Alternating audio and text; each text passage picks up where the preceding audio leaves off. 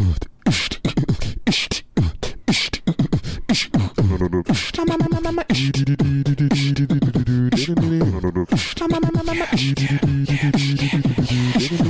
bang bang, comedy bang bang, comedy bang bang, comedy bang bang, comedy bang bang, comedy bang bang, comedy bang bang, comedy bang bang, comedy bang bang, comedy bang bang, comedy bang bang, comedy bang bang, comedy bang bang, comedy bang bang. Magneto only sips mojitos incognito. I think he might have a drinking problem. Welcome to Comedy Bang Bang. Thank you to Alimony Tony for that catchphrase submission. You know Alimony Tony, always out there paying his ex-wives what they're owed. Yeah. He loves it, paying and proud of it. You know what? Really I'm going to make this my nickname. I love doing it so much. I love fulfilling court orders so much. My court-ordered obligations. Oh, somebody mentioned my name. Oh, Alimony Tony. It's me, Alimony Tony. Oh, thank you so much for the catchphrase submission. I love paying alimony. How many ex-wives do you have, Alimony Tony? As many as I can get. How many is that? It's 7. I love it. I got 7 ex-wives. Why They're all beautiful. I'm sorry it didn't work out. It's my problem. Maybe I got Arrested Development. I need to grow up. But when I hear about people like you, I love paying alimony. You sound a lot like my other friend, Buddy. What's his name? Velasquez. How should I know? He's your friend. Are you sure I don't sound different enough? You'd walk in a very thin I don't line. sound different enough to hang around? I don't think you sound different enough. Let me clear my throat. When in the court... And that's me, Alimony Tony. Oh, hey! There you are. I Hello. love paying alimony. There is something going around that changes voices that way. Yeah. I always wonder about someone like you who's a serial marrier. Why do you marry so many women? I mean, maybe you have issues that preclude you, necessitating getting married. You know, I used to think that I got married for love because I just have so much love in my heart. But now I realize I love paying alimony. Sure. That's what it is. It's the best. That's why they call me Alimony Tony. How much in alimony are you paying per month now? Well, and then per annum. Let's see. Per month, I'm going to say it's somewhere in the neighborhood of $12,000. $12,000. Split up among the 7 ex-wives. No, each. Oh, Oh my Yes. gosh! So we're talking $84,000. I am providing alimony so they may live in the manner to which they become accustomed. Oh my god! You're paying like almost $1 million a year in alimony. Oh, then. shit. I never did the math. That's How much money do you make? what every have I year? done? Are you independently wealthy? I'm independently wealthy. Oh, I see. Okay. Yes. How much money do you have in the bank? My mother invented gaseous paper. Oh, I've heard of liquid paper, but gaseous What's that? paper. Okay, liquid paper is something that Mike Nesmith's mom invented. Yeah. From the monkeys? That's Yeah. right. What a fun bit of trivia. No, my mother invented gaseous paper, which NASA uses in the space program. Oh, I see. Did you also invent something akin to? Did you invent VH1, like Mike Nesmith invented MTV? I invented VH2. Oh, okay. Yes. Certainly less popular.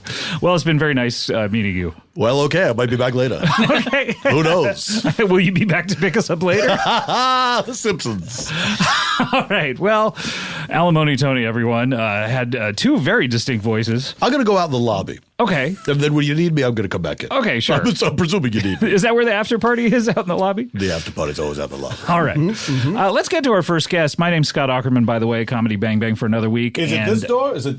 That one, that's a window, actually, you're looking at. Yeah, it's a new studio you may not be familiar with. Yeah. Okay, this is Usually one of doors those are handles- not see-through. Now this handle isn't round. No, it's a rectangular It's handle, a I guess. Velociraptor handle. That's a Velociraptor. We need to be Oh, able to sure, right. from Jurassic Park 2. Yeah. So if a Velociraptor can figure it out, I'm sure you can. I believe it's from Jurassic Park 1, by the way. Alimony that? Tony hunts and packs. If only. I wish it was someone else to share the burden of this alimony, but I love paying it. Do you have a All wingman? What's that? Do you have a wingman, speaking of dinosaurs? What?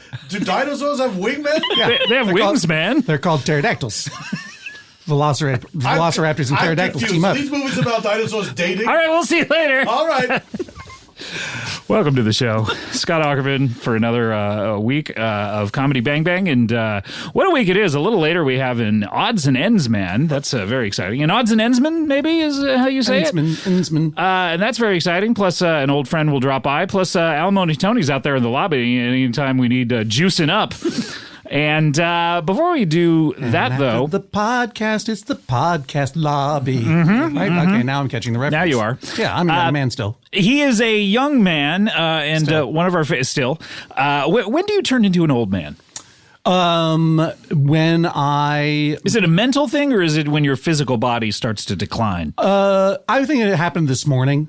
Really? What happened this morning? I looked in the mirror and I saw I was wearing a trucker hat and a beard, and I'm like, that's wrong. You are wearing and your trucker hat says pizza slice on Extra it. cheese. It's double cheese, I believe. Double cheese? Oh, well, look. It's hard to see up there on I'm not on looking your into hat. a mirror all the time. Yeah, that's true. Just this morning when I realized I'm too old to be dressed like this. I mean, you're wearing a hoodie, a trucker hat, Yeah. and you are, as far as I know, you're That's not my from, age. You're not from the greatest Why am I generation Alimony necessarily. Tony all of a sudden? Did someone call my name?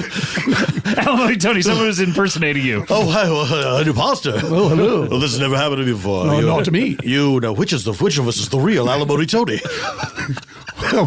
What does my hat say? Scott, don't shoot me. I'm the real Alimony Tony. Put down that gun. Why did you mention your favorite television Shoot him! show? I'm the real Alimony Tony. Extra cheese. Double G. Wait a second. I'm lactose intolerant, so clearly I'm the real Alimony Tony. I don't know. I'm just going to shoot both of you. No, ow! God damn it! I'll be in the lobby. Which one of you is bleeding green? Do I turn this up or down? All right, see ya.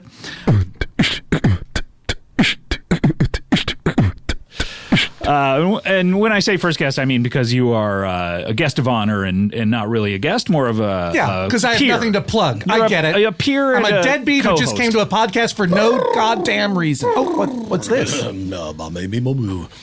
Excuse me. Who are you? It's me, Alimony Tony. Oh, okay. You were in shadow. I was doing my warm-ups. Oh, okay. Yes. Why are you warming up? Well, because I'm going to be a guest on your show. Oh, you are? Yeah. Alimony Tony? You're going to be a guest on the show? That's correct.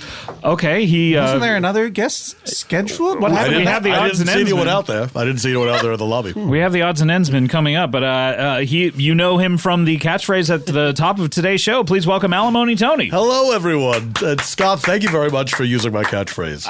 It's my pleasure when it's that good. It's difficult not to use. Thank you very much. I appreciate that. What do you do? Are you, other than you're independently wealthy, independently you're wealthy. the son of in the gaseous I'm paper. the heir to the gaseous paper fortune. But do you do anything yourself other than write catchphrases, or? I'm a bit of a Weird Al. I don't know quite what that means. You write parody songs? Yes, I'd write parody songs. Okay. You're certainly not as successful. One. Here's one. Okay. Because I was listening to your guest, Mr. Hodgman, talking about himself. He's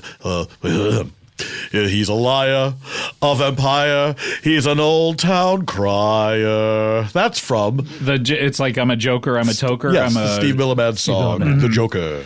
right. Right? Some people call him Maurice. Who, the Joker? Yeah, some people call the Joker Maurice. Why do they do that? That is canon in the Batman universe. No It's one really- canon in the DCU. Some people refer to the Joker as Maurice. It's mostly on the Gotham police scanners. Okay. They're like, Check out because Maurice. They don't want to tip we off. got a report of Maurice. Right. He's pouring laughing gas into the bank. That would tip off, I think. Heads up, the smoker is there. So you do this for a living, or have you ever One been out of paid 12. We have a midnight toker and the gold depository. I don't know. What are some other places where they keep There valuable were so many things? places in Gotham to rob. Isn't that strange? Like everyone's just keeping valuable stuff in all of these buildings in Gotham. What do you think the Joker's overhead was? Because he certainly had a lot of stuff. He had a lot of employees Yeah, as well. staff. Yeah. A lot of henchmen. That he would Yeah. then turn into, they would have garish smiles. Do you know what? This could be naive of me, but I always assumed the henchmen did it for the love. Like unpaid interns. They had other jobs, but they were henchmen. They're doing it for because exposure? They believed in the Joker's cause for exposure. That's funny. We got to unionize henchmen. Exposure to the Joker's gas, of course. That's right. Because they like to laugh. Just like myself and the listeners of this program. Also, did the Joker have to kill the people? Because being incapacitated by laughter is that's torturous in of itself. Well, you've already taken care of it. Like the Right. people can't do anything; they're laughing, And it's also, I think, not to tell the Joker how to do his job, I think it's funnier It's interesting to me. The Joker, he kills people, which is like the least funny thing you can do. It's but not finds funny. it. He finds it funny. He which finds is it hilarious. Very twisted. Yes. You know, I mean, maybe that's the ironic part of the whole Joker. Well, if he just lore, made people but- laugh, he would be a clown. Okay, but See what I being mean? yeah. Like- but what are you saying? You're saying that maybe he could be robbing banks by doing Who's on First to distract the guards with this incredible language. So he does Who's on First to distract the guards, and then what? His Yeah, henchmen then- go in there and slip into the vault? Here's another thing about the Joker. He's called the Joker, but he's dressed like a clown. I mean, clowns don't do jokes. I mean, I You know guess what I mean? That's he true. has a face sort of like the Joker on the playing cards. Is that what he's supposed to dress like? You think he's supposed to have the hats with the 3 bells on it and the Like a jester. Like a motley, Like, yeah. a motley. A fool jester's cap. motley. Yes, exactly. motley? Is that what? Is Yes, that's right. That's the outfit of the jester. I'll defer to Alimony. The jester's Tony. motley. The jester's Alimony Tony. Does anyone ever call you Weird Alimony Tony? I wish they would. But no one does. I wish they would call me Weirdamony Alimony Tony. Weirdamony Alimony. Well, I will Weirdamony Alimony Tony. Oh, I like the sound of that. I like seeing it on a marquee. Tell us about some of your other hits, or your other at least parodies, if they're not hits. Well, they're not hits. No one knows that I do this. It's a real shame. Is this your debut? Well, I've put them on YouTube. Public debut. Oh, really? Yes. What would be a private debut? I guess doing it around the house for yourself, or Sure. even your loved ones. Oh, so many loved ones. Oh, 7. Do you know, and counting. I've been married in 7 of the 12 months. Oh, Okay. Each ex-wife I married in a different month of the year. Which ones have you not been married in? I have not been married in January, Okay. December, Okay. Right. October, All right. July, Okay. one more. May. Right. May. Oh, Wow. Do you hope to get married in every month? Is that something that you discuss That with is your what I wife? want to That's the do. plan. That is what I want to do. And of course, when you're getting married, you say to your prospective wife, "I'd like to get married in this month." And she says, "Well, I always hope for this month." And then you can bring out the big guns and say, "Well, another wife I married, we got married in that month. I want this to be okay. special." So you're not telling them, I hope to get married in every month, because I would think the next 4 of your wives would know that the marriage would be over soon. Well, there you have it. I made that mistake once and only once. May I ask a question, Alimony Tony? Of course you may. I've been married for a certain number of years that I already forget, and Almost it's been 20. It's been a while, and been a while. In my secret family, I am the son of the secret family. I'm not the husband in the secret family. Right. So it's been a while since I've been on the market. How does wow. an independently wealthy novelty song writer without a particular audience find a future wife? Well, it's a lot. You got to put yourself out there. Okay. And a lot of times I find that I take the advice of a movie I once saw and I meet women in the supermarket. Oh. Which Yes. movie was that? It's I believe it was Barry Levinson's Tin Men. oh, Tin Men. And what I will do is I'll go up and down the aisles looking lonely and sad. That's very attractive to women. Yes. Someone who's lonely and sad. Well, to a certain type of woman. Well, that's true. A certain vulnerable type. There's someone out there for everyone, and I found 7 of those.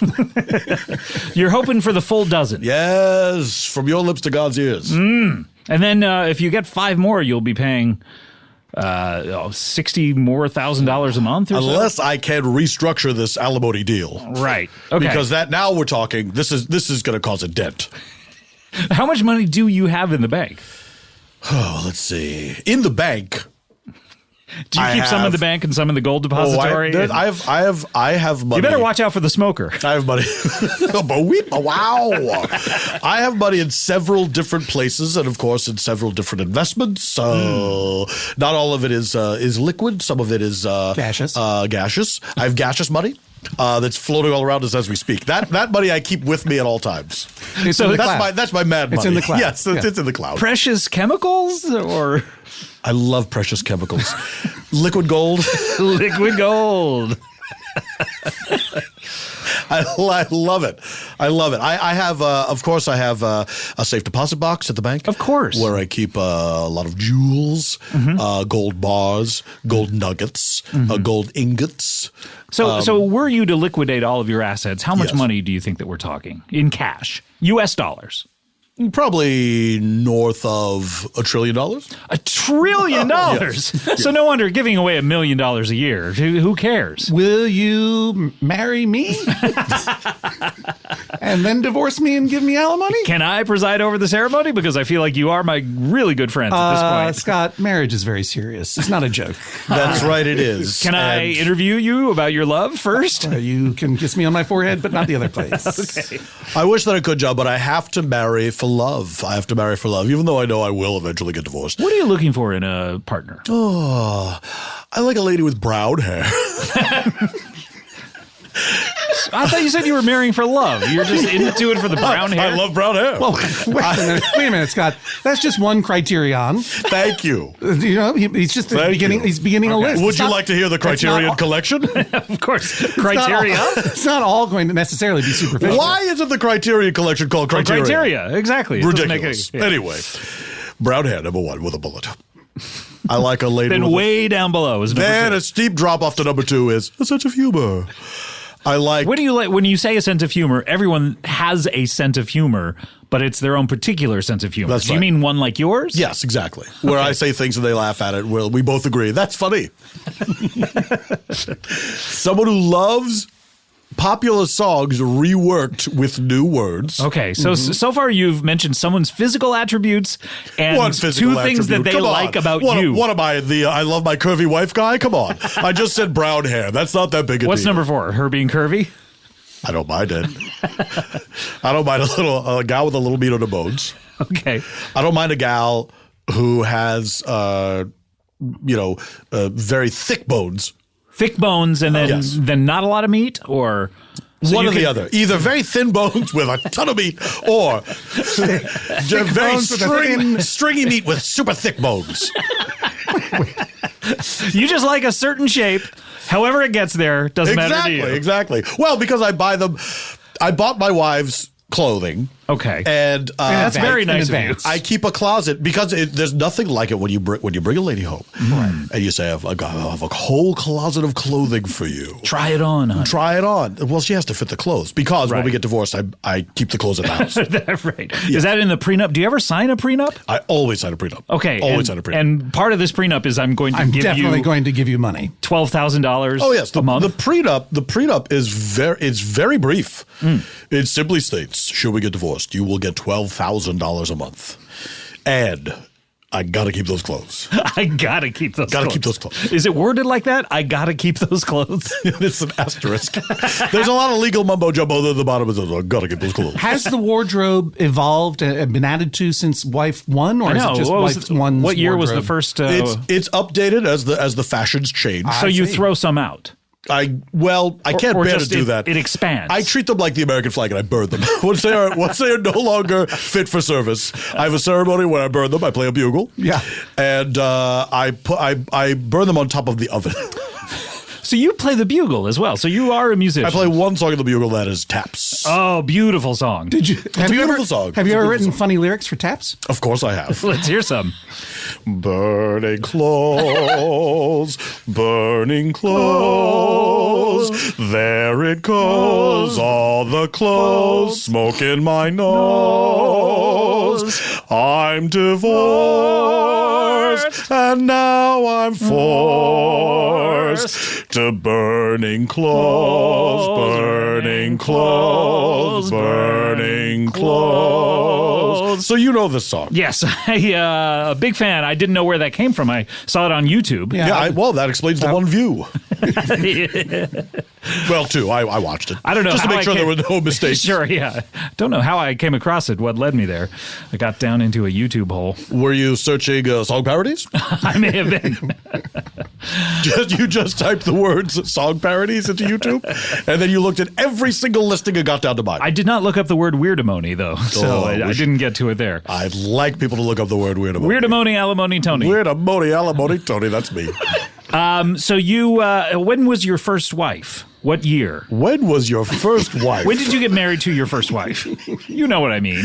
1998. Wow. So We it's had a been very 20 brief years. marriage. It only lasted a year, and then I think she married someone else. She did. Who is this? What was her name? Her name was Catherine. Catherine? Wait, what? Yeah. Huh? What's that? No, nothing. It's just that happens to be my wife's name. Oh. When did you get married? September 25th, 1999. Oh, that's very interesting. And she has brown hair. What can I ask you a question, John? Does she have big bones with a little bit of meat, or does she have tiny bones with a lot of meat? This is how all women can be described, one or the other. It's strange. I don't think about women that way. So you couldn't even hazard a guess publicly. I've not seen a cross section of her body. Okay. You got to see that cross section of her body. No. In year 20, you got to get there. I wish that was a thing that you could see before you get Right. before you get involved with Well, something. I think that's the 21st anniversary present. Right. Actually, it's each member of the marriage gives each other a full body scan MRI. Yeah. One time I tried to marry a Chinese prisoner because I was hoping I could get to see a cross section of her body. Whoa! All right. What was your wife's maiden name, if I may ask? And did she change it to Hodgman? No and no.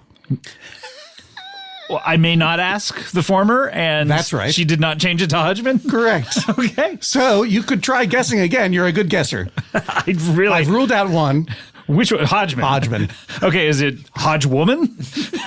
That you do would that? be. Now this is strange. Oh my goodness! Because I was married to a woman named Catherine Hodgewoman. Catherine Hodge Woman was Yes. your previous first wife. This is too much of a coincidence. I'm speechless. As am I, although I'm talking. All of a sudden, I realized that my wife gets $12,000 a month. Of just walking around money? I have no knowledge of. She hasn't shared it with you? Wait a That's second. right. Wait a second.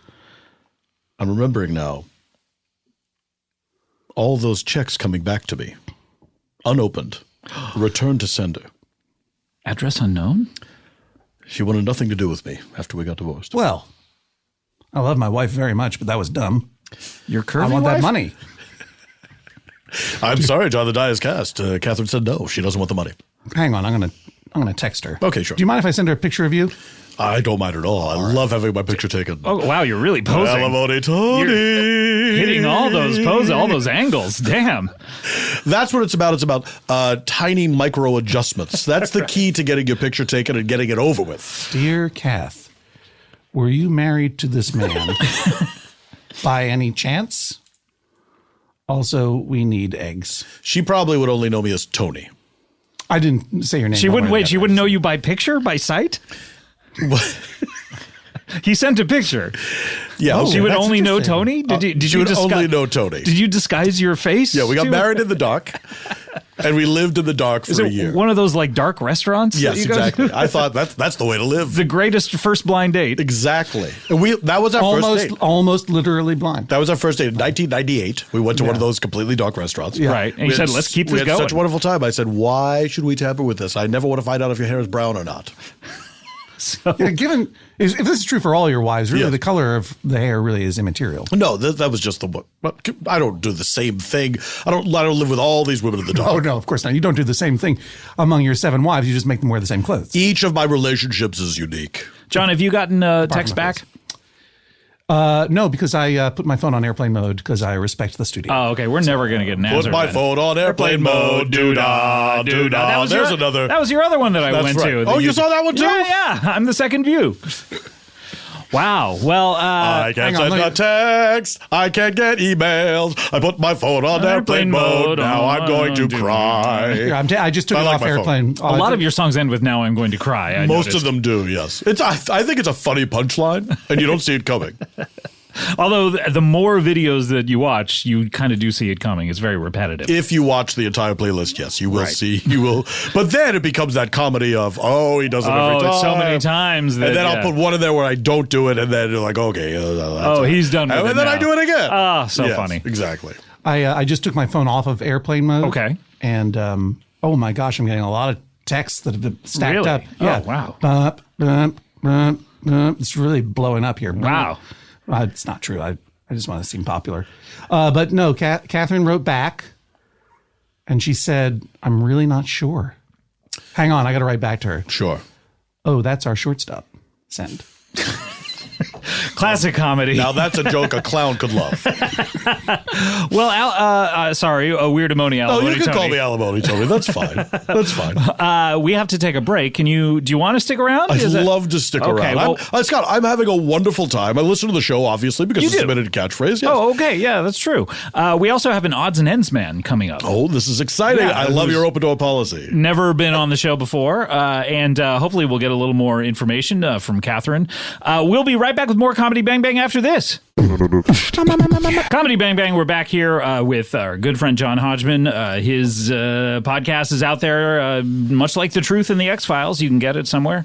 We also have Weirdamony Alimony Tony is with us. Do you know the alphabet? I can teach you, yes, I bet. And then I do a comical thing where I put the letters in the wrong order, and I run out of time because the song ends at a certain point before I can get out of it. That seems like the funny part. I don't know why you sang the first part. Oh, well, I wanted to give people a flavor for it so they Oh, can okay. sing on my YouTube channel and listen. What is the channel, by the way? How do people get to it? Because you said you wish people called you Weirdamony Alimony Tony. Yes, the channel is entitled, Please, I beg of you, call me Weirdamony Alimony Tony. These are my YouTube videos of songs that I've put funny words to. Okay. And you own this. Surely no one out there listening will be able to. Well, here's what I think the problem is that it's all one word. And it's so easy to get one letter off, Yeah. to forget That's a the whole word. internet, you know? That's to the me. whole internet. That's why these things like Google, it's easy. Google, it's easy. Hey, you sound like you used to sound. Clear your throat again. Google, it's easy.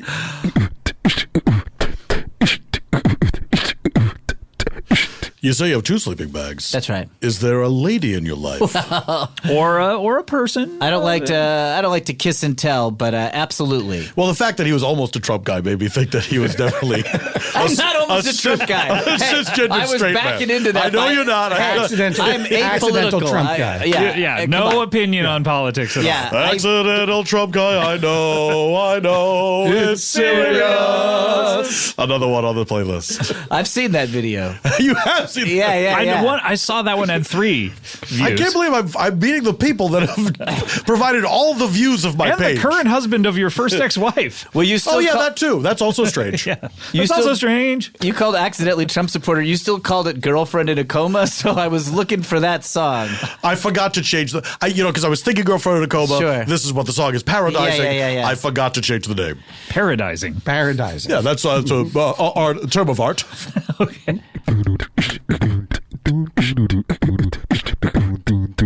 Secret to a happy marriage This is good.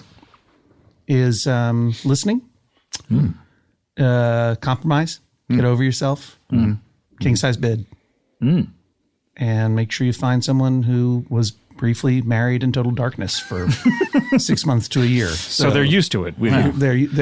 So you look good by comparison. Right. What I love about that advice is anybody can follow it. Anyway, It applies to yeah, any in any situation. situation. Exactly. Yeah, Any of course. situation. And Well, no matter how much money you have in the bank, be it 1 trillion, be it 500 million. Yeah, The 2 simplest bits, advice is always the best. which itself you? is good advice. A little life lesson. A little life lesson for me. Well, I gotta say, happy wife, duplicate that knife. Wow. It's a good one. Because you don't want to be knifeless. When you're chopping broccoli, as Dan Right. Carvey said. Happy wife, duplicate that knife. Wife not happy. That knife is too crappy. Exactly. Or you only have one of the knife that's too crappy. Exactly. I appreciate how exactly. Your Majesty these are to the things I was talking about. And Weirdamony Alimony Tony. My moral: you can change the words to a song, but that doesn't erase the original song. That song is still there for you to enjoy. It sounds like a legal defense. Like to not get sued. Can it be both? Why not? I wish more court cases ended with morals. I wish every episode of Judge Judy ended with it, like her turning to the camera, like Jerry Springer's doing a final thought or something. What did we learn today? Yes. Yeah. Well, the end. Oh, the end. that was the it. end. You're like What was Coco that? Marx. Like Coco Marx, he would end every joke by saying Coco the end. Marx, that's right. The end. Yes, so that's my Wonderful. moral is you can still enjoy the original song. Any tampering with it doesn't change your enjoyment of that original song. Except Yeah, I hope our listeners got a little something out of that. 4 morals from 4 straight white rich men. I'm not rich, only on paper. I am rich. Wait, what papers? The papers of your bank accounts? Yeah, the currency and the bank money statements paper. that I have. Yeah, and the deeds of the property that I own. Yeah, right. Now, is that The paper, assets I control. Is that paper solid, liquid, or other? Some of it's gaseous. Oh, Why? thank God. Liquid I gold. can still afford that alimony.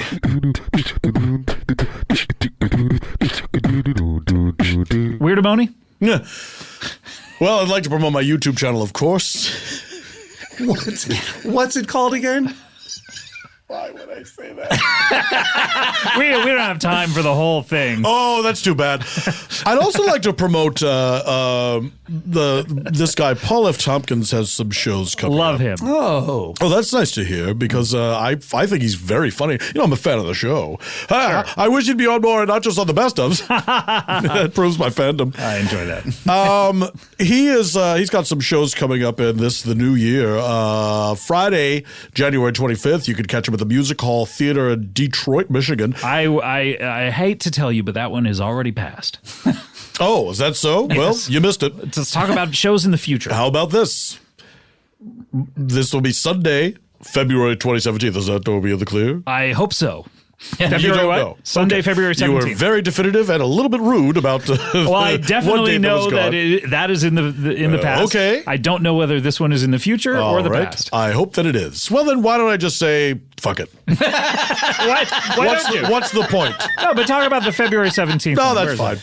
That's Really? fine. That's fine? Yeah, that's fine. You just plug in the idea of Paul F. Tompkins. Yes, please. He's out there as an entity. Check him out. Will he be near you? Go to paulftompkins.com/live to find out. He may be right next to you. What if you, or what if this I'm person? trying to lean on your cello. Comedy bang bang. Do you have any legal advice as well for people? Don't break laws. Good enough for me. That's a good umbrella legal advice. Yeah. And then Weirdamony Alimony Tony, always good to meet you.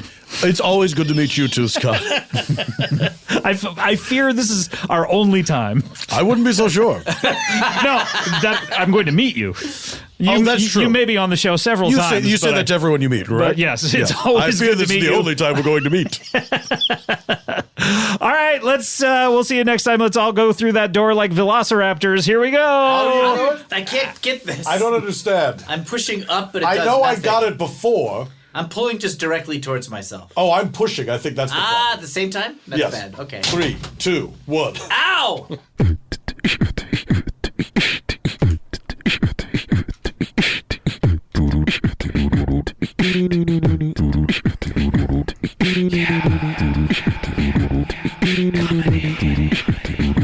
Yeah, comedy bang bang, comedy bang bang, bang bang, comedy bang bang, bang bang goes the comedy. You are listening to comedy bang bang. Is independently wealthy, which helps out a lot with his very interesting lifestyle, of which I'm sure we're going to get not only an update, but a recap regarding.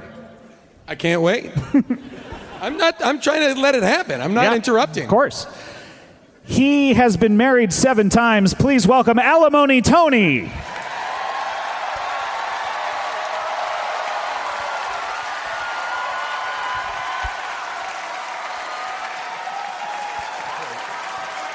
Alimony Tony. Hello. Hello, Chicago Theater. Hello. What a warm and wonderful welcome. Thank you so much, Chicago. Thank you. What a warm and wonderful welcome from Chicago. Delightful. Where are you from, Tony? Oh, I'm from here, I'm from there, I'm from everywhere. Fair enough. I'm from the mid-Atlantic region of the United States. Great. I can tell from that middle Atlantic accent. I've tried to lose it, but to no avail.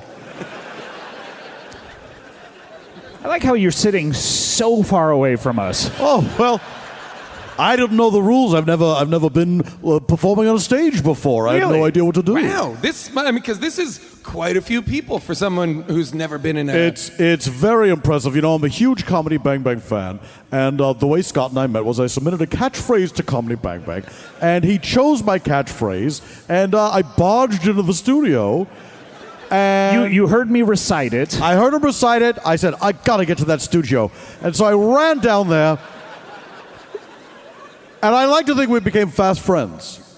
I'd like to think so as well, yet we have not seen each other since that day. Or communicated in any way. But here I am, live on stage somehow? This is incredible. Yeah. No text, no call, no motor car. It's as simple as can be.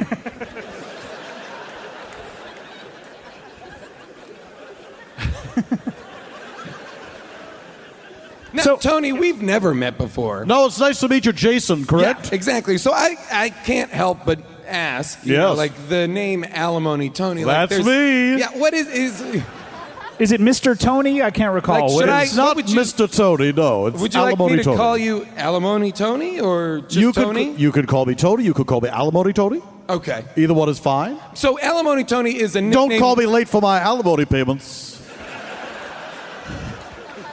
Are you always on time with I'm those? scrupulously on time.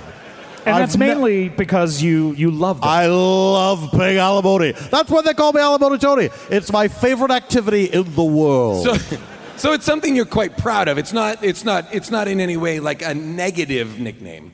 Well, you talking about the painful shame of being divorced? Yes. Of being part of a failed marriage? Sure. For some, I get it. For me, whatever pain or suffering I feel at the demise of my marriage is mitigated by my joy at the opportunity to pay alimony. I love to pay alimony. Much so, my nickname is Alimony Tony.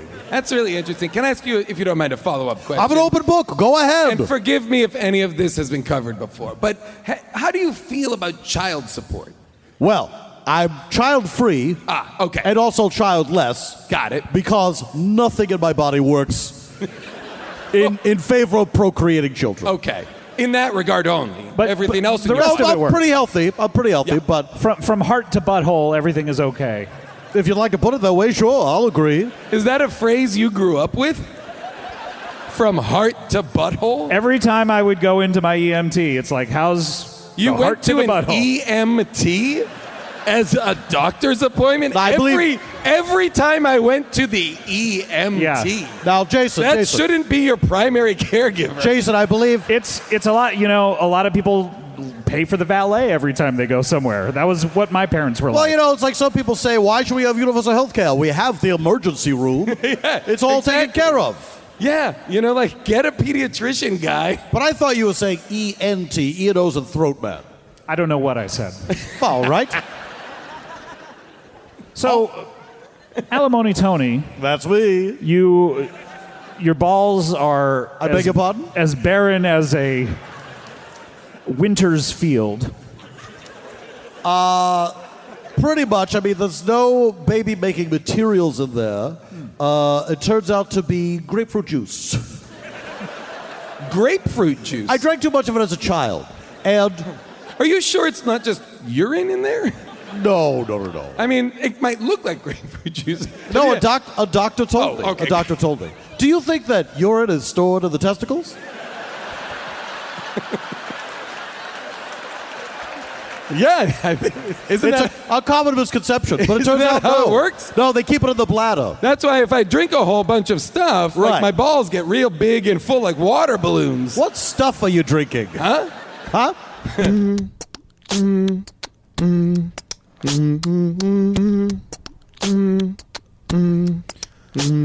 Child support, not an issue for Alimony Tony. Do all of your wives know this going in? You are honest with them about the fact that you cannot have children? You'd be surprised. You would think it's not first date conversation, but it always is. If you're on a first date with alimony. I get it out of the way right away, and I will tell you, to a woman, I've been married 7 times, they have all appreciated the refreshing honesty.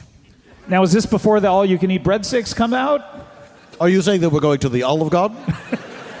We don't always go. I've been to various restaurants. How many restaurants? But have it you is before even a morsel of food is ordered. Before the waiter even comes over, I say, look, let me get this out of the way. If you're looking for children, you've got to look somewhere else because everything inside me that would make a baby doesn't work. Can I ask you a question? Has, over the years, over your many marriages, have any of them had children of their own from a previous marriage or relationship? Absolutely every single one of them. Okay. So there are children. You had a lot of stepchildren then? No, because I'm not married to them anymore. But at the time, you were a stepfather. No, I was never a stepfather. They had children after we divorced. Oh. I thought that was the question. Was I mistaken? I do apologize. Sorry. They call me Alimony Tony. Jason was right. They call me Alimony Tony, not perfect hearing Tony. Sorry. I was more saying, when you married any of these women, did they come with children from a previous Were they marriage? the whole package? None of them Were did. you ever a stepfather is what I I was was never a stepfather. Never a stepfather. Came close a couple times, but didn't work out. How did you come close? Came close? The women you were with suddenly got knocked up by another man? Came close to being and decided to terminate the pregnancy? How narrow. This is going to blow your minds. I didn't marry those women. Oh, That's how I almost became a stepfather, but didn't. So your dislike for children is greater than your love for future alimony. That's where you're wrong, Jason, because on those two occasions I did adore those women, and I was ready to take the step of becoming a stepfather. But they called it off. Oh, okay. I think they sensed that maybe I was going to divorce them at some point.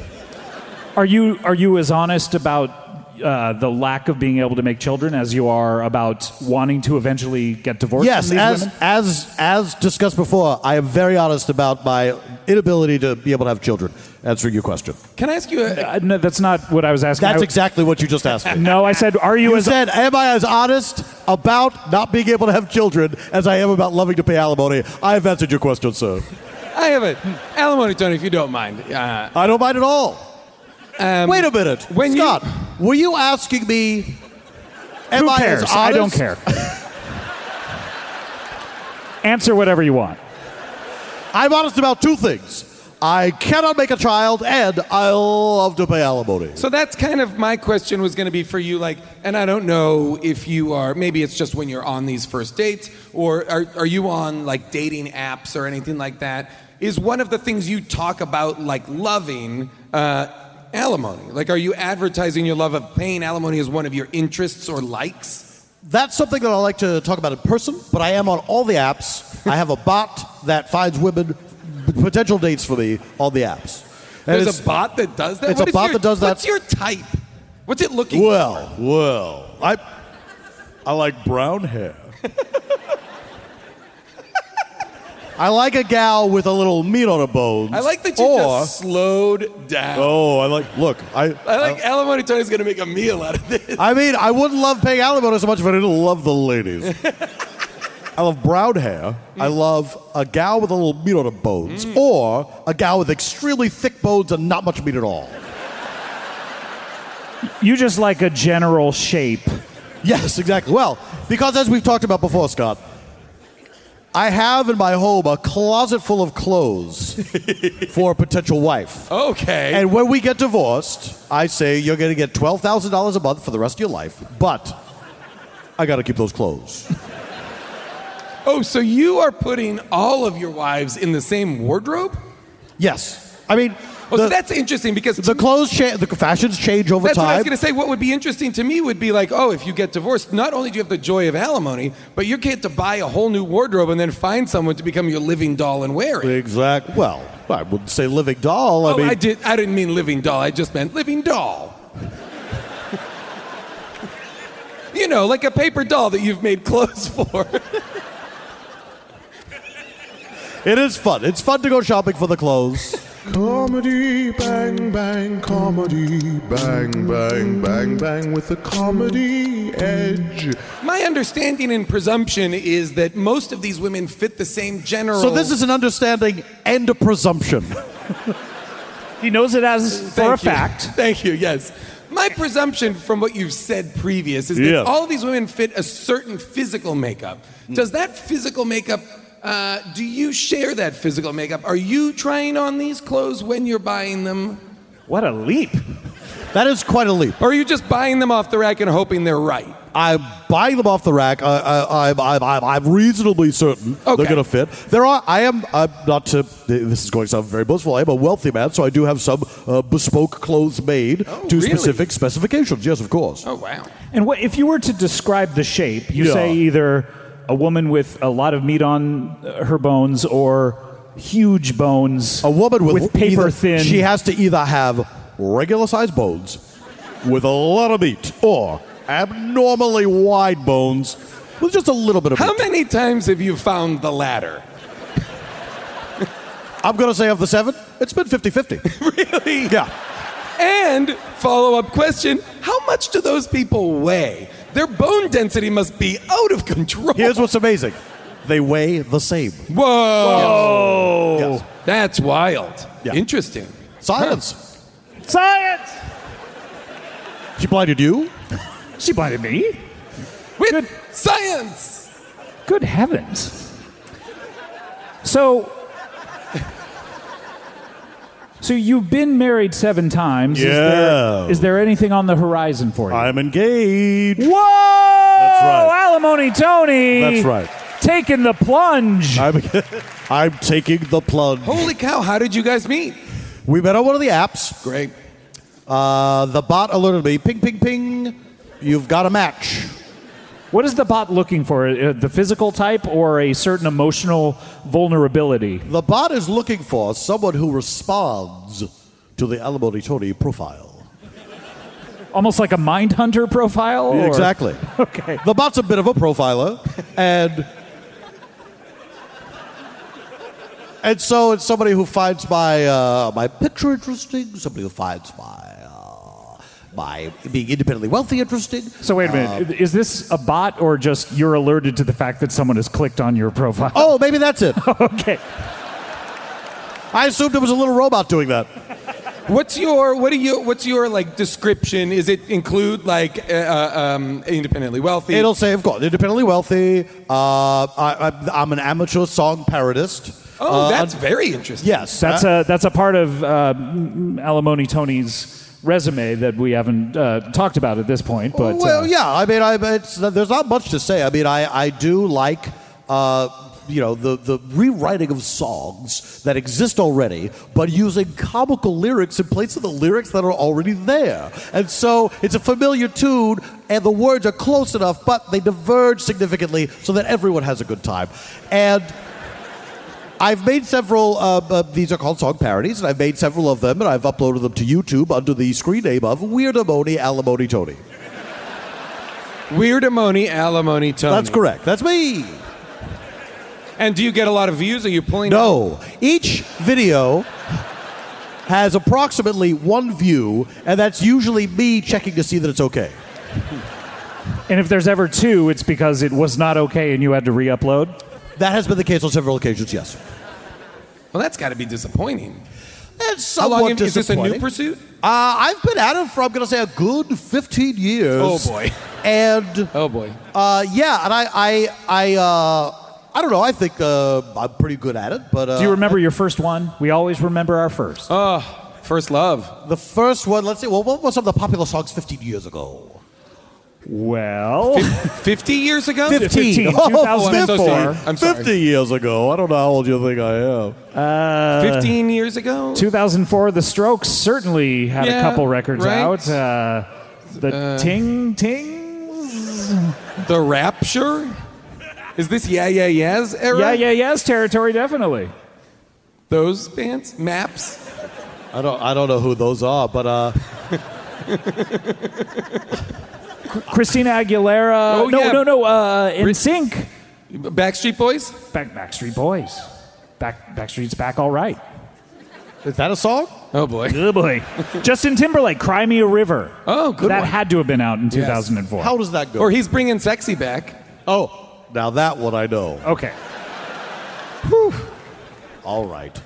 I did a parody of Justin Timberlake's I'm Bringing Sexy Back. And what I did was I changed the situation So instead of a gentleman who is looking around and saying, nothing sexy anymore,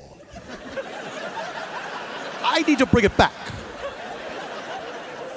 I never really thought about those lyrics in that way, but yeah, that's what it is. Well, in my mind, listening to the song, I imagine Justin Timberlake, he maybe lives in some sort of mansion, overlooking the city. He looks around. He's wearing his fedora. He's wearing his little He's fedora. wearing one of his fedoras. He's wearing a little trilby, and he looks around at the world as it is, and he says, it's not sexy anymore. Somebody's got to do something. He's almost like Batman looking out over Gotham. Yes. The hubris that it's Justin Timberlake that's going to bring sexy back. Well, it's maybe He did not it. the hero that we wanted, but it's the hero we deserve. got. Yeah, it's true. Not even that we deserve, but got. Yes. Yes. So I reimagine the song, and I say, what if I'm in a restaurant and I'm not happy with the meal I've just been served? Right. And it so- went a little something like this. I'm sending dinner back. I didn't like these rolls. I'm sending dinner back. Take this off my check. Yes. Thank you. Thank you. Yes. Well, that's the most views this one has ever gotten. Can I so ask, that's do you not have... as long as the original.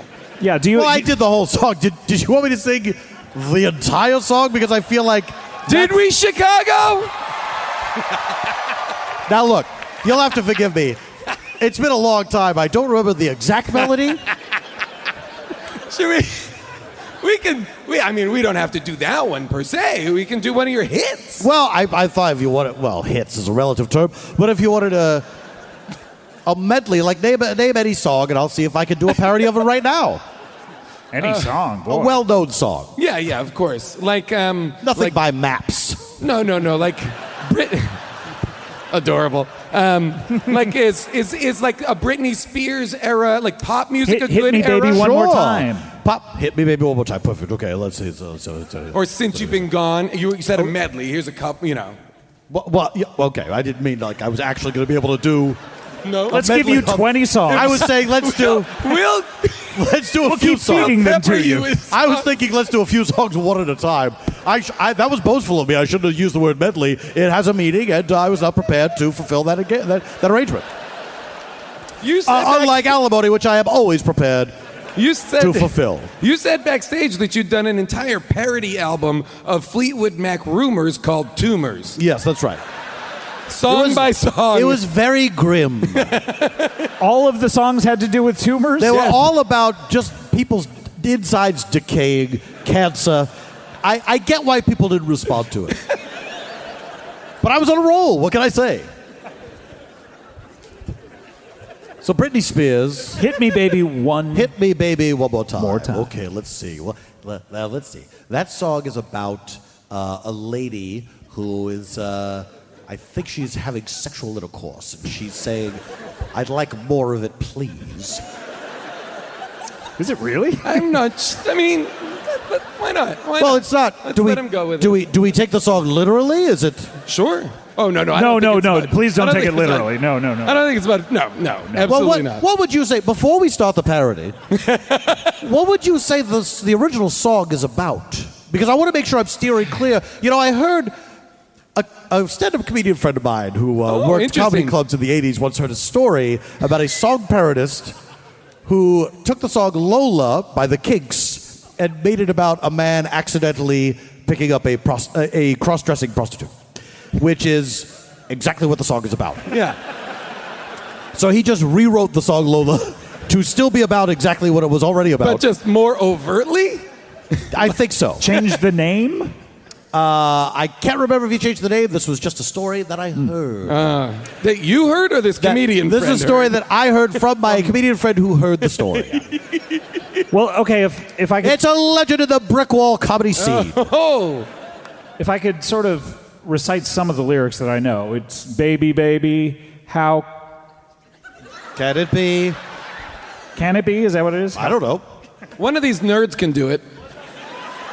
Was I supposed to Baby, know baby, how was I supposed to know? that something wasn't right? Oh, so maybe it's about like you haven't called me in a while. Hit me. So hit me up on the phone. Yeah. I see. But an unofficial prequel to Hotline Bling.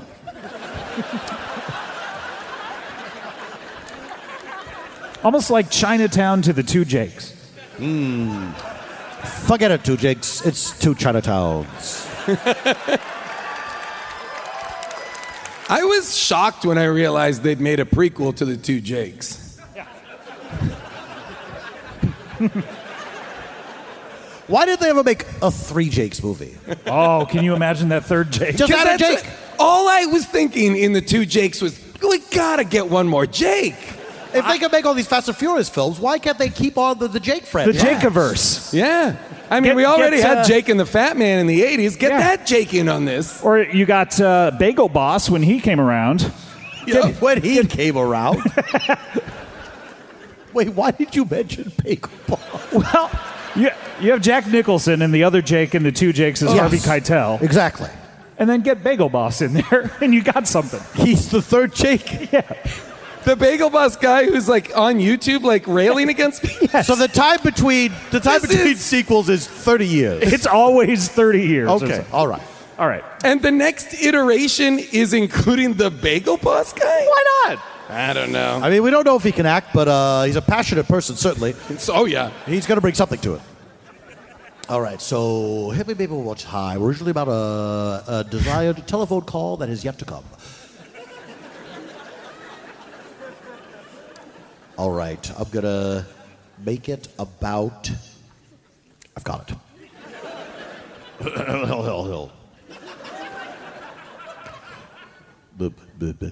Baby, baby, how was I supposed to grow? Then how's it go? Should we? Do you want to That's do all one? you had? Do you want to do when one you for said a I got song? it? I was making it up. Do you want to do one for a song you like feel comfortable? Oh, like a song I know? Would that make it easy? This is very difficult. I thought, I mean, I'm do you not trying to guys... saddle you with Do you something guys impossible. know? Do you guys know the words to these songs, or are you just making up? I'm trying to pitch songs you might know because they're pop songs. They're number one hits. Right. Well, what would be a song like that you are familiar with? Smash Mouth. Because I bet I would Mouth be familiar. All-Star. Smash Mouth All-Star. All right. Let me see. That song is about...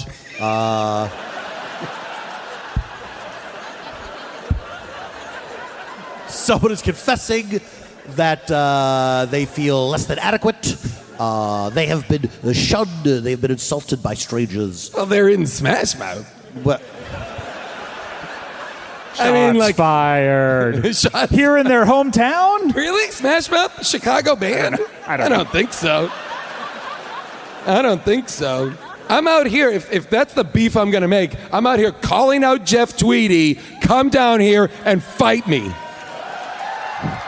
over Smash Mouth? Yeah, because he's Because that's he a likes Chicago Smash band. Mouth? Oh, No, that's okay. a Chicago band. Got it.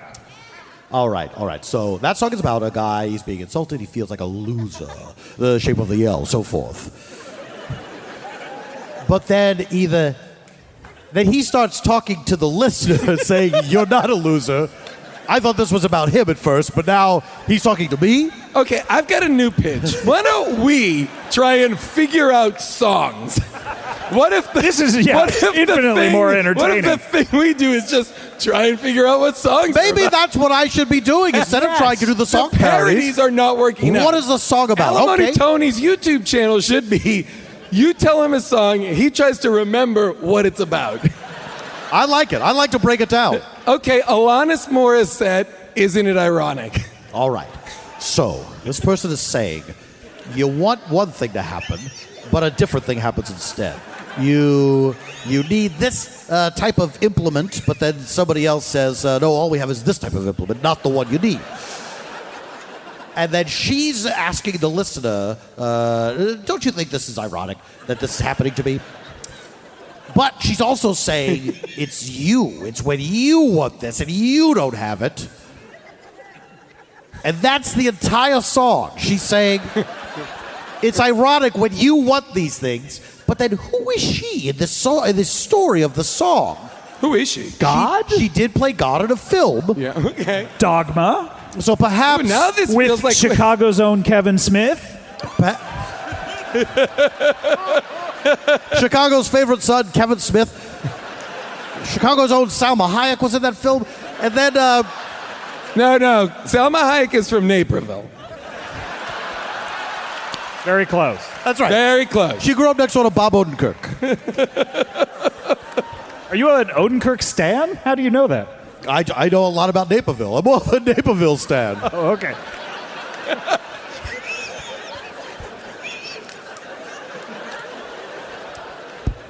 It just sounded like an enchanting place. I wanted to know more about it. It was where the part of the body called the nape of the neck was first named. Really? Yes. The Naperville. Yes. It was named after the man who coined the term. He was known as the Naper.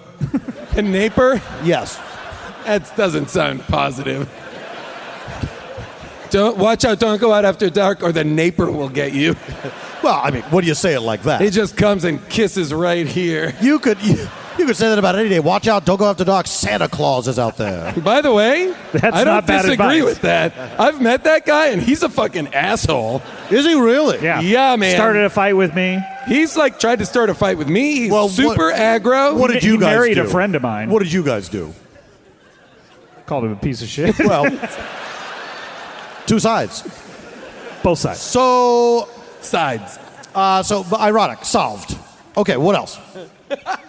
Oh, sorry. Yeah. Do you have a song you want him to? Yeah. How about speaking of Alanis Morissette, her biggest hit, "You Ought to Know." Sure, let's stay with Alanis Morissette. Let's do. You know what? Let's go through all of Jagged Little Pill. Yeah. Sure, absolutely. You ought to know. This is someone who's telling another person, I don't like you. Here's the reasons why, but you should know already. It includes some very indelicate acts happening in a public place. Perhaps it's directed at Mr. Dave Coulier. That is everybody's understanding. That is the Ruba. That is the Ruba. He's also the man in Carly Simon. You're so vain. Anytime you And hear a all rumor, of Taylor Swift's records. anytime you hear a rumor about a song, it's Dave Coulier. The two guys that have been with the most prolific women are Dave Coulier and Adam Duritz from Counting Crows. The most prolific women? What does No, that mean? that said it wrong. You know what I mean. They have had incredibly. I feel like been with everybody. Those two guys. I'm just kidding because I'm making fun of. It's fun to joke around. So what that song is about, it's about someone who's saying, I think you are made of garbage and you ought to know that as well. And I think she's implying you actually do know that. You don't need me to say it, but I'm having fun saying it, so why not? And you know what? I'm gonna say it in song. I'm going to say it in song. I think most songs would be better if they started out with something like this, and then I'm going to say it in song. A little preamble. Yeah. I mean, that happens a lot of times. You'll see live performers, and they like to give a little story before they go into the song. Sure. And I think that could easily be on the record as well. Why not? Like just a talk up from the artist. Exactly. Records should be 3 to 4 hours long. This with is- just a very long talk up introduction to each song. This is what I think. And maybe I'll start financing that. I have to spend my money somehow. You know, I feel like we sort of got away from the fact that you're engaged. Oh, that's right. That's right. Congrats. Thank you very much. Thank you. Yes, indeed, I am engaged to a lovely lady. Her name is Monica. Monica? And- yes. And she is a dynamite lady. And we've been out on a few dates, and then things just moved very quickly. We got engaged last night. Last night, after just a few After days. just a few. Well, sometimes. Thank you very much. Sometimes when you know, you know. That's how I felt. That's how Monica feels. We're in love. We're getting married. And eventually, of course, getting divorced so I can pay that alimony. Now, here's the tricky thing about Alimony Tony. Yeah. I don't get married in order to pay alimony. I just happen to love that. When I get married, it is for love. And I think this is the time. It's going to last forever. So you think this will be your last marriage? Yes. You're going but to stay together forever. We will get divorced and I will pay her you're alimony. saying... you just said you will get divorced. Yes, but Okay. I think there's a chance that we could really make it work. How can I ask you this? And the answer. Jason, might be, you can ask me anything. Thank you. The answer might be different entirely, but how long do most of your marriages last? They last all different periods of Yeah. time. I've had marriages that have lasted months. I've had marriages that have lasted years. I've had marriages that have lasted weeks. One time a marriage lasted 1 hour. You just couldn't wait to pay that alimony? She died. She died? Yes. Wait. Oh, so you don't even pay her alimony? No, she's the one that got away.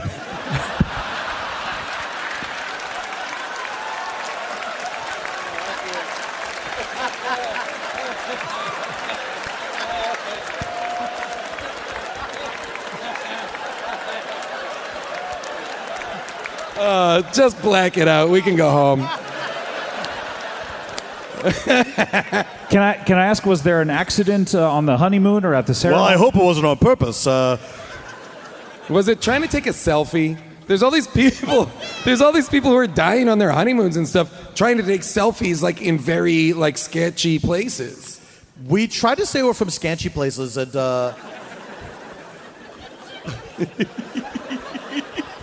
what happened was we got married, and this was my second marriage. Second marriage. Okay, Yes. so you're already paying alimony. I'm already paying alimony. to Comfortably, one- loving it. To You one got that wonderful woman. money going out. It just Money, feels. money. It just feels good. That's why I love the Billy Idol song so much. I would think it's Which got a money. Here he comes now, Alimony Tony. See? There you go. Money Tony, Money Tony, Money Tony, Money Tony. Guys, we're having a great time. So, I was still learning how to be a married man, and we'd been married. The ceremony had just ended, and we were. Oh boy. We're at. Let's pretend that didn't happen. Then we're at the reception, and we're about to cut the cake. And of course, the wedding band is saying, "The bride cuts the cake." I don't know that one. You don't know about that? No. It might be a regional thing. Okay. Do you have a parody of it? No, that is a parody already. It's what gave me the idea to do song parodies. Oh wow. Really? Yes, So it's a you're- parody of The Farmer of the Dell. In that moment, you're so Oh. distracted with your idea to do song parodies. What happened? If I may, those were your words. I never said I was so distracted. It seems that way. I just said that I had an idea. So you are getting married. You've gotten getting married. married, and they start to sing "The I Bride need to, Cuts I the need to Cake." stop. Do people You know go about this into a- bride cuts the cake thing? You. Some people have heard of this. Yeah, I know what it is. Yeah, I do. it's you. They it's- start singing "The Bride Cuts the Cake." Yeah. You go into a fugue state. No, this is. Because for you, time slows down. You're hearing an epiphany I in feel as real if you're time. saying what he said, but in different words, and I've already established that it's not true. It's not. It's not. What? Here's. My bad. Let me My tell bad. the story. Let me tell the story, if I may. You may. So we're about to cut the cake. The bride cuts the cake. Idea for later.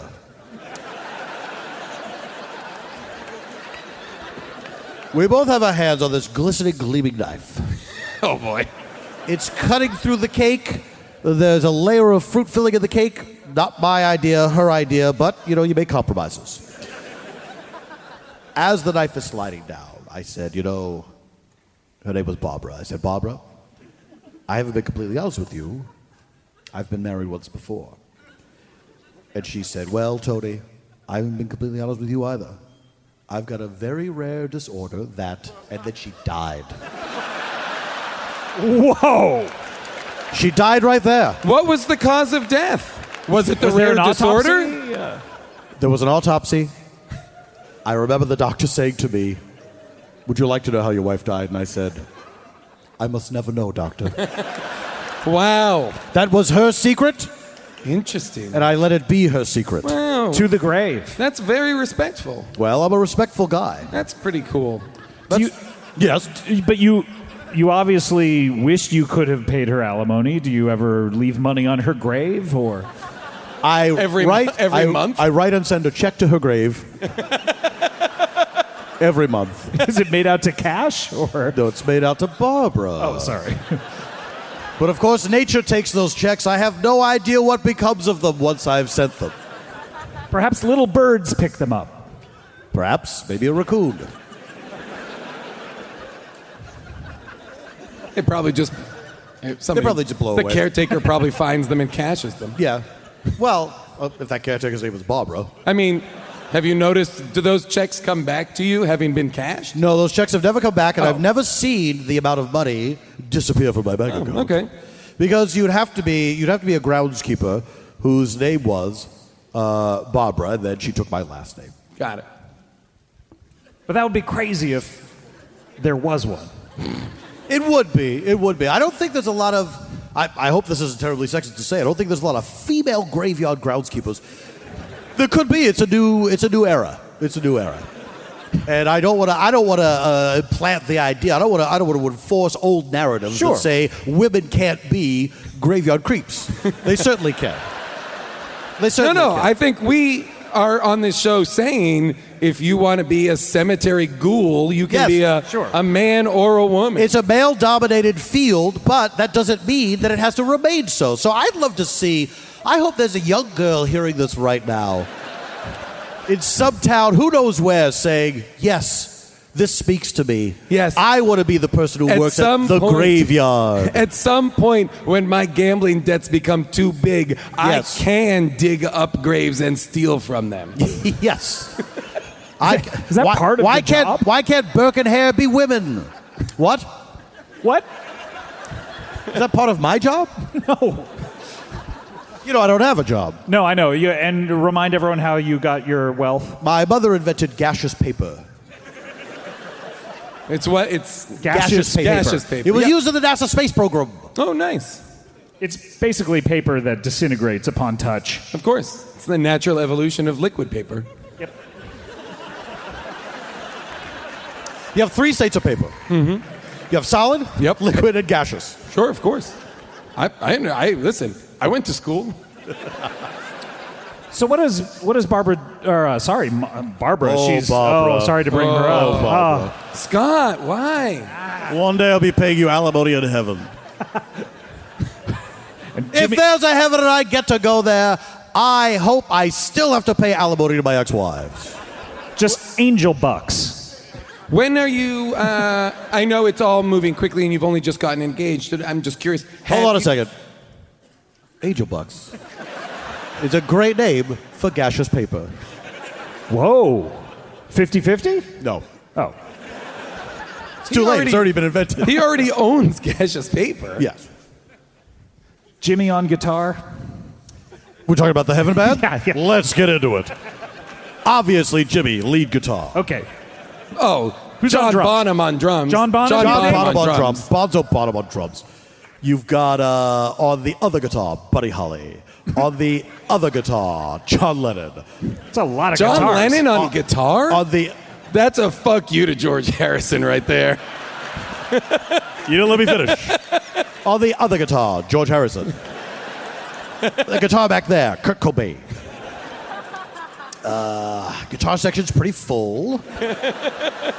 How about the horn section, the woodwinds? Ooh, Miles Davis has got to be in that horn. Miles Davis, Louis Armstrong. Coltrane. This is a real rock and roll band.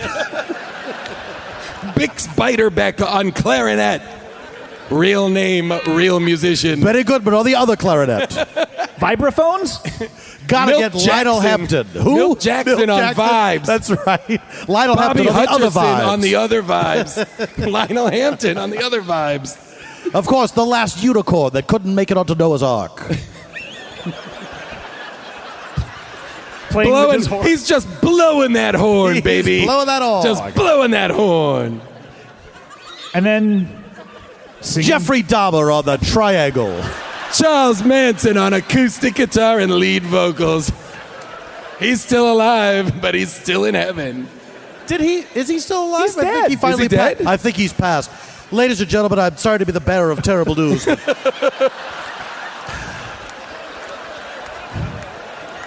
Sorry, buddy. Musician Charles Manson has died. Can you do a parody of Tears in Heaven, please? Would you? Okay, Tears in Heaven. What is that about? That is about someone who has died, and the person on Earth saying, "If I get to heaven, are you going to recognize me?" It is pretty selfish. It's a little. I mean, it's certainly it's not very generous interpretation of the other person saying, "Oh, you're going to big time me in heaven." Gonna give me the hi-hat? Yeah, oh, I hate the hi-hat. Oh, I know that about you, Alimony Tony. So, that's what the song is about. So, in this version, what were we talking about before? Just doing a parody. Oh, Just any parody of it Yeah. at all. I thought we had a sort of in to the parody. Did we not? no, we had no. Okay, good to know. Although, isn't it about Charles Manson? Charles Manson, thank you very much. Yes. Who died in 2017? Thank you very much. So, Charles Manson, just 2 years ago. So we young. Lost, so young. We lost him So so young. soon. He was just married, too. that's right. Just like you. He didn't even get a chance to pay alimony. So Charles Manson Just sends her a pack of cigarettes a month. So Charles Manson, he goes to heaven, and So heaven is still going to be in this song. That's not one of the words that you're going to parody. And Charles Manson gets in. all right. Oh, I think I have an idea. This is Alimony Tony with his parody. No, this is actually Weirdamony Alimony Tony. I beg your- Alimony Tony. beg your pardon. Because This he's is my performing. nom de parody. Because he's performing. I'm performing now, so I prefer to be called Okay. Weirdimony Alimony Tony. Try to poke my penis. Would you poke my penis if I saw you in Hades? He goes to hell. Whoa. Huge reveal. I wrote in blood, will you be my bud? 'Cause I know that I'm going to Hades. Beautiful. Beautiful. It's serviceable. It's serviceable. By the way, for something you just came up with, that is very good. Well, thank you very much. I mean, if I had time to write it down, I think it'd be a lot better. Well, it's all, we've recorded it. I so- get out oh no! Tell me you're going to cut this part out, please. That's not ready for people to hear. I want to cut it get out. together with my Oh, thesaurus, wait. my rhyming dictionary. If that's the case, then I would like the first 10 minutes of my stuff cut out as well. Yeah. Good call. I'll cut out my first 5 too. Yeah. Yeah, okay. Excellent call. All right. Yeah. What does Let's cut this out. yeah? Let's cut all this out. What does Monica do for a living? She works at the counter. Just She works at the counter of the money exchange section booth of the airport. Really? which Yes. airport? The one near me. And would you believe it? When I saw her picture on the app, I said, well, I've seen that gal at the airport. I've changed my money. I love changing money, too. Not as much as I love paying alimony, but a lot of times what I'll do is I'll change my money into a foreign currency, change it back to send it alimony. Now, my ex-wives, they don't know. Do you ever pay the alimony in foreign currency? Well, no, because that creates a hassle for them, sure, and that's not sure. what it's about. But they don't know they've had foreign money. It used to be. They don't know that it was changed over, and that's a little thrill for me. Have you ever married someone who was not American, someone from another country? Do you have to pay alimony to anybody in their native currency? The deal is the deal, and I pay alimony in American currency only. Got it. And Fair enough. And they know that going in. They know that going in, so I feel like Love I'm it or with leave it. Love it or You are transparent. American alimony. Love it or leave it. You're making alimony great again, Tony. I hope so. God. Oh dear. Oh no. Yeah, making alimony great again. No, MAGA. It works. Let's not.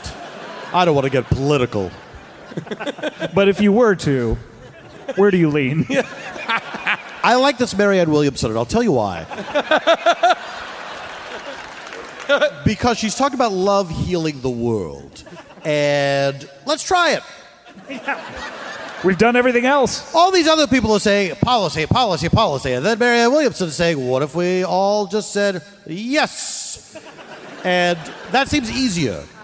I mean, look, it's easy for me to It depends on how you apply that love to the world. Exactly. You know? I mean, it's easy for me to dip my toe in politics and yank it right back out again because I am very wealthy. I have north of $1 trillion. So it's never going to, no matter what happens, it's never going to touch me. Do you see? The NASA's always going to need What is NASA's your? paper. Do you have a like a bug out plan? Do you have like a place you're going to go to if shit goes down? You know, like Are you there's- one of these trillionaires that Yeah.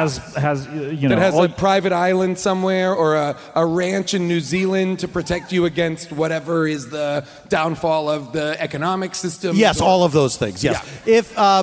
If things really start to go south, I'll just probably go in the tunnels and meet up with the gang there. Like the what, Holland what tunnel? tunnels? or- What do we don't know about these tunnels? Oh, the network of tunnels under the earth for rich people. Oh no, I didn't. Oh wait, is this the thing Elon Musk is building to help everybody commute faster? I think it's the thing he thinks he's building, but it's been built. It's been in place for hundreds of years, Oh, and hell. it's a place where the world's wealthiest people are all going to meet up. Where are the access points to this? Well, now, Scott, you know I can't tell you that. But if you could describe one In a song, parody. All right. All right. in a parody of Like a song the song called Tunnel of Love by Bruce Springsteen. Sure. We all know how that song goes from start to finish. Would you, Jason, refresh my memory and just sing a little bit of Tunnel of I Love? couldn't even if I Oh. tried. Well, there goes that idea. We can throw it. What about a song like Hotel California? Ooh. Sure. Now that song, let's see what that's about. That's about a hotel that people can't get out of. There's a beast. You can stab it as much as you want, but you might as well not bother. For some reason, you could check out, but then you have to just wait in the lobby for a while. Yeah, that's pretty much it. Okay. Oh. I was about to sing it on Dark Desert Highway because that's one of the access points. What? Well, Oh boy, you've revealed so much. I've already given away too much. Which How highway? about like on a daylit suburban highway? Oh, I like that. Pretend I didn't say that on the pod.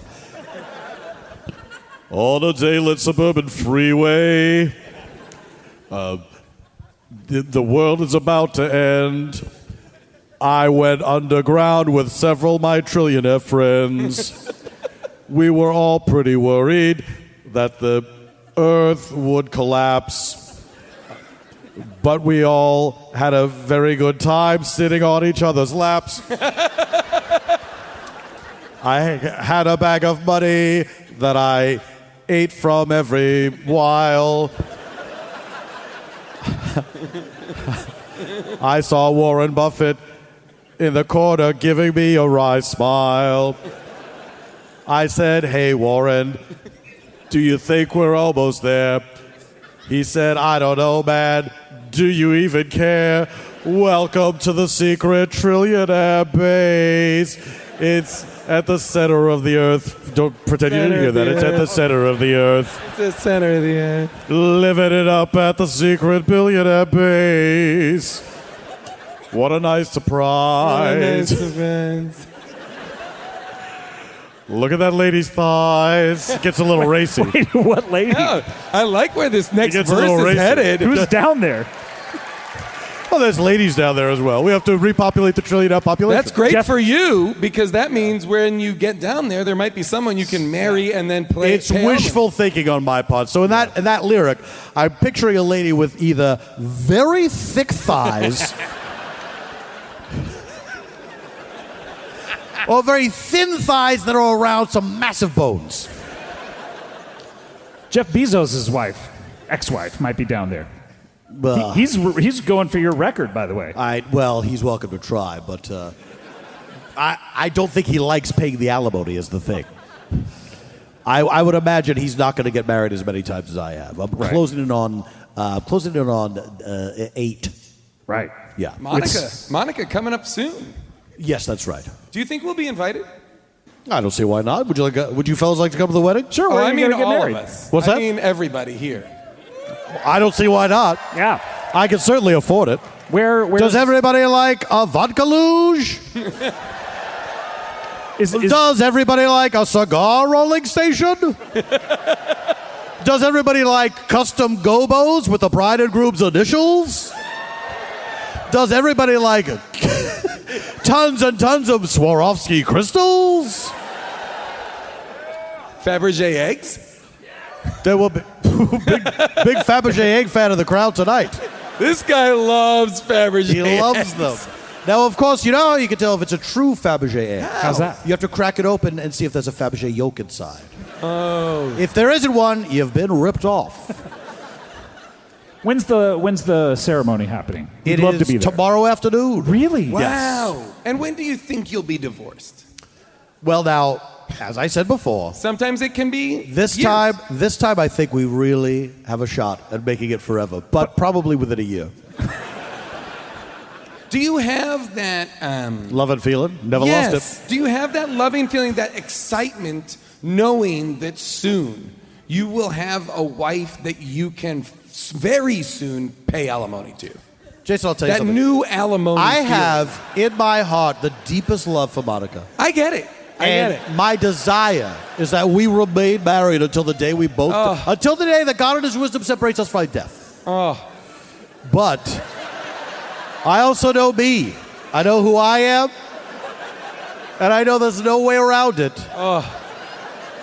Tony's got an alimony. You know what I'm saying? That's why they call him Alimony Alimony Tony, everyone. Alimony Tony. Alimony Tony. Ooh, I don't like that. Oh, sorry. That's a bit. You know, I am Italian. You, of course I know Yes. you're Italian. You never asked me my last name. What is your last name? Well, you walked right up to it earlier, but then didn't say it. I wasn't what sure is if that it? was you being private because you're so wealthy. Well, everyone, look, I'm on a podcast. Everyone knows Alimony Tony now. It's Giacchiaroni. What is it now? Giacchiaroni. Giacchiaroni? Giacchiaroni. Giacchiaroni. Alimony Tony Giacchiaroni. Giach. Got it. Eroni. Okay. Giacchiaroni. What part of Alimony Tony Giacchiaroni. What part of Italy is that from? You know that country looks like a boot. Well, it does, doesn't it? It does. That's fun. Fun Italy trivia. Comedy bang, bang, bang, bang, bang, bang, bang, bang, bang, bang, bang, bang. You see, there were clues everywhere. In the trees, in the ground, in snakes' mouths. Are you a parcel tongue? A parcel tongue? Can you speak to snakes? Yes, I can. But they cannot speak back to me. Interesting. See. Well, wait. I feel like we need to see a little bit of that.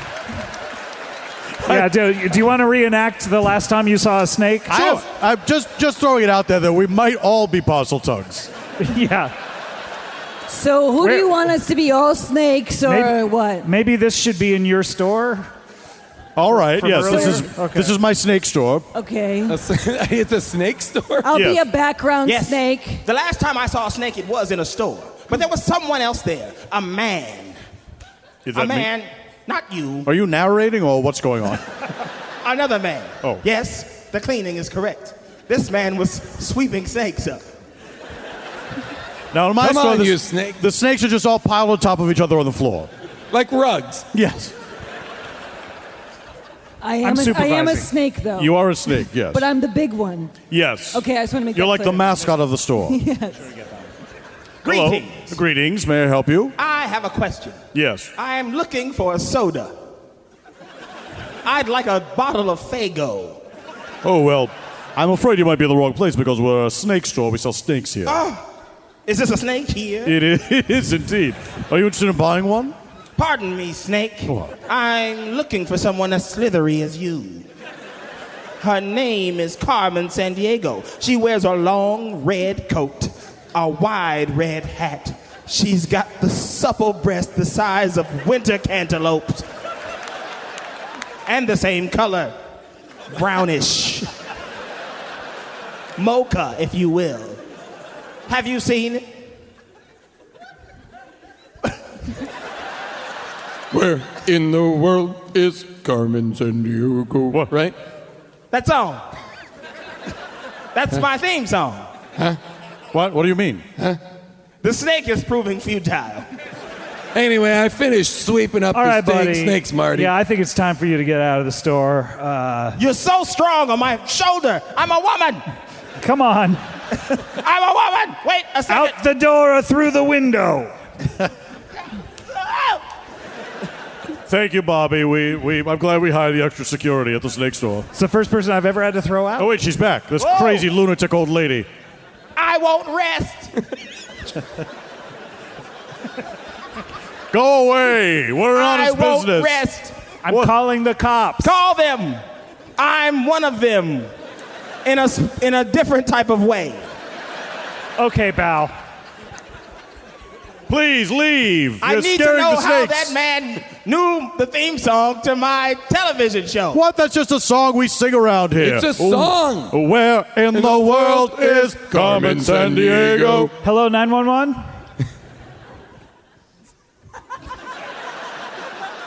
Must have hung up. Anyway. That's my cell phone.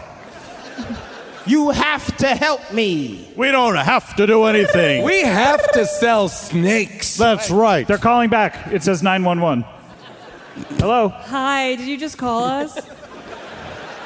Yeah, we have some crazy person. Who is Karen, this? your What? boyfriend just showed up with a flower bouquet. Shut up. I'm not kidding. Okay, what is This an is emergency? real. Wait, Excuse me, we have an what? emergency here. Just is tell it? the Like, police to wait. come down to Rockapella Snake Store. Karen! Can you come? I got send- flowers. Is this Oh my your God. boyfriend? Okay, I have an emergency too. Wait a Hello? second. I knew you'd come back. What did they say? They hung up on me. What? What you did believe they it? say? 911 is a joke. Are they coming for me? No, it Yes, doesn't they are. matter. Yes, they are. Yeah, they're trouble. coming. Yeah, you're in They're coming. trouble. This is the Rockapella Snake Store, and you got to get out of here. What if I bought a snake? You haven't sold a snake in 10 years, boss. Open the door, Bobby. Let him come in. All right.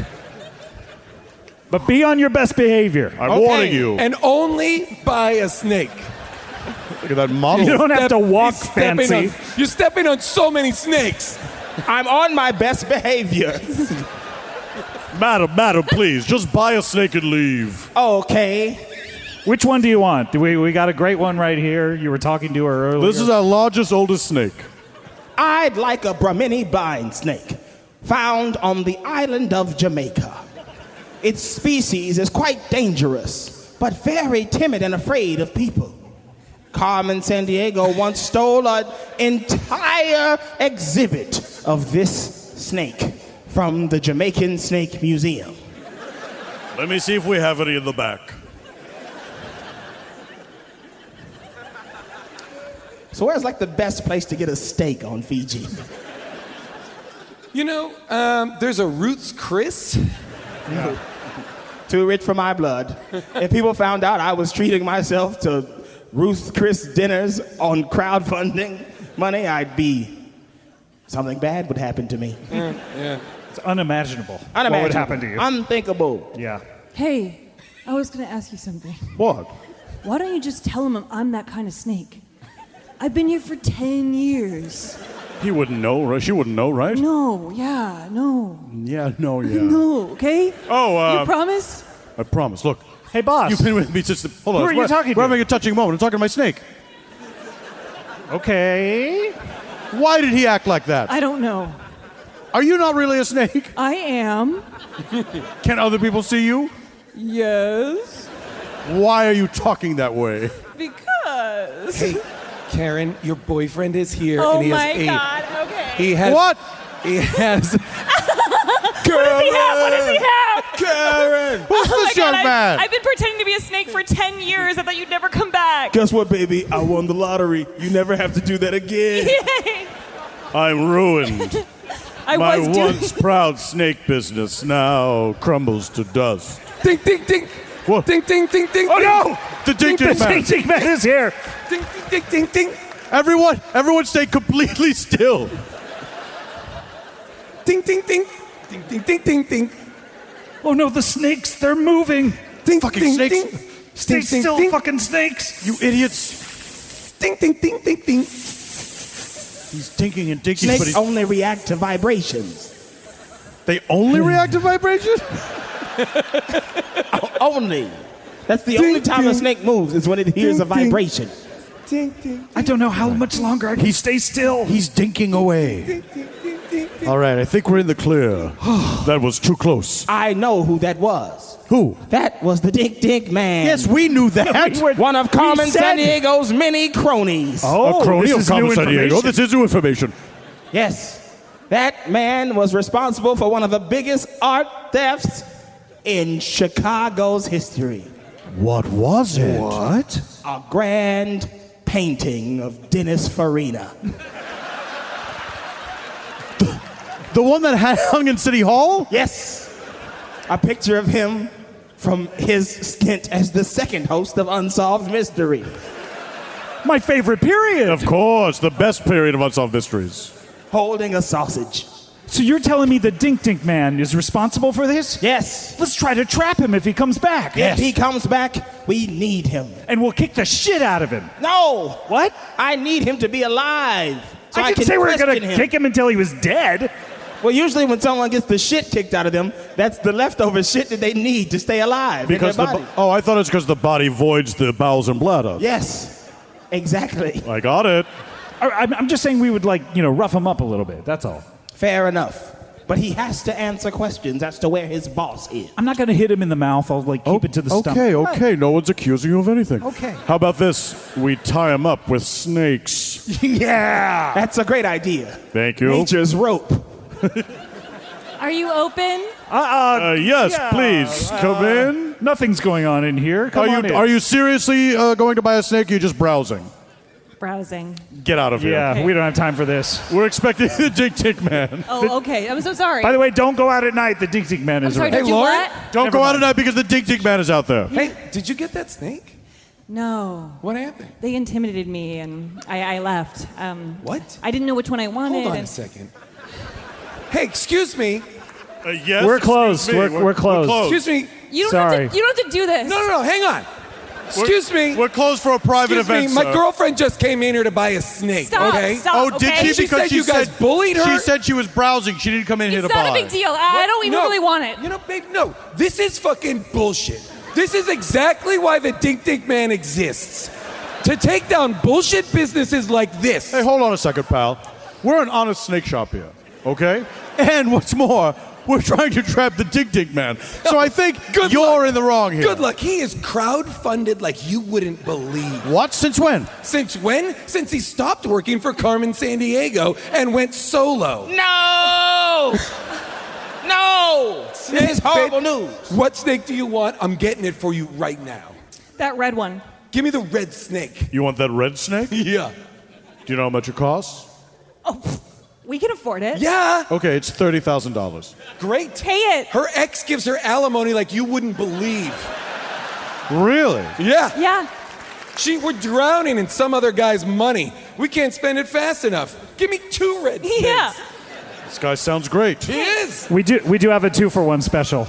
Oh. It's in the Oh, window. they're 2 for 1. Fine, then I want 4. We're talking snakes. about snakes that cost $30,000. We're offering a 2-for-1 special. want I said 4. you shouldn't put that up in the window. 4. Is this your place? This guy seems like he's inventing a lot of stuff for you. He's the security guard. I don't know. How much is your store?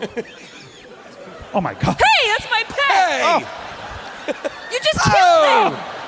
The vibration. Oh, you like this? You like the snake, huh? You like the Whoa! snake? You like the snake, huh? You're killing them all. You know Yeah. what? Let's get out I'll of here. kill every snake in the store before I saw the likes of you. Do it! Do it! Kill Set it on everything. fire, Bobby. Set it on fire. Are you happy? Yes. Is this what you wanted? Oh my God! We're in hell. Why am I in the middle of this? So was it like that?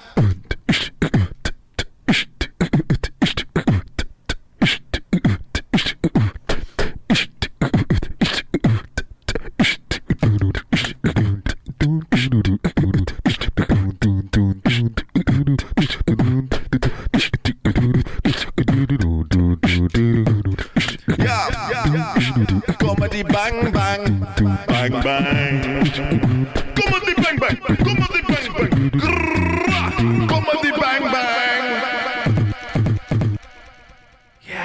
thank you to My Secret Hemorrhoid for that catchphrase submission and for his username as well. I'm assuming it's a man. Not a lot of female My Secret Hemorrhoids out there, but maybe it would be My Secret Hemorrhoida. Welcome to Comedy Bang Bang. Scott Aukerman here. Last week of January this year. My secret hemorrhoid.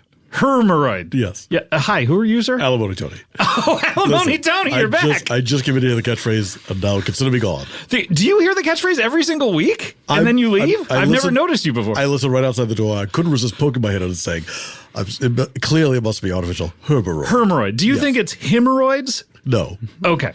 Just wanted to make sure. I'm having a fun play on words. Okay, I understood, but I wondered in my own fun play on words whether you thought it was hemorrhoids. Well, it was a play on words, so not that you think that I'm a dunce. Okay, I don't think you're a dunce. I mean, you're one of the smartest guests Scott, we've ever had. I've got to leave. Okay, bye. Welcome to the show. What a treat to hear from Alimony Tony. I mean, Weirdamony Alimony Tony, certainly. Thank you. He's right outside that door.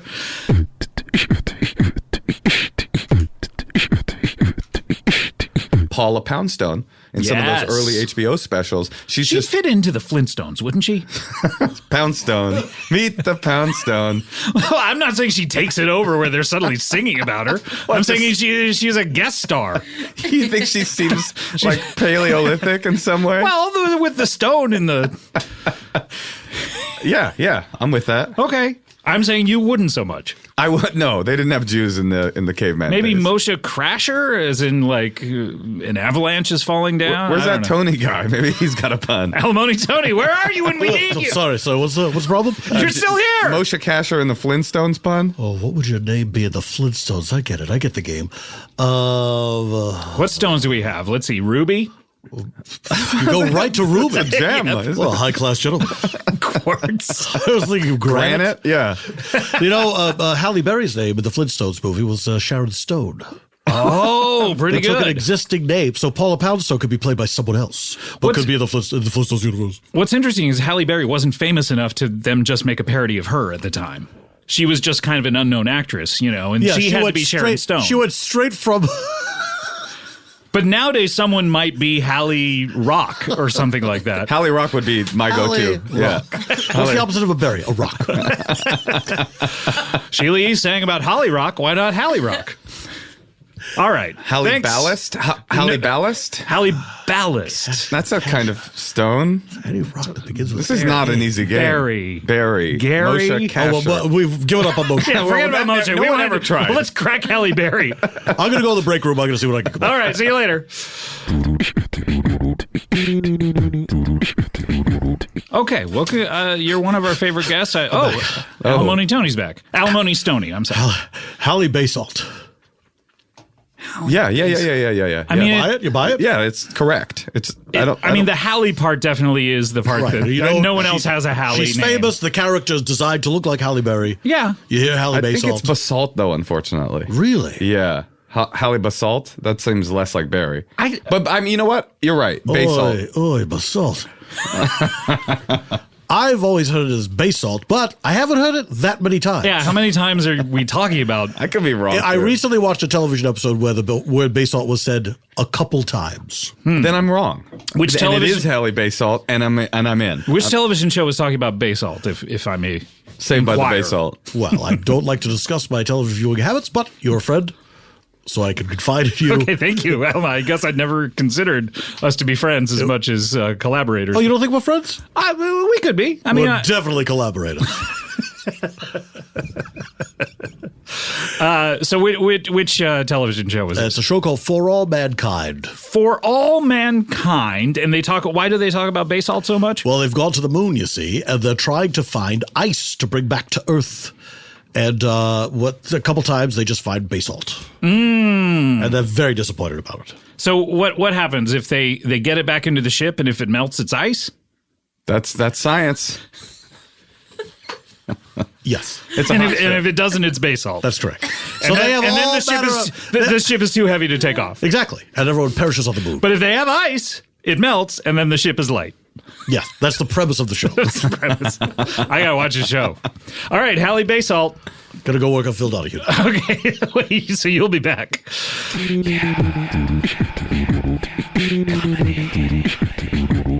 All right. Well, we do need to get to our next guest, if that's all right. Sorry, Howlightberry. How light? This is a late-breaking change.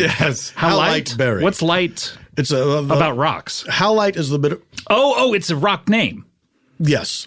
Halite. Howlightberry. Howlightberry. Oh, okay. Howlite is the mineral name for rock salt. Oh, Isn't okay. that fun? What about stalagmite berry? that makes a lot of sense. Stalagmite Minio? Oh, there we go. Is that something? That feels like something. That's definitely something. All right. Well, thank you, Moshe. Thank you, Weirdamony Alimony Tony. I'm not here anymore. If you have any late-breaking changes to Halle Berry. Yeah, comedy bang bang, comedy bang bang, bang bang, comedy bang bang. Alimony Tony, always good to see you. Please always good to see you, continue Scott. dropping by every episode to listen to the catchphrase submission. I won't always come in, but I will always be outside that door listening for the catchphrase I submission. love that. All right. We'll see you next time. Thanks. Bye.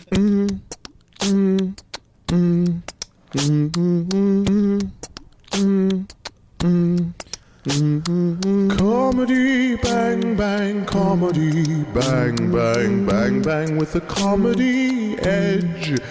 Comedy bang bang bang bang bang bang bang bang bang bang bang bang. You're listening now to comedy bang bang. As far as I know, he has one single name, and it has to do with one characteristic of his personality. Now, Reese, this is a guy who's been on the show a few times before, and I can't remember exactly anything about him other than he has had a lot of ex-wives, and he pays a lot of money to them. Please welcome back to the show, Alimony Tony. Hello, Tony. Oh, Scott, what a pleasure. Thank you for having me back on the program. It's so good to see you. Reese, great to meet you, too. Thank you very much for welcoming me onto the show as the second guest. This is very exciting for me. It is very exciting. Now, Reese, have you heard of Alimony Tony before? He's sort of well-renowned in the States. I'd be extremely flattered. Oh, come now. You haven't heard of Alimony Tony. Perhaps you've heard of my alter ego, my musical alter ego, Weirdamony Alimony Tony, where I do song parodies under the that's right. nom de satire, Weirdamony Alimony Tony. What were some of your famous song parodies, by the way? Well, none of them were famous. As you recall, all of my YouTube videos have one view, and that's me checking to make sure that it's been uploaded properly. And what I do is I take popular songs, much like Weird Al Yankovic, I take popular songs of the day and I rewrite the lyrics to make them amusing and not what the song was originally about. Do your parodies actually, like Weird Al's, he usually rhymes his words, his new titles rhyme with the old titles. So that's like right, yes. Another one bites the dust, he does another one rides the bus. Do you follow that logic with your parodies? I often do. Sometimes I do not. Really? So what in the Well, we're really getting the info here, aren't we? It's Well, sort of an insider's- name a song, and I'll tell you what the parody title may or may not be. Okay, how about Lady Gaga's and Bradley Cooper's Shallow? Shallow. So you take the how's that go? Shallow. What's shallow? Can I say it seems like you're stalling for time? No, I'm thinking. Is that the same thing as stalling for time? I'm not quite sure. Well, I guess I feel like my process is very transparent.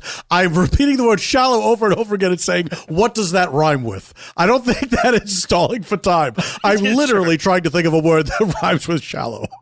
I know you like to accuse people of this. Go. This is not one of those instances. Okay, well, maybe you could start at the beginning of the alphabet. I believe transparency is important. Yes, aloe. Oh, there we go. Right there. Perfect. So the song is about I've got a bird and I have to put aloe on it. Okay. That's I'm not close to it. It's in the medicine cabinet. So I say I'm far from the aloe now. Okay, but you're trying to make your way. Where's the aloe? Where's the aloe? Where's the aloe? I'm far from the aloe now. Do you see? I see. Yeah, I get the point. So what are one of the ones that did not rhyme, though? Well, name a song, and I'll tell you. I thought that's what we did before. No, aloe rhymed with shallow. Yeah, I know. I say what we you do have it to do again. is- It's a fun process. Reese, do you have a favorite song that maybe he could Thank you, parody Reese. for something? Well, I've always been a fan of Return to Sender. You know, the Elvis. Return to Sender, Elvis Presley, wonderful song. Based upon the wonderful post office. That's Yes. right. It was one of the few songs. Please, you have to please, Mr. Postman. You have what are the other You have, great post office songs? Can you buy me a roll of 1-cent stamps? That's right. Forever and ever stamps. Saluting aeronautics. The song. Elvis Presley tribute stamp. That's a Elvis Presley actually sang that song. Elvis Presley tribute stamp. Doo-dah, doo-dah. See, that's a song parody. That's a bonus. All right, let's see. Let's see. Well, Return to Sender. Return to Sender. Okay, so what would be a song parody title that would not rhyme, but would be a parody of? Seems like there are way more words that you could use for this. Well, that's the thing. That's the thing. I have to go through the alphabet for each individual word. So, return. What rhymes with return? Wait, so I thought you were trying to think of things that did not rhyme with return. So exactly. So I start there, and then I say, can't use that one. It seems to me like you could start in the dictionary and just go word by word, like a and then aardvark. No, I use the Sherlock Holmes deductive reasoning method, which is I take the possible, eliminate that, I'm left with the impossible. Okay, all right. So what rhymes with sender? So what rhymes? Okay, now you're getting ahead of yourself because sender's at the end. So we need to know where the sentence begins, and so we start with. We're doing return. every word. Look, this is what you asked me to do, and this is what I'm doing. This is my process. Okay. I thought you were more interested in the creative process than actually coming up with a song. I guess that I found in this interview, I'm more interested in the results. Oh, I see. Well, then I could come back later and give you the result. It's going to take you that long to think of a word that doesn't rhyme with sender or return? Well, because first I have to come up with the words that do rhyme, eliminate them, and then Let's go through them. Bender, fender, gender. Out. They rhyme. Out. Lender, mender. Out. Can't use it. Can't use it. Pender, pretender. Is hender a word? Probably not. So see, this is the problem with the alphabet method. Sometimes you stumble upon words that aren't real. And then what do? You get stuck on those for a while. You say, well, hender, is that a word I don't know? What do you do? Because it does rhyme, but it's not a real word. Yeah. And Hender's son is a name. So if you're the son of Hender, was Hender one of those jobs like Smith where there was a town Hender? It's like, oh, you have to take that to the Hender to have it hended. And that job fell out of favor. Speaking of John Lithgow, Harry and the Hender Sons. Was he in that? I was not speaking of John Lithgow. Were you? Before you came on the show, we were speaking of John Lithgow. Yeah. I think I've spoken of him in my life, if that counts. What were the things that you said about him? Did you see that new John Lithgow show? It's called Third Rock from the Sun. So this is going back quite a ways. Some of the other words would be tender. Can't use it. Vendor. Obviously, vendor. Can't use it. Can't use it. It rhymes. I'm running out of ideas. Is that about Wender? Someone who wends their way. Wender, can't use it. Okay, Reese, do you have any on your mind? We're still stuck on sender, are we? Exactly. Sure. We need to eliminate the words that rhyme with sender so I can come up with a word to put in its place that in no way rhymes with. We haven't even approached return at this point. What about blender? Blender. Can't use it. Can't use it.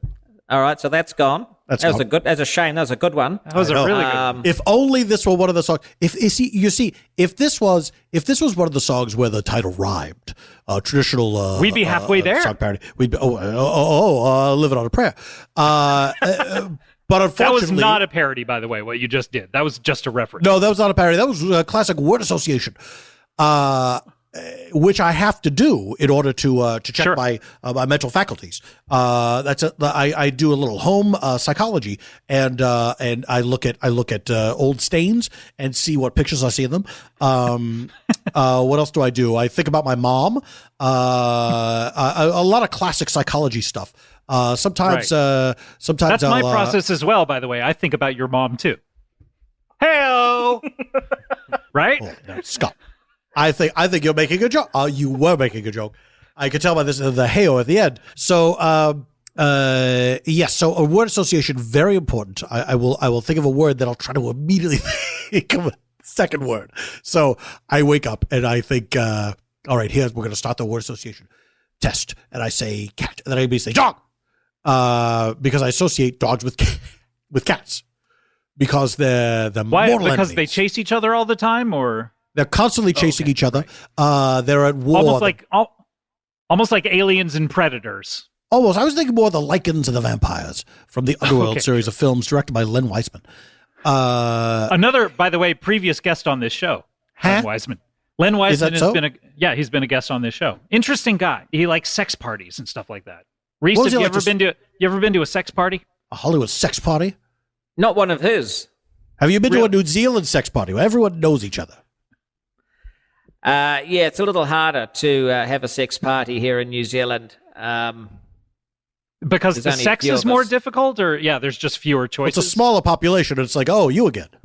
Everybody knows each other, and even if you wear the masks, there's only one mask shop, and so you go in there, and everyone knows which masks have been taken, who has which mask. Oh, has John got that? Has he? Oh, Mary's got that one. All right. So, and you can tell in your head who's who, even through the masks. One of the things I tell people when they come to this country, if they come from another country, I say, welcome to America. Please take full advantage of our many mask shops. Don't let yourself miss out on an opportunity to buy all sorts of masks and take them back home. Even just browsing, they're fine with that. You can browse around and look at the masks. Some places will let you try them on. Some places won't let you do it because they're worried about germs. And it turns out those people were right. I think a lot of the current situation we're in is people trying on elaborate masks. And now, look, we all have to wear masks. What an ironic turn of events worthy of Ron Serling's The Twilight Zone. I think that it was once they put a Halloween superstore that was open year-round, suddenly, like, it just opened the floodgates to Germ City. You know, I think the Halloween should have remained at the store level, and they should not have gone super because that they couldn't control it. It's like our friend Jeff Goldblum from the dinosaur movie saying, "Oh, I thought you meant from The Fly." No, this is a different Jeff Goldblum. Well, look. Am I being ushered off the stage? Did the Sandman come in? And I heard your distinctive well look, and I thought, well, that's it for Alimony Tony. He's done. No. You're not done. When Scott gives the well look, that's it for you. You got to get out. No. I'm just saying we have to take a break. So I wanted to give you some time to really perfect your return to sender parody. Oh, okay. I have a lot. I do have a lot more to say about Jeff Goldblum in the dinosaur movie. Hopefully, there's time for both of the next segment. Okay. Well, you can certainly talk during the commercial about it if that gets it out of your system. No, I need people to hear it. We never even got into my latest marriage and divorce. Well, that's the thing. Your whole deal barely has anything to do with song parodies. No, it doesn't. But that's the thing you're most interested in.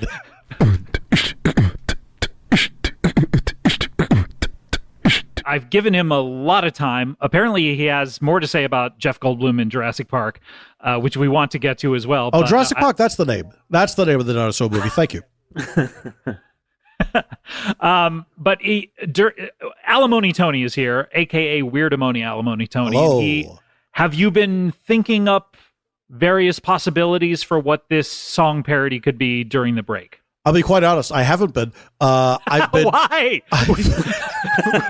We're wasting time.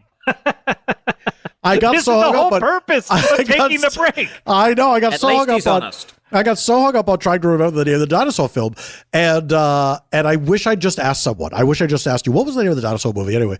Because I knew it wasn't named the dinosaur movie. That's a different film, I think.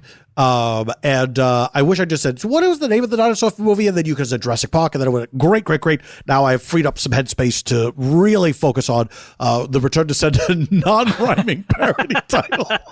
All right, so okay, so we're in rough draft stage at this point. But can I say this is actually more difficult than I thought to come up with a title that it's a parody of Return to Sender, and yet the title does not rhyme.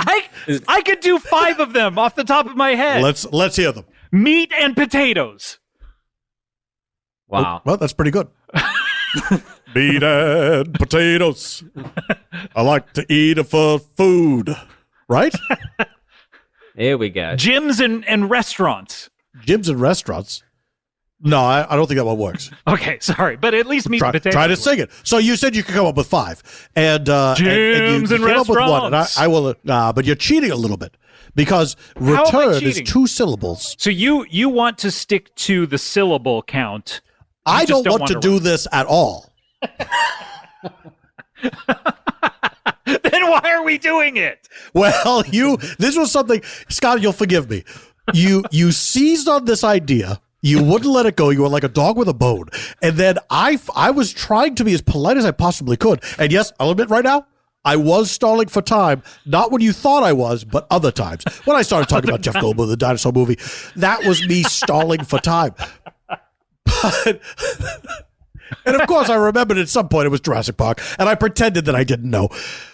But I don't want to do this. It's making me feel very small and stupid. Okay, I apologize. I don't mean to make our guests feel that way. By the way, meat and potatoes does not fit into the syllables, and yet you thought it was okay. So meat and potatoes. It does fit into the syllables. Return meat and We're just gonna start saying meat and potatoes over and over.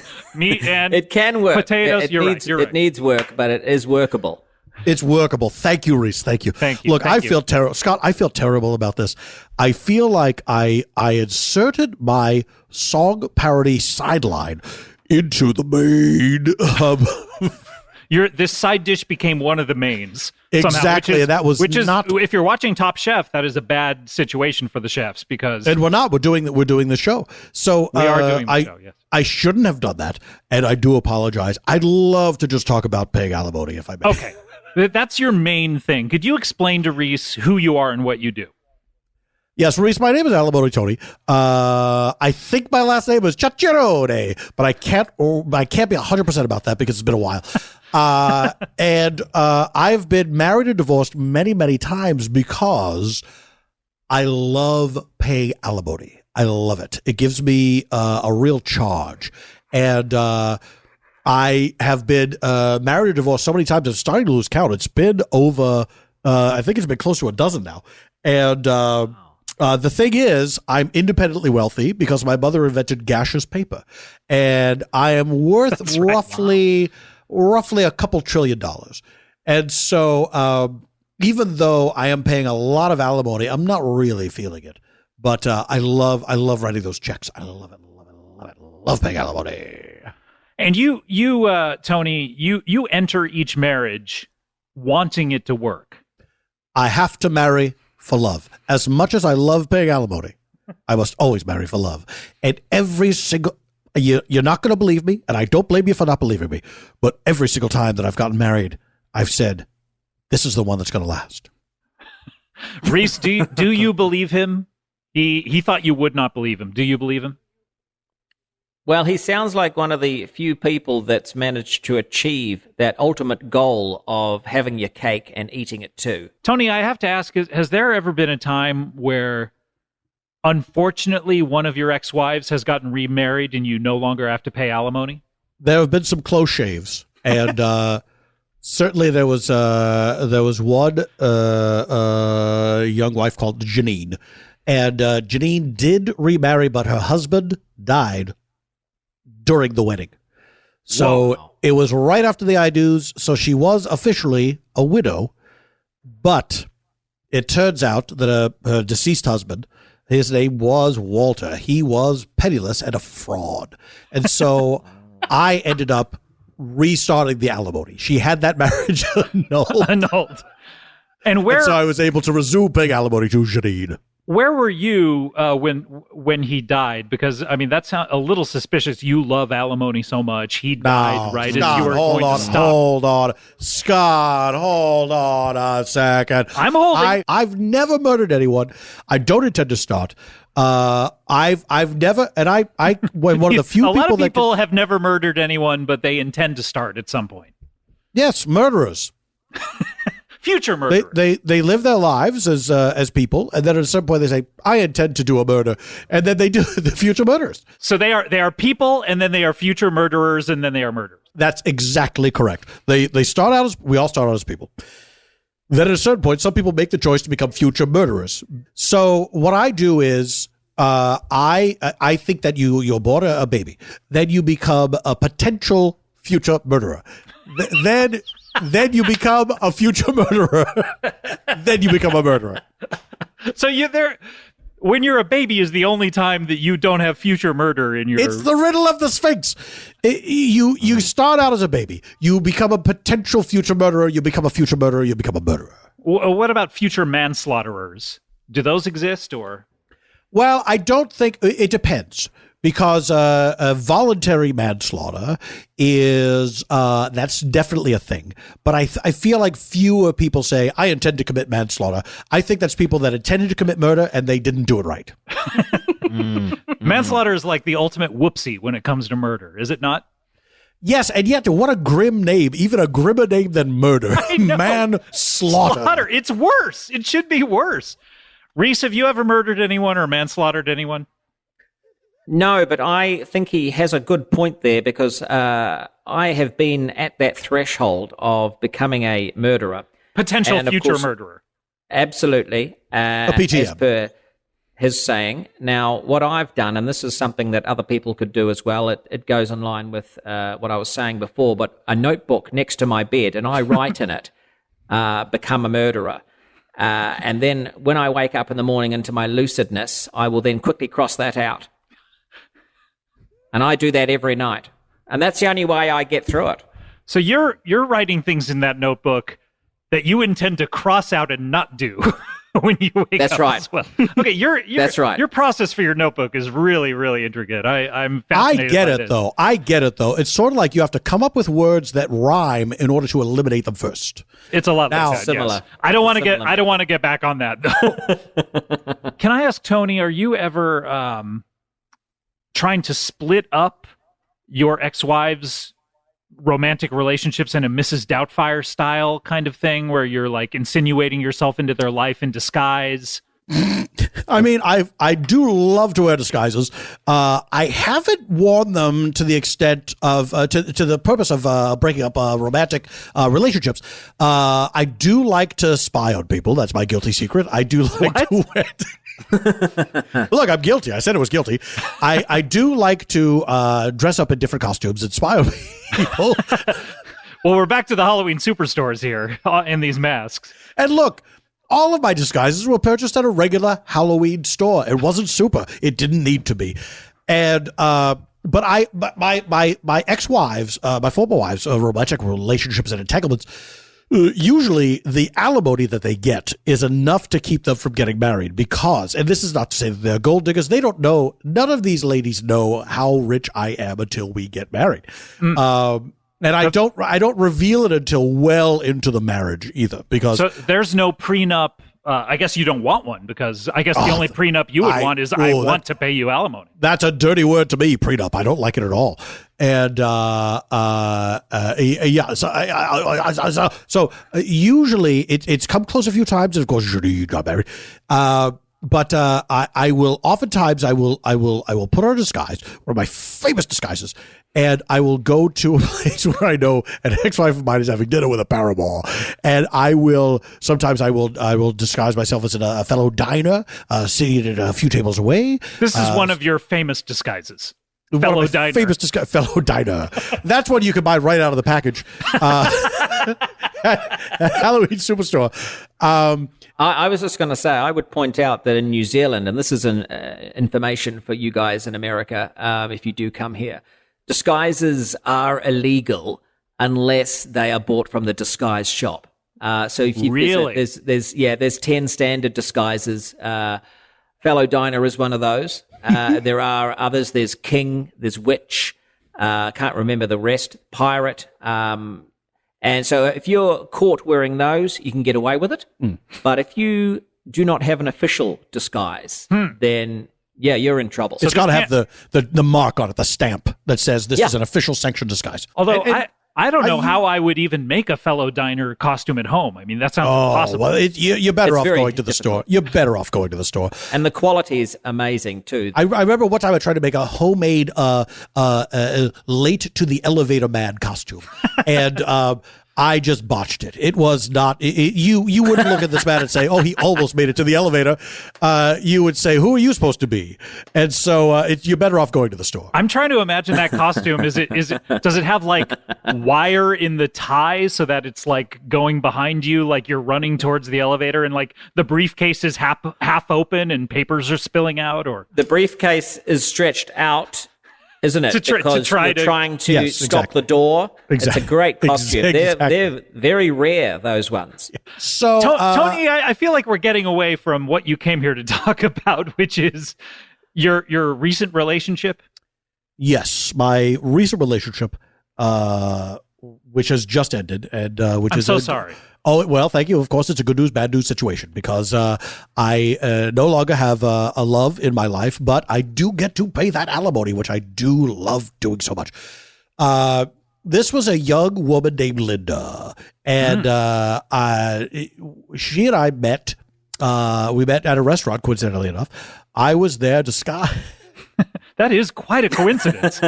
I was there disguised as a man asking to use a business phone, and what? What is that disguise? I love that disguise. What is that like? That disguise that's a is classic.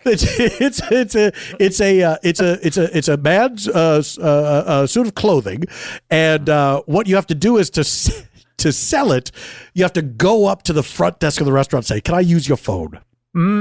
That phrase comes with the costume, doesn't it? On a card. Exactly. Like a word balloon coming out of your mouth. No. That's, of course not. You have to memorize the phrase. How ridiculous. You have to memorize the phrase. I apologize. I look. I don't know what I'm talking may I use your phone? And then, but here's the great part: is if there's any follow-up questions, that's all up to you. You get to improv it. So if they say, no, you can't, you say, "Oh," and then you can, that's a classic. You can walk away, or you could say, "Please," or you could say, "I'm never coming here again." The choice is really up to you. But so I was there. So I just turned away from the front desk at the restaurant because the person did let me use the phone. And let me tell you something: I did not know who to call. It's never happened before. It's never happened before, and so I had to fake a telephone call, which is very difficult to do. I would imagine that the telephone call also has to sound important enough to use a business's phone. And that's a completely different costume, which I did not have. So I hung up the phone rather sheepishly, and I turned around, and there was this gorgeous vision in the front door of the restaurant. And her name was Linda. I said, I was struck by her immediately. I said, "Excuse me, you didn't overhear my conversation about the phone, did you?" And she said, "What?" And then we were off to the races because I explained, I couldn't help it. I looked at her beautiful green eyes and I explained my entire situation to her. I explained everything about myself except being independently wealthy, of course.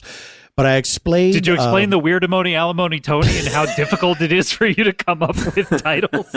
Well, now, I did explain Weirdamony Alimony Tony. She didn't have quite as many questions about coming up with titles as you did, so we did not get into that area of discussion. If only we'd been married long enough. But this was my shortest marriage to date. Really? How long did this one last? Not counting the one that died. This lasted 3 full calendar weeks. And it was right when the quarantine happened. We got married the day before quarantine was put into effect. Ooh. And then 3 weeks later, our marriage was over. That was the baptism by fire, was having to stay in the mansion and just be confined into those 28 rooms. And it was too much. We realized we don't really get along. And so we had to put an end to it. She still lives here, however. She's living there. I was going to ask, you didn't kick her out of the mansion. No, now we're the best of friends. Oh. Now we're the best of friends. Yeah. That's All nice. it took was not being married anymore. Yeah, and paying her, what kind of alimony are you paying her right now? The usual. It's what was it? $50,000 a month. Wow. I mean, that's $50,000 a month. That is $600,000 a year. That's a good amount of what? And you're doing it for a dozen people. I keep forgetting to do the math on this. What am I doing? Oh well, I have it. I have the money. What am I going to spend it on? Do you know what I mean? I'm so sorry that your relationship didn't work out, and that you tried love once again. You tried to fit her into your clothes. Is that what you usually do with? I don't try to fit them into my clothes. What it is I keep a closet full of clothes for my wives, and the one prenuptial agreement we do have is you have to return the clothes, and the clothes stay in the house. And I make sure that my future wife will be the exact same measurements as my previous wife. What was the measurement process like with Linda here? Did you measure? Oh, I can eyeball it now. I mean, it's down to a science. Like I can see, I can look at a woman and I can see whether or not she's going to fit into the clothes. Because you like them either big boned with very very thin skin, or you like them to be small boned. I like a woman with either a lot of meat on her bones or very thick bones, not a lot of meat. Okay. But they have to be roughly the same shape, sort of like that. It's got to work out the same. Does it look like that snowman in the Hey Mr. Police? You had all the clues. Do all your wives look like that? Do snowmen have bones? I don't know. I don't know how. Reese, have you ever made a snowman with bones? I don't know.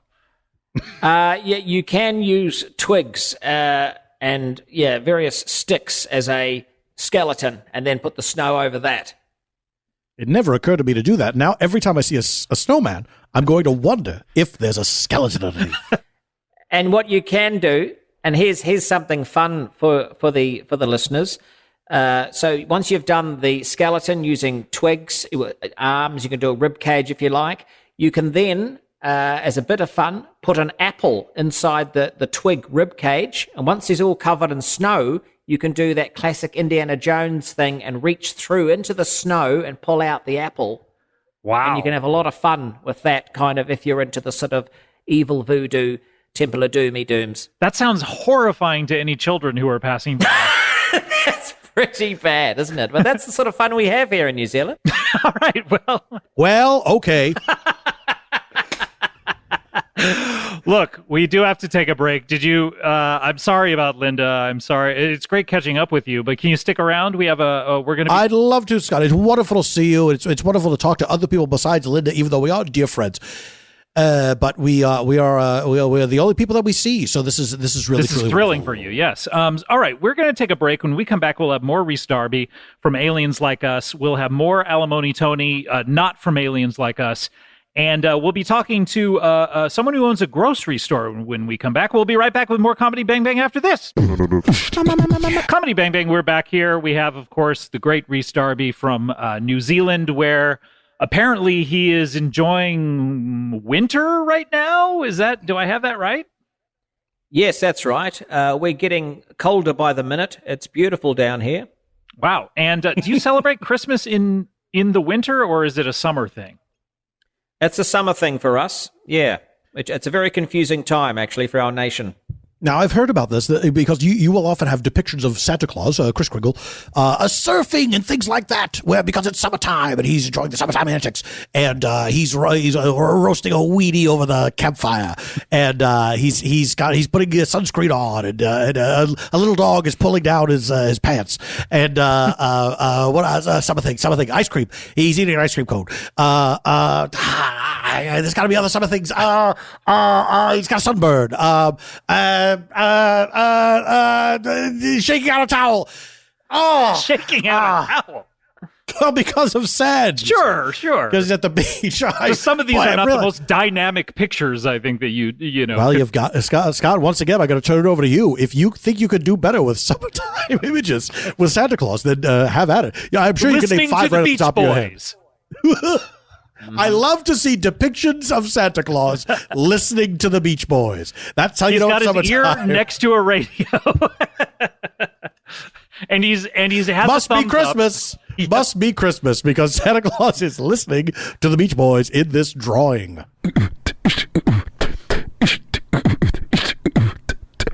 Well, I'd certainly like to plug the institution of marriage and the divorce laws in this state in which I live. What state is that, by the way? We've never established that. Oh, yeah, it's different from where you are. Where I would also like to plug a couple of podcasts, if I may, because your show got me into. I'm a huge fan. I loved. The first time we met was because you chose my catchphrase, of course, yeah, to read on the show. So I love podcasts. There's 2 right now. One called The Neighborhood Listen, starring Paul F. Tompkins and Nicole Parker, where they take posts from the Nextdoor app and they use those as the basis for improv. And then there's another one called Stay F. Homekins. That's also Paul F. Tompkins and his gorgeous wife. They're still married, Janie Haddad Tompkins, and that's just them catching up during quarantine on a weekly basis. It's an intimate conversation that you can have in the background. I feel like you're visiting with someone. Alimony Tony, always great to see you. It's really your story is always fascinating, and I promise next time I won't get so hung up on the one minor detail of your life. That's all right, Scott. I understand. You love music. You love comedy. It makes sense to me.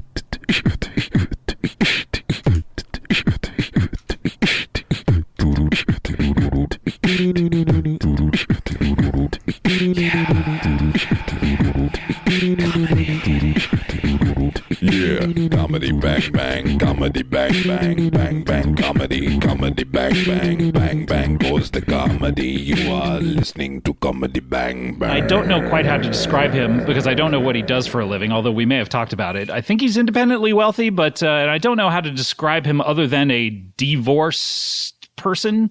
He's been on the show many times. He's one of our favorites. Please welcome back to the show, Alimony Tony. Scott, what a pleasure to see you again. Thank you for having me. It's me, Alimony Tony. It certainly is you, Alimony Tony. Welcome back to the show. Thank you very much. And yes, I was overhearing your introduction because I had to know when to appear. So I can confirm that I am independently wealthy. Of course, my mother invented gaseous paper. Oh, and that's right. Hello. Hello. My name is Alimony Tony. Yeah, sorry. Let me introduce you guys. This is Gillian Jacobs. She's an actress and a director and an artist. And this is Alimony Tony, who's a independently wealthy divorced person. My goodness, my goodness. Oh, wait, I've heard that catchphrase before. Oh, you're Gillian Jacobs, of course. Now that I think about it, Gillian, the last few times that you've been on the show, you haven't been on it a little bit, but we performed your wedding. Has it been a while? It has. It has been a while. It's Tony, Alimony. What a funny little joke. What a coquettish little laugh that was. But we actually, romance bloomed on some of your previous episodes. I believe we performed at least one wedding of yours. No, I have not been married on the show. Oh, you're not speaking to me. No, I'm speaking to you. No. I've been married on the show. I understand. Yes. Yeah. Who were you married to? You were married to... It's really sad. I was married to a wonderful man named Gary Marshall. Gary Marshall, creator of Happy Days, Laverne and Shirley, director of Valentine's Day. Yes, that's right. He used to be on the show a lot. Lost in America. I don't know about the star. Beloved American cultural icon, Gary Marshall. Indeed. Yes, that's right. You got married to him on this show. I did. I really loved him a lot. And a lot of terrible things happened along the way. I think I was sent to another dimension. Maybe he was sent to another dimension. Another dimension. I think portals in space and time opened up. People tried to come between us, but we had a love that was more than a love. I and my Gary Marshall. That's a wonderful story. He is. Yes, I'm a he's real passed romantic. on. Scott, I want to say stuff. I'm a real romantic as well, and to hear that story, although I am divorced several times over, I am a romantic at heart, and to hear such a romantic story, certainly that's right up my alley. Let me tell you. May I ask? Can I go back, Tony, if I may? Please call me Alimony Tony. Oh, okay. Thank you, Alimony Tony. What was the type of paper your mother invented? A gaseous paper. What is gaseous? You've heard of liquid paper, right? Yes, liquid paper invented by Mike Nesmith's mother. And gaseous paper is the same as liquid paper, only it's a gas. Ooh, exciting. So like you could write on a fart, perhaps? No, you have to write on gaseous paper. Oh. Wait, I thought liquid paper was applied to regular paper in order to correct mistakes. Gaseous paper, you need to write on the gaseous paper You need itself? to write on the gaseous paper. How does it work, actually? We've never talked about it. So if you make a mistake... It's so dry and dull. I don't think anyone wants to hear about the inner workings of gaseous paper. This is... and what's its primary use? I mean, has it been successful, this invention? It's been very successful. It enabled my family to become trillionaires. Trillionaires, you say? Trillionaire with a T. That's right. Wow. And current net worth, just for a ballpark estimate. Oh, it's not. It's. I know that sounds like a staggering number, but it's only $2 trillion. Only 2, yeah. And that's your personal or the company? That's my personal. That's your personal. That's the family's money. Yes. And does the family still own a majority of the company? Oh yes, we do. We own 100%. Oh, you own 100%. Yes. Publicly traded? Yes. All the profits go to us. We are very wealthy family, and really it's just down to, I mean, I don't have any kids. Okay. All of my relatives, what few there were, have passed on. Siblings? No siblings. I grew up an only child. But I'm a generous so person. Did I. Did you so really? Did I. Mm. It's fun, isn't it? Because it's one of many things I feel we have in common. We do. Okay, well, that's one thing. I wasn't aware of the other things. Yeah, what are the other things, Gilly? We're on this call together. That's true. I mean, that's when you're right, you're right. All right, go on. Alimony Tony, why is your company publicly traded if you own 100% of it? Well, because I'm a member of the public, and okay. I just wanted to clarify that. So Alimony Tony, you are a member of the 4 Comma Club. Yes, that's correct. That's correct. There's precious few of us, but again, it's not as much. My total net worth is not as much as it sounds. You hear the word trillion, and you think, oh my god, that's so much money. It's impossible to imagine. There's only $2 trillion. And that's mainly because there used to be more, but you've given a lot of it away. Isn't that right? Well, I'm always making money, but I'm also always giving money away because, as I've told you before, Scott, I've been married and divorced many times, and the thing is, I love paying alimony. I always marry for love. I always think it's going to last. So far, it hasn't. But there's something about paying the alimony that I just adore. It's my favorite thing to do. And can I ask you your feelings on pre and post nuptial agreements? I've never never signed a post-nup. Never signed a prenup. Never signed a post-nup, unless my canon contradicts that. But I do believe in going in with faith, hope, and love, and then coming out of it with just a stone-cold financial arrangement. It just a lot less money. Well, I mean, a lot less money for some people. Obviously, for me, it's a drop in the bucket. But yes, it is. It is. The alimony payments are substantial, and not just as a whole, but individually. And is there a way to stop those? There is, unfortunately. I suppose if your ex-wife got married again, remarried, yes, which has happened on occasion, I have said, look, I'm so glad you're happy. You moved on. You found someone else. Please let me continue paying your alimony, please. And they've always been nice about it and said, no, I'm sorry. I will not allow you. No, they've all said yes. There was only one gal that wouldn't divorce. Are you crying? That I never got to pay alimony to. I'm sorry, I get emotional when I think about it. I never got to pay alimony to her because she died before we could be divorced. And of course, that's for me. That's the one that got away. I'm so sorry. But they don't call you widower, Tony. No, I was just widower the one time. The rest of the One time, time. divorced. One time. What's the fastest you've ever gotten married, like from date of meeting the person to nuptials? Oh, same day. Same day. Same day, same day. So that's in which matter one of was that? hours. Scott, what's your Net worth? Yeah, no. I was going to say Not interested? Easily Googleable. And Is there a believable. T in there? In net worth? Yes. There's two. No. I meant trillionaire. I do apologize. You're so clever, though. That's what I like so much about you, how clever you are. You're clever as well. That's another thing we have in common.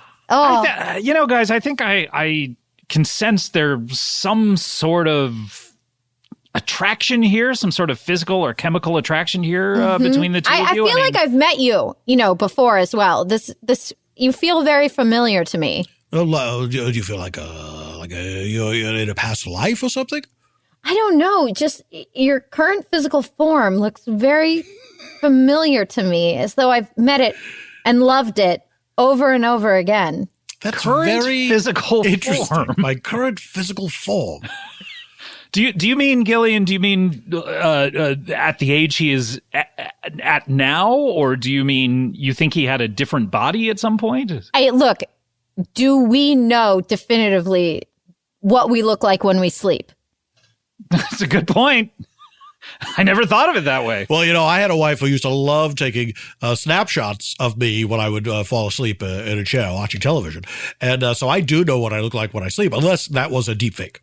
Yeah, how do you know that How do you know? You were asleep. How do you know? This was the subject of the James L. Brooks movie. And it was all about how do you know what you look like when you're asleep? Is it a deep fake? I mean, I've heard some say we all assume a lizard form when we fall asleep. So that's why I think more than one person you've heard say that? Some have said. So who are these? This is curious to me. That when we fall asleep, we assume a lizard form. That's how we conserve energy when we're asleep. Think about how many hours we go without eating or drinking anything. How do we live through sleep? That's a good point. Form. I mean, when I wake up, I usually have breakfast, and then within like 3 or 4 hours, I want to eat again. But when I sleep, I'm not munching down when I'm asleep. I don't even want it. Sometimes I'll wake up in the middle of the night and I'll have a midnight snack. Go to the kitchen for a bowl of flies. I'm kidding, because of the lizard thing. Ooh. That's funny. Oh, you like that one. The laugh has graduated from coquettish to bombastic. Let me ask this, Gillian. When you say we revert to a lizard form, are you saying we turn into little lizards when we're sleeping, or our bodies are reacting in a lizard-like way? Are we humanoid, but we just have scales? Are we human or are we dancer? We are dancer of lizard skin when we sleep. I've heard some say. So sort of like the antagonists in the movie V. I've never seen that. You didn't let me finish. For Vendetta? Oh, I have seen that. They're lizard people? Yeah, underneath that mask. That's why he wears it. Well, he has to sleep sometime. They don't show in movies. They don't show people sleeping all that much, unless they're having a dream or they're woken up by an alarm clock. I feel like, wasn't that an Andy Warhol movie? Did he just like film somebody sleeping for a while? Probably. I don't know. What was that guy all about? What was the deal with that guy? I don't know. Sometimes I think he did things just to bother people. Hey! Pittsburgh native Andy Warhol. Oh, I'm so sorry. The genius. museum is there. Yes. You're from Pittsburgh? Is that right, Gillian? Correct. And where are you from? The Keystone State, of course. Where are you from, Alimony Tony? I'm from the Mid-Atlantic region. Oh, okay, so I learned that accent at Juilliard. Of course you did. That's what they used to call it, the Juilliard accent. The American Standard.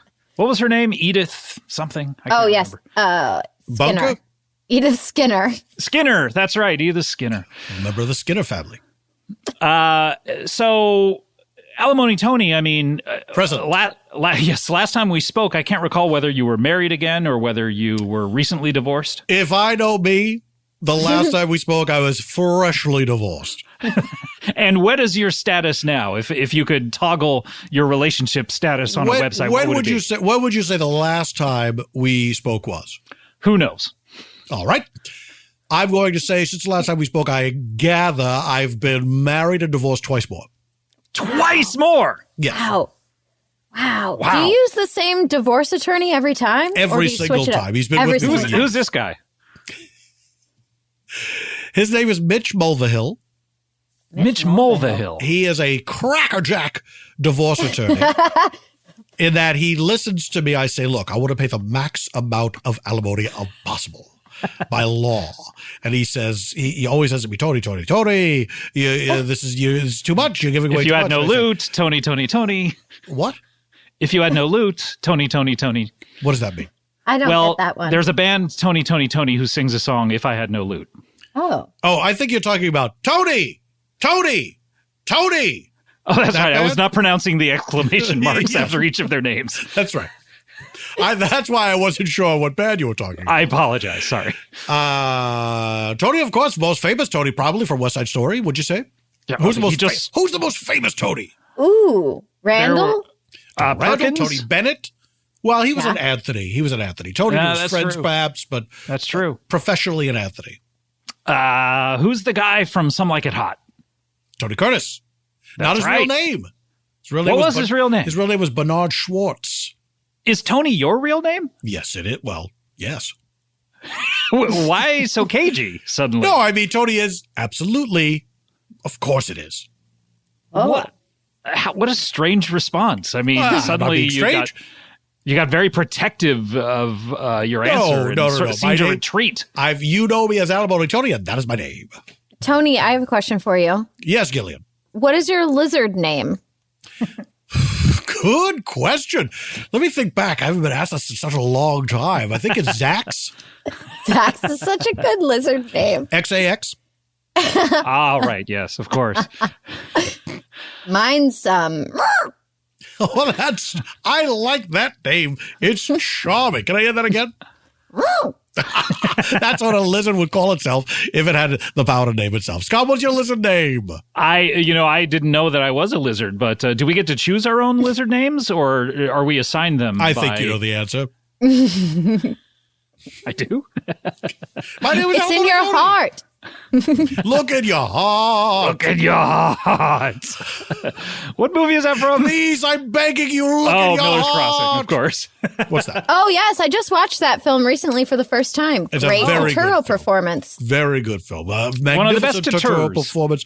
Totoro, Marsha Gay Harden, Albert Finney, and of course, Byrne, Gabriel. Gillian, you do this. It's very curious thing where you like to give people's names. You give the last name first, and then you give the comma, then the first name. What is that all about? What I like about you, Tony, Alimony, is how observant you are. I really appreciate that in a partner, a romantic partner, someone who's really dialed into me, my little fun. Idiosyncratic. Thank you. There you go, Ackerman, Scott. Well, I hope that you find someone who appreciates all these wonderful things about you that are very charming indeed. You wish her the best, right, Alimony Tony? Of course I do. I wish Gillian's her the best. been a widow for a few years. I believe you were married to Alan Thicke as well, and so a two-time widow, I believe. So I know what it's like. Yes, it's so you wish her the best, right? You guys. I wish you the best. I wish you the best. I hope the to best find way some, to wish I hope someone. to find some. Oh, go ahead. I was going to say, could you just send me a little check? What do you mean? Well, I have a proposition for you. All right. We don't get a lot of propositions on this show. I can't wait to vote on this prop. This is prop my heart. Care to get married or skip the marriage and you could start sending me checks? Hold on a second. I've only been proposed to a handful of times, all the times I've been married. So a lizard hand or a normal human hand? What? Oh, am I handful offering of my times. lizard? I mean, that's up to Tony Alimony. What are you into, lizards or humans? I mean, I'm a human and I like being one. And I certainly, all the marriages I've had have been to human women because we're both humans. The parts just fit when you're a human. The parts just fit. I want to clarify that my lizard form is not tiny. I'm the same size. I'm just a lizard. Oh, I see. Is that the same for all of us, would you say? I haven't seen you asleep, but I'll good get point. back to you tonight. So that's very. Oh, I love how forward that is. I wish I were attracted to you, but I just yes. I mean, it's just one of those things, huh? Gillian, here's the thing. There's something you are checking a lot of boxes for me. Let me tell you something. And usually by this time, I'd be asking you to get married, and we'd be talking about what if we ever got divorced, how much money you would want in alimony, and then I would write it up on a piece of paper, and I would slide it over to you, and I would say, I'm gonna make this offer of alimony, but. Yes, I don't know. I just I'm getting more of a friend vibe. I don't know. What is it? Is her personality? Is it her looks? No, great personality. I think she's a doll. I don't know. It's just that indefinable thing. It's not clicking for me in a way she is that, very friendly. A way that it very often does. She's very friendly, and one can get a friend vibe from every woman I've married has been my best friend. Well, I'll counterpoint you. Every woman you've married, you thought you were in love with, and it's always ended in divorce. Well, now I was in love with them. It just didn't work out. Yes. So why don't you try marrying someone you're not in love with, and maybe it'll last longer? This is an interesting theory. You could also take a picture. It would last longer. That's true. I am having trouble wrapping my mind around the idea of if I was in love with someone and it didn't work out, if I married someone I wasn't in love with at all, would it last longer? Here's what I anticipate the issue would be. Go ahead, Scott. You would marry someone not for love, and then if it didn't work out, you wouldn't be so inclined to pay the alimony. I would think it would. I would think there would be a bitter, contentious divorce. First time I'd have a bitter, contentious divorce, which is an experience I've never had, but does sound exciting. Well, it is on my bucket list to have a contentious divorce. I can provide you with that experience 100%. Well, Alimony Tony, don't answer now because we have to take. I'm going to give my answer now. Please don't. I really would rather we did it on the other side of this break. But we do have to go to a commercial. But when we please don't answer now. Nope. I'm really going to have to insist that we wait until after the break. We're going to take a break, but when we come back, we'll have more from Gillian Jacobs. Nope. Unfortunately, going to have to cut you off right now. But we're going to a break. We'll have more from Gillian Jacobs, more from Alimony Tony. We'll be right back after this. Alimony Tony. Sorry. Comedy Bang Bang. We're back with Gillian Jacobs. Her movie Come Play is out this Friday. Gonna need a spelling on that. Yeah, well, I didn't. You guys said it so many times. How do you actually spell the title? I always assumed it was Come. Got it. But you've not seen the title. Like you got a script with no title page. I said, take that title page off. It's like a Christopher Walken move. Too many spoilers. I don't like to know the title because it controls my performance. Is that a Christopher Walken? Well, he takes out all punctuation. Yes. Oh. Periods, commas, anything. He doesn't want them to hold semicolons. Him back. Oh, every piece of punctuation. Yeah, I always find when the lines make sense, the performance is worse. Exactly. But of course, Come Play is out this Friday in theaters, and we have Alimony Tony. No, it's not. I love pie and ice cream, but I'm not Alimony Tony. I'm Alimony Tony. What about pie and cheese? Apple pie and cheese. Don't get it. I don't get that. I've never tried it. Cheddar? Never tried it. Can't bring myself to try it because it doesn't seem like it would work. Is it cold? They used to say apple pie without the cheese is like a hug without the squeeze. Oh. But in these pandemic days, do you really want to be squeezing and hugging people anyway? Were these Not the at lizard all. people that said this? Has anyone ever hugged you so tight a little fart came out? Not yet. I assume that was for Alimony Tony, not for myself. Although I bet you'd have an answer. I plead the fifth, unfortunately. Is that what it sounded like? Yes, that. My farts always sound like me pleading the fifth. Plead the fifth. Alimony Tony, before the break, you were about to give your answer to Gillian's question. Gillian proposed. I have forgotten the question in the meantime. Yes. Well, she proposed to you. She said, "Will you marry me tonight?" Oh, that's correct. That's correct. And if not, will you just give me alimony? Which is not how it works. Is that right? You can't give alimony without being married. No, you must get. Otherwise, it's just a it's a donation, or it's a monetary gift. Yeah, you want Gillian to pull her up by her own bootstraps. Well, if we are married, that would of course be sure. different. Then everything changes, but you're not just going to give away money. This is your hard-earned money. I don't give away money. I'm not in the business of giving away money. I'm in the business of being independently wealthy. And of course, my song parodies, which I just oh, that's right. You are Alimony Tony is a song parodist called Weirdimony Alimony Tony. That's right. I did momentarily forget that was a major component of my personality. We talked about that a lot the last time. I think we'll just skip over it this time. Yes, I think usually it's the thing you want to talk about the most, and I think I was thrown. Usually you introduce it, and so I'll just go from there. But for whatever reason, you forgot. Nah, I'm not into it anymore. I checked out a couple. They're not my bag. That's easier for me. That explains those 2 YouTube views that I saw that I That's had. right. Usually you have one, which is you checking to make sure the video is uploaded properly. That's correct. That's correct. And So- it always is. It always is. Yeah, you've never missed a video, have you? And I mean, have you ever done the song "We're in the Money," but you're in the money because you give money to your ex-wife? Let's leave the ideas to Weirdimony Alimony Tony. All right. I think. The thing about the videos is, of course, I have unlimited funds, so I spend a lot of money on the videos. I mean, I think they look terrific, and yet Really? no They're one not just watches lyric them. videos? No, they're not just lyric videos. You didn't even watch the whole thing. You scrub through.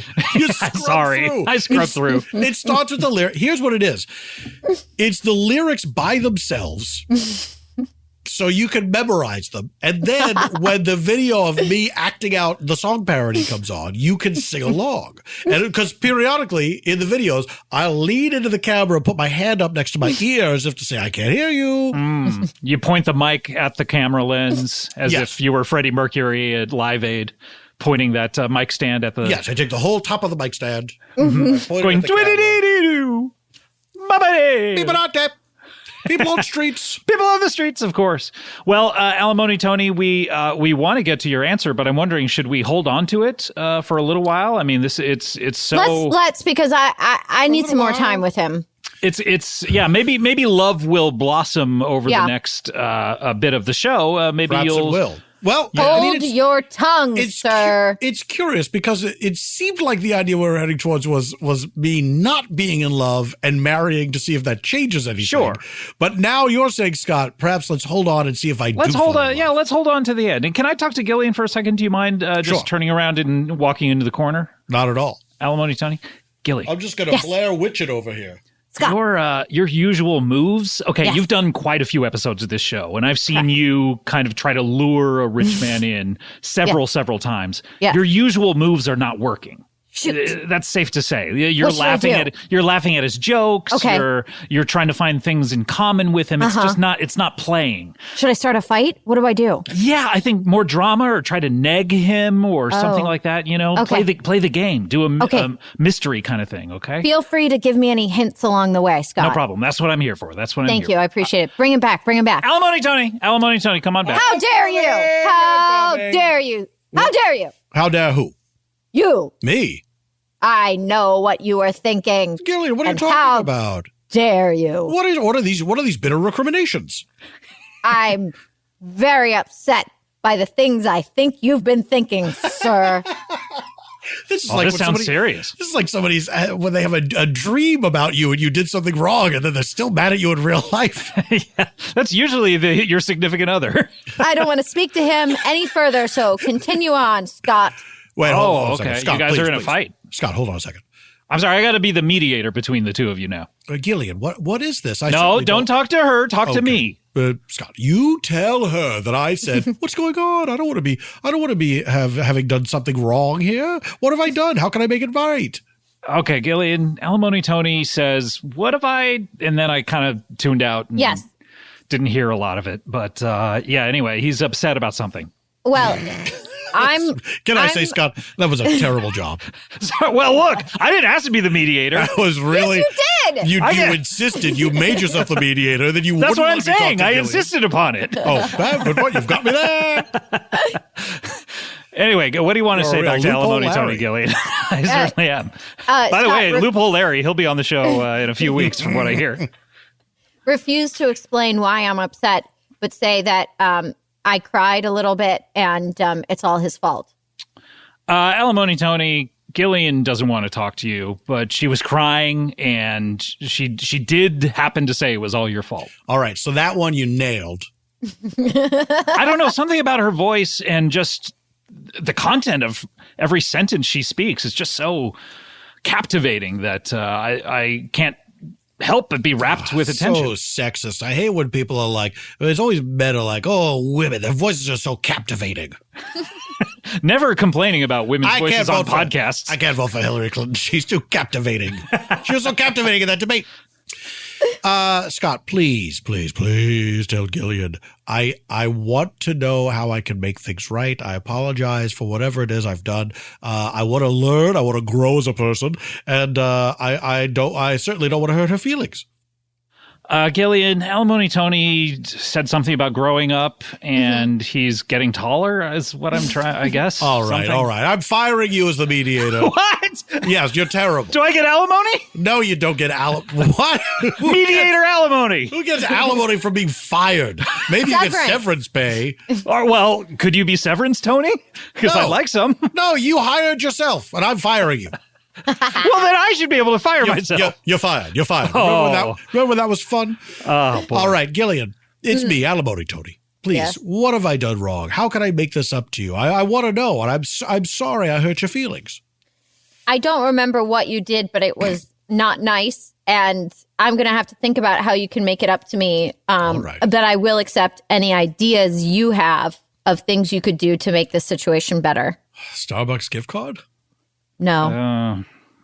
Yeah, I don't know. Amazon gift card. No. Getting warmer, though, probably. iTunes gift card. No. Hot. I'm trying to remember what else I've seen on that spinning rack at the supermarket.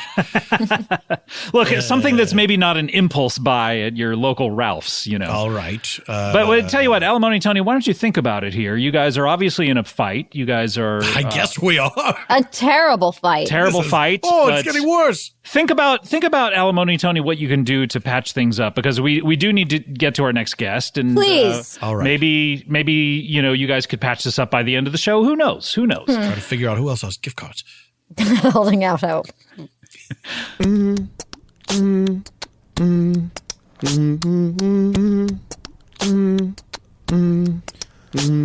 I have a suggestion.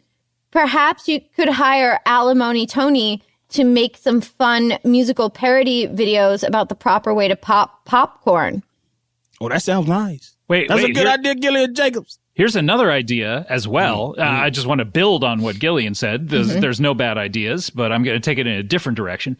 What if you hired Alimony Tony to make gaseous popcorn? Ooh. Essentially like popcorn in a vial. What's that popcorn you can eat off a fart? I know, it's serious. Now, here's the thing.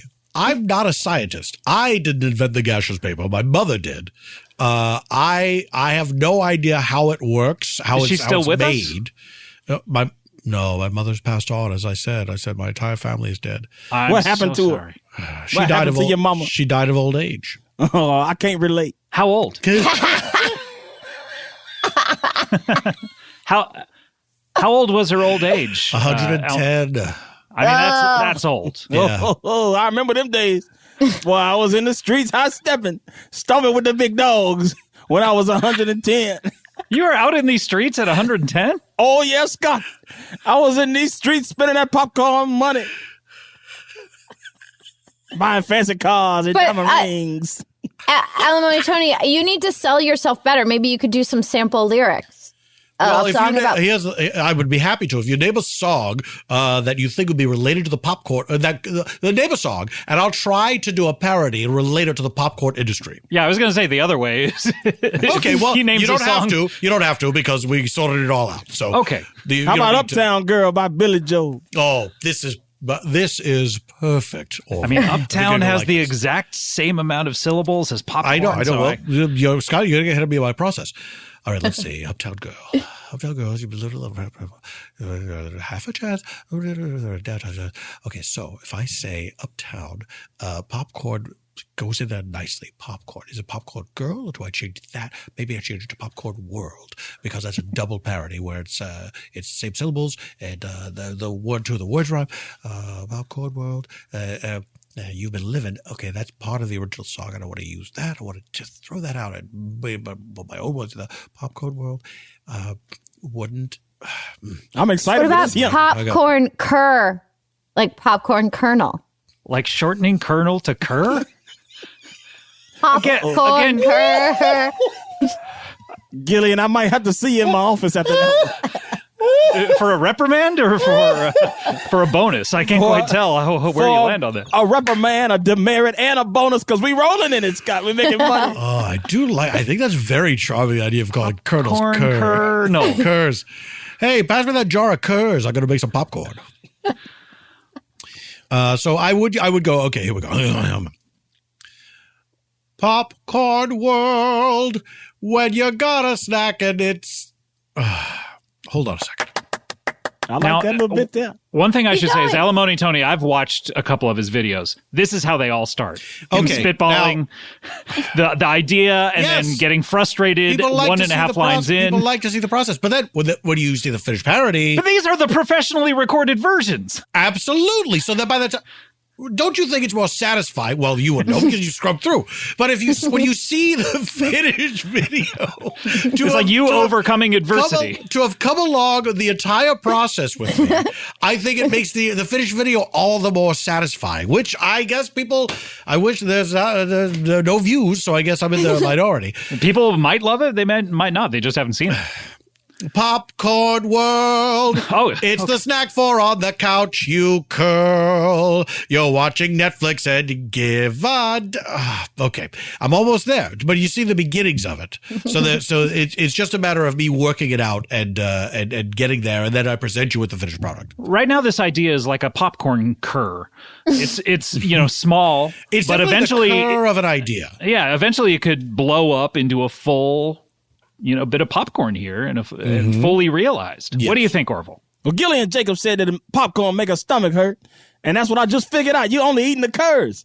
And they expand in your stomach. You got to let them cook first, Gillian Jacobs. I would think you got to let them pop on the outside. An issue for your teeth. Yes, silly me. I just unscrew the jar and eat the curs raw. Is that mainly what you were thinking of, Orville, during Alimony Tony's song? Oh, I was thinking about how I can't wait to watch this video on YouTube, on Daily Motion, on Indiegogo. Then Indiegogo? Vimeo. And Indiegogo when I can send some money to his cause. Let me tell you something. I do like when you go to the movies, you get a bag of popcorn. You get down to the bottom where there's a couple of old maids in there. There's a couple of half pops. And you know that there's kernels in there. And you know you shouldn't be chewing on them. But you do it anyway. You're rolling the dice and saying, you got to, baby. I'm going to get through this, and it's going to be satisfying. And usually it is. Every once in a while, you have to go get emergency dental surgery. But most of the time, it is very satisfying to crunch all those curs. Some people like to eat popcorn while they're watching all kind of movies. Such as? Carrie. Oh, you're just listing movies, not kinds of movies. Carrie 2. Carrie 2, Electric Boogaloo. That's when Carrie was doing telekinetic breakdancing. That's a good one right there. She will rotate the cardboard with a mind. Is that the entirety of the list? Back to the Future 3. Yeah. It was almost as if you remembered you laughed like that suddenly. Scott, listen, in Orville's defense, you've never had a facet of your personality that you've forgotten about because you haven't used it for months. You forgot you did song parodies. I forgot I did song parodies. It seems like that's all you would be doing during the pandemic. It's a thing that's very important to me. I talked about it a great deal, and yet I just haven't spoken to anyone else in such a while. I forgot about it.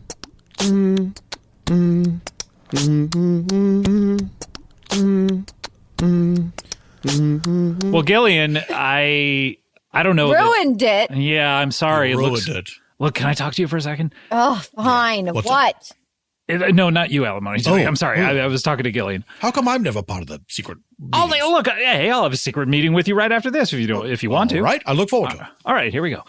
Gillian, so you blew it with Redenbacher. Correction, you blew it. All right, let's not point fingers because whenever we do that, there's 3 fingers pointing back. Pretty loud over there. All right. We'll keep it. I guess I gotta. Should I pivot back to? You gotta get it back to Alimony Tony. This is your last chance. Look, I've been worried about you because you used to have like NBC sitcom money, and now you're doing indie films. You know. Yes. I don't know. I could, and from what I can tell, you're sitting in a closet, which yes. I don't know if there's a house attached to that or just you're in a closet or something. I mean, I worry about you. Thank you. I looked you up too. on Celebrity Net Worth the other day, and I was aghast at what I saw. You need to get those numbers up, baby. All right. Well, give me a hint.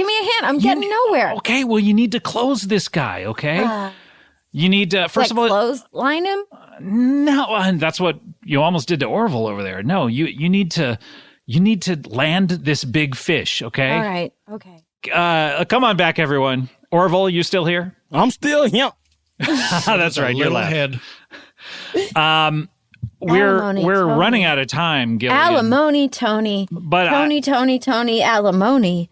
I feel like there's unresolved issues here between Tony and Gillian here. Well, and yes, Tony is there anything you want to say? Well, Gillian, I'm so sorry. The last thing I'd want to do, you're such a wonderful young woman. The last thing I want to do is hurt your feelings in any way. And please accept my hearty apologies and let me know how can I make it up to you. Well, it's so funny. I did think of one little thing you could do for me. Get him, Gillian. Get him. Get him, sis. Marry me. I beg your pardon? Marry me. Oh, that sounds very ominous, but I feel like you're saying marry me. It's my lizard voice. Oh, I see. Now that's an old-fashioned girl who uses her lizard voice to propose to a man. Gillian, what choice do I have but to say yes, of course I do. Wow! It's been months since I've been married. I'm due. Let's do this. Da-da-da, da-da-da, da-da-da.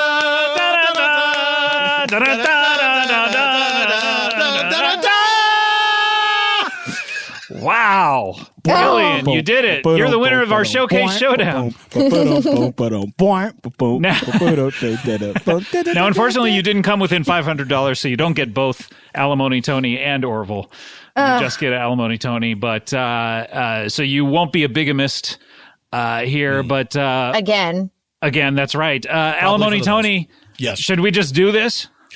Yes, let's do it. I'm ready. Comedy bang bang, comedy bang bang, comedy bang bang, comedy bang yes, bang. let's start the episode. Comedy bang bang, comedy. That's how Gillian, she associates all of her marriages with that theme song, so that's what she wants to walk down the aisle to.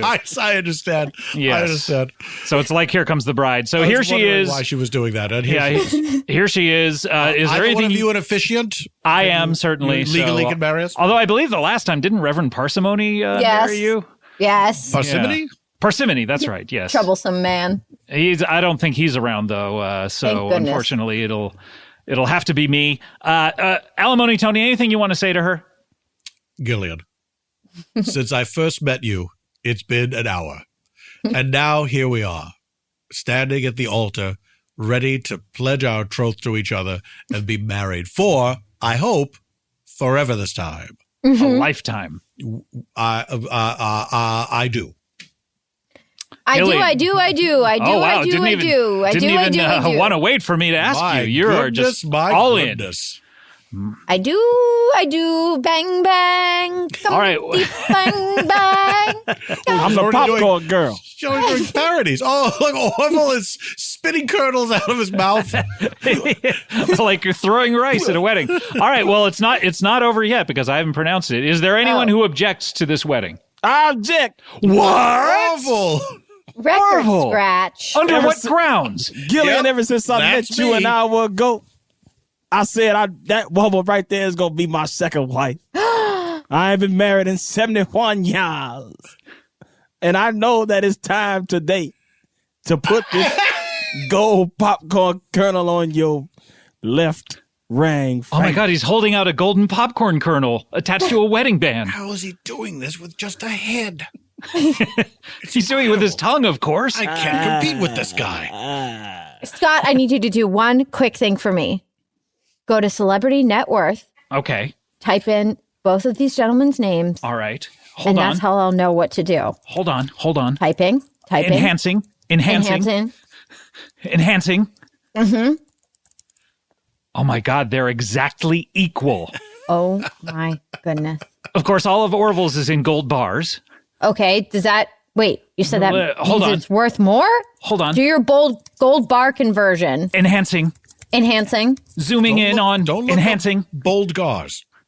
Oh, yeah, I looked up bold gars. Those are shameless fish. If you factor in the conversion rate, they still are exactly as rich as one another. Oh my goodness. Money's being made around here. I'm going to go with Orville then, I guess. Oh, Alimony Tony, I'm so sorry. In the middle of your wedding. I can't believe it. I just fell in love. I didn't a few steps expect away to from the see this finish happen. line. I know. I've left at the altar. That's a first for me. It's never happened before. But I wish Gilly nothing but the best. And of course, Orville, the better man or head of a man won. Comedy, bang, bang, comedy, bang, bang, bang, bang, with the comedy edge. Alimony Tony, what are you plugging here? Well, I just like to plug a couple of podcasts that I like to listen to. One's called Stay F. Tompkins. It's a married couple who are doing a podcast in quarantine. They thought they'd be done by now, but it's still going. Another one is The Neighborhood Listen, a very funny podcast where two people take posts from the Nextdoor app, and they use it as improv comedy fodder. They've had a lot of great guests, including people like Carl Tart. Hello, Mutter, improv fodder. What do you think of that as a parodist? Hello, Mutter, improv fodder. I would change the Hello, Mutter part to something else. Okay. Hello, brudda, improv fodder? Sure, absolutely. Okay, thank you. And another podcast called Freedom. That's three. I could talk about that. I mean, people talking. That's three people talking over each other, and a lot like this show in some ways. And three people talk over each other, but they're real people that are really talking. Real people really talking. That's out for free currently. That's Paul F. Tompkins, myself, and Lauren Lapkus. Oh, and, wait! Are you the Scott that's on Freedom? I am the Scott that's on Freedom. Yes, I never put it together. Our first episode came out Thursday, and people can subscribe to that. They're all coming out for free here on the Earwolf Network or wherever people get their podcasts. Well, that's wonderful news. Comedy, bang, bang, bang, bang, bang, bang, bang, bang, bang, bang, bang, bang. And Alimony Tony, I'm sorry we couldn't make a love connection here for you. Hey, that's all right. Look, I've been around the block. You know what I mean? It's love happens and love goes away. And that's I'm afraid you're going to have to keep all that money. For now. You'll get rid of it. Don't worry. Thank you, Scott. Thank you for believing in my failures.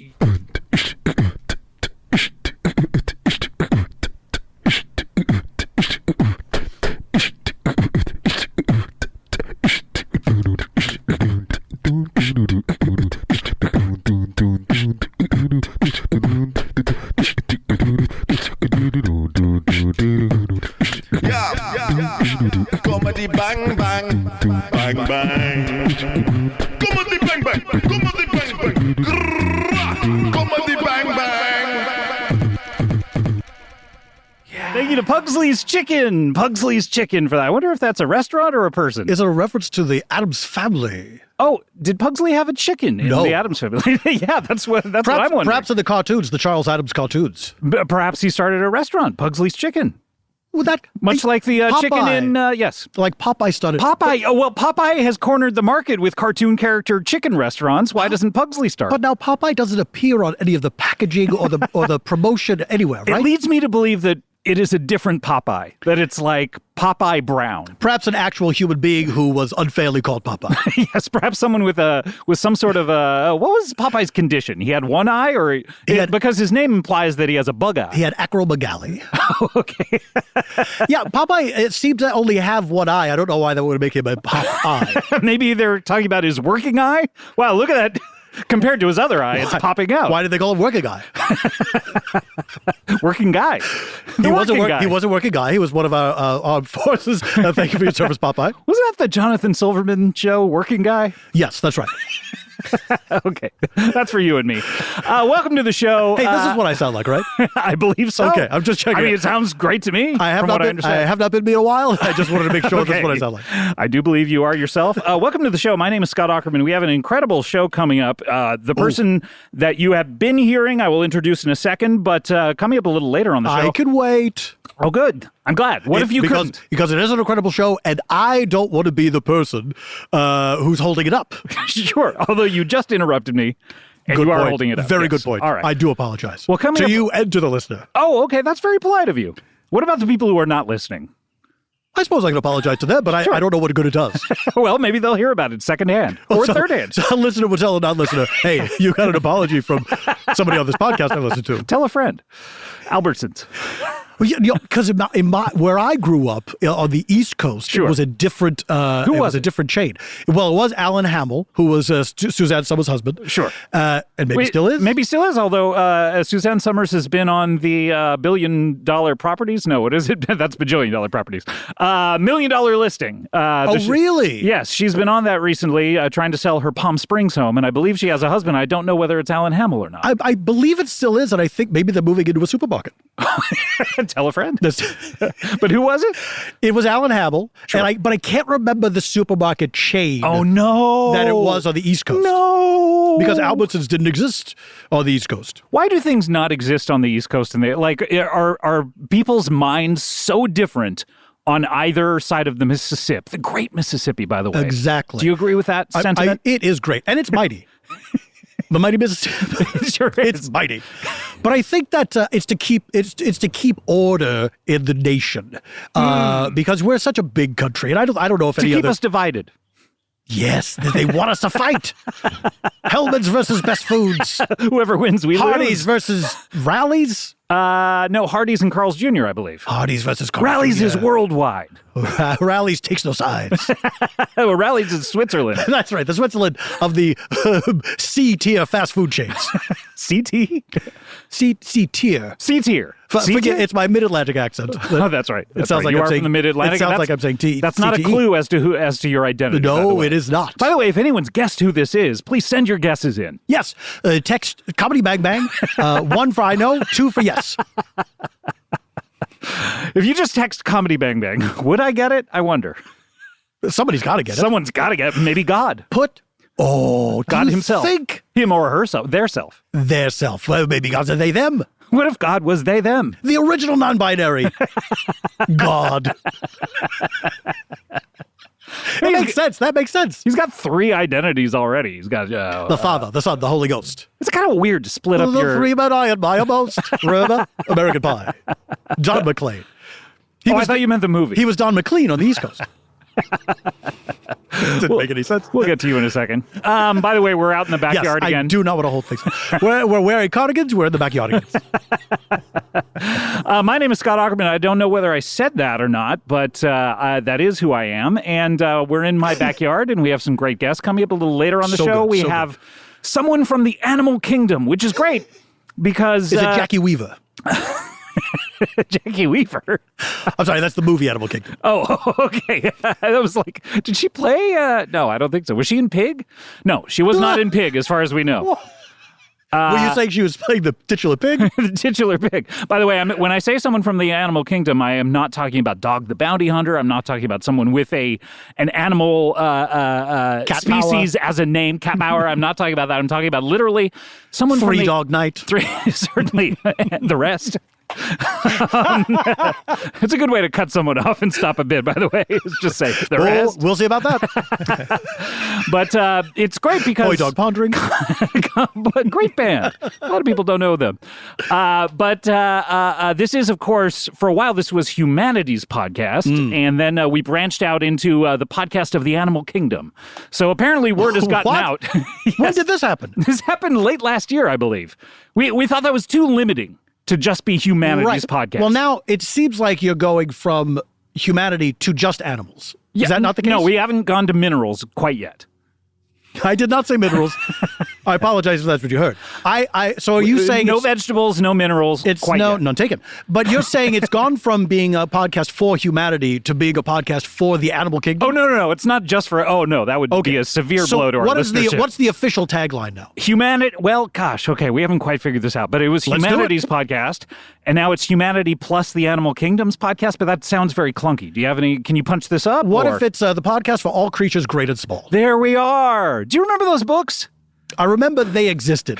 Can you imagine in the 2020s ever reading a book about a veterinarian?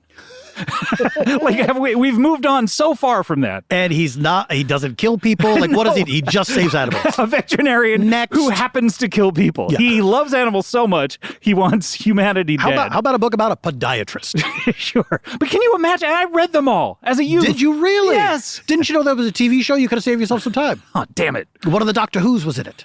Which one? The blonde guy. Doctor Who? The one who wore the cricket outfit. So not Matt, what's his name? No, this is old school Doctor Who. Sure. Yeah. The fifth Doctor. The fifth Doctor? Peter Davison. Oh, okay. Not Pete Davidson.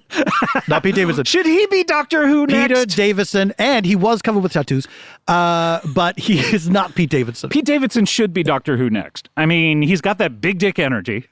Like Doctor Who has. Exactly. Especially these past few seasons. Right? I feel like there was an episode of Doctor Who recently where he had pulled a Lenny Kravitz. Where's a big dongle just popped out? Yeah. We need Pete Davidson in this role. Look, kids are watching this. You know what I mean? That's inappropriate. But now that no longer a problem because the Doctor is a woman. Yes. Like the old logic puzzle. The Doctor is a woman. You're a sexist. Well, we'll get back to you in a second. But coming up a little later, someone from the Animal Kingdom. Exciting. Which is very exciting. We also have an attorney. Oh. An attorney. So at law? I believe at law, yes. I believe you have had usage of many attorneys over the years. Yes, indeed, I have. Now, hold on a second. Why is an attorney at law? What are the kind of attorney? I've never heard of acting. Podiatrist at foot doctoring. Doctor at Doctor Whoing. I like that. Doctor at science fiction. Why? Because attorney that's just what it is. It's a practitioner of the law. Maybe it implies that someone is actually practicing and has not had their license revoked. Are you still allowed to call yourself an attorney if you've been defrocked? Can you call yourself an attorney at law if you have not passed the bar? Nor have you ever even tried? Like legally, could you put out an ad saying I'm an attorney? An attorney. Wonderful musical. I love song parodies. You do. That's right, and that's another clue as to your identity. Text Comedy Bang Bang. But let's get to you because those are all in the future, and we are talking about the present right now with our first guest. Are these things yet to come? Yes, they are. Stop pointing your bony finger at me. Or maybe. No, you're the bony finger guy. That's if right. I'm asking the question. I'm asking the question here. Scrooge had bony fingers. Scrooge you. I'm kidding. Didn't Scrooge have bony fingers? Scrooge also, he was an older gentleman. I think he's characterized as being slender, yes. Yes, he's slender with a... Not the Slender Man. Maybe Scrooge is the Slender Man. Have you ever thought about the connections between these two characters? I mean, he has to have died at some point. Probably, although they heavily imply, Dickens implies he is an immortal. Really? Yes. I don't. I haven't read it in a while. A lot of times, you'll read the prose and it'll be like, the never-aging Scrooge turned to his... The never-aging Scrooge. Turned to his employee, the getting older every second, Bob Cratchit. Wow. Do you think things got better for them at work after that one Christmas? I think he slipped back into just his same old patterns after about 1 month, probably. But do you think that he was more aware of it so Bob Cratchit could say, you're doing it again? Hey, call me on this if I do. Listen, I've had a total change of my outlook of life. I know that old habits die hard. If I start to backslide, call me on it. What if Scrooge is only nice on Christmas after that? That's the lesson he learned. They have to send all the ghosts back. Like, hey, we were talking about all year. Because the ghosts just take him back to Christmases. He thinks like, okay, it's Christmas. Okay, I got it. I understand what you're trying to tell me now. I'm not going to die now, right? He's still a real jerk. 364 also, days. His lesson was not that he wasn't going to die. It was that people were not going to show up to his funeral. Now, this is the thing. A friend of mine got into this online with some people who thought that Scrooge's his change, his transformation, happened just to save himself. But it's like he knew he was going to die. Right. It's not that he. I like to think he'll still die on the exact same day. Although maybe like one of the lessons he takes from this is he has to look after his health. Do you think? I don't think that was in there. I mean, he's looking at his gravestone, and if they happen to put like how he died on it, do they do that on gravestones? They should. Tuberculosis. They really should. Although it could be embarrassing. Somebody just fell down. But I think that, shoved something too big up his butt. I think too big. Look, there's a size and a place for everything. So big that it killed the person. Yeah, sure. What was that, like a building? Climbed up to the top of the Washington Monument? But I think in those days, looking after your health was like, don't eat meat for one meal a week. Yeah. What could they even do back then? There was like, you know what I mean? Everyone was thin because no one had enough food. So except for rich people who are very fat. That's true. That was a sign of wealth. Yes. Yes. But I mean, what else? Like old Fezziwig. What else could you do? You were thin, which means do you have to exercise all that much if you're super, super thin because you're not eating all that much? It seems like that would burn too many calories. You were thin. If you were pale, it was because you worked in an office. If you were tanned, it was because you worked outdoors. Right. And maybe, there were no like low cholesterol drugs. There were no drugs? There were no drugs at all. Although there was pot. Was there? Were people smoking marijuana back then? In Dickens' days? Yes. What were the Dickens days? Which century is that? I don't even know. It's the 19th century. Okay, the 1800s. Yes, 1800s. So you think they're smoking some dank weed? Some kind bud? They got some nugs, some dank nugs.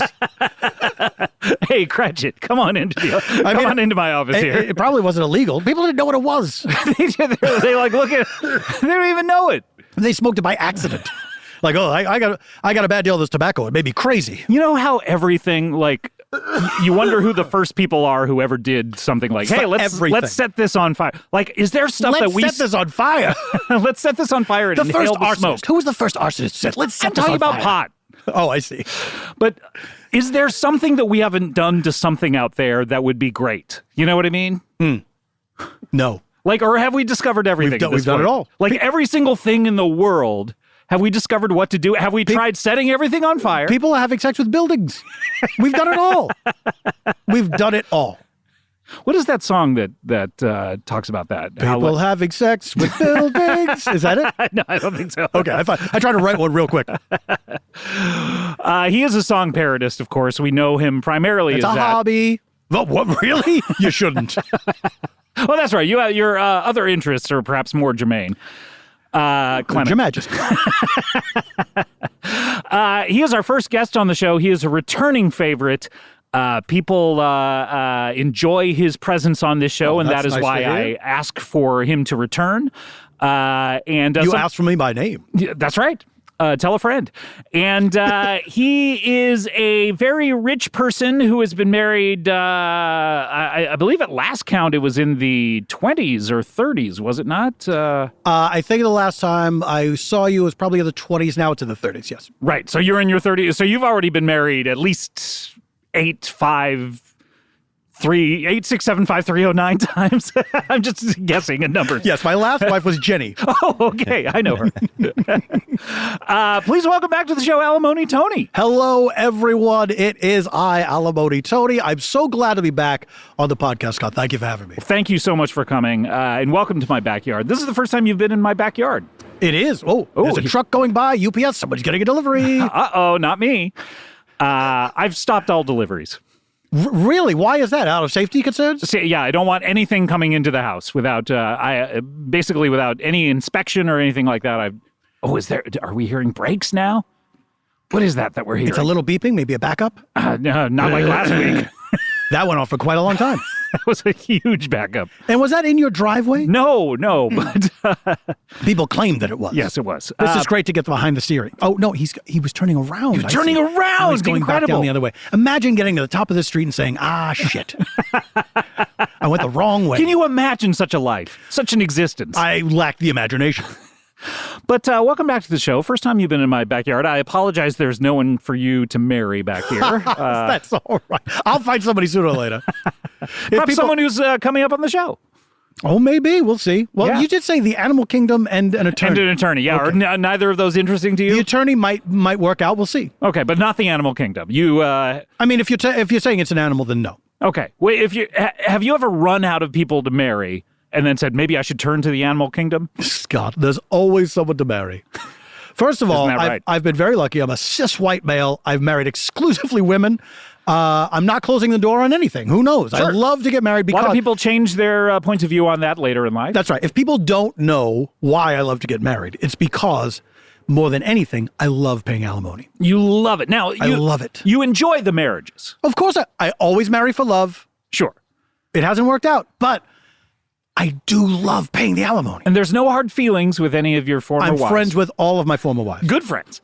Well, so to varying degrees, but we're all on positive terms. Okay. Yeah. And but some I talk to every day, some I talk to once a year. What do you love? Merry Christmas.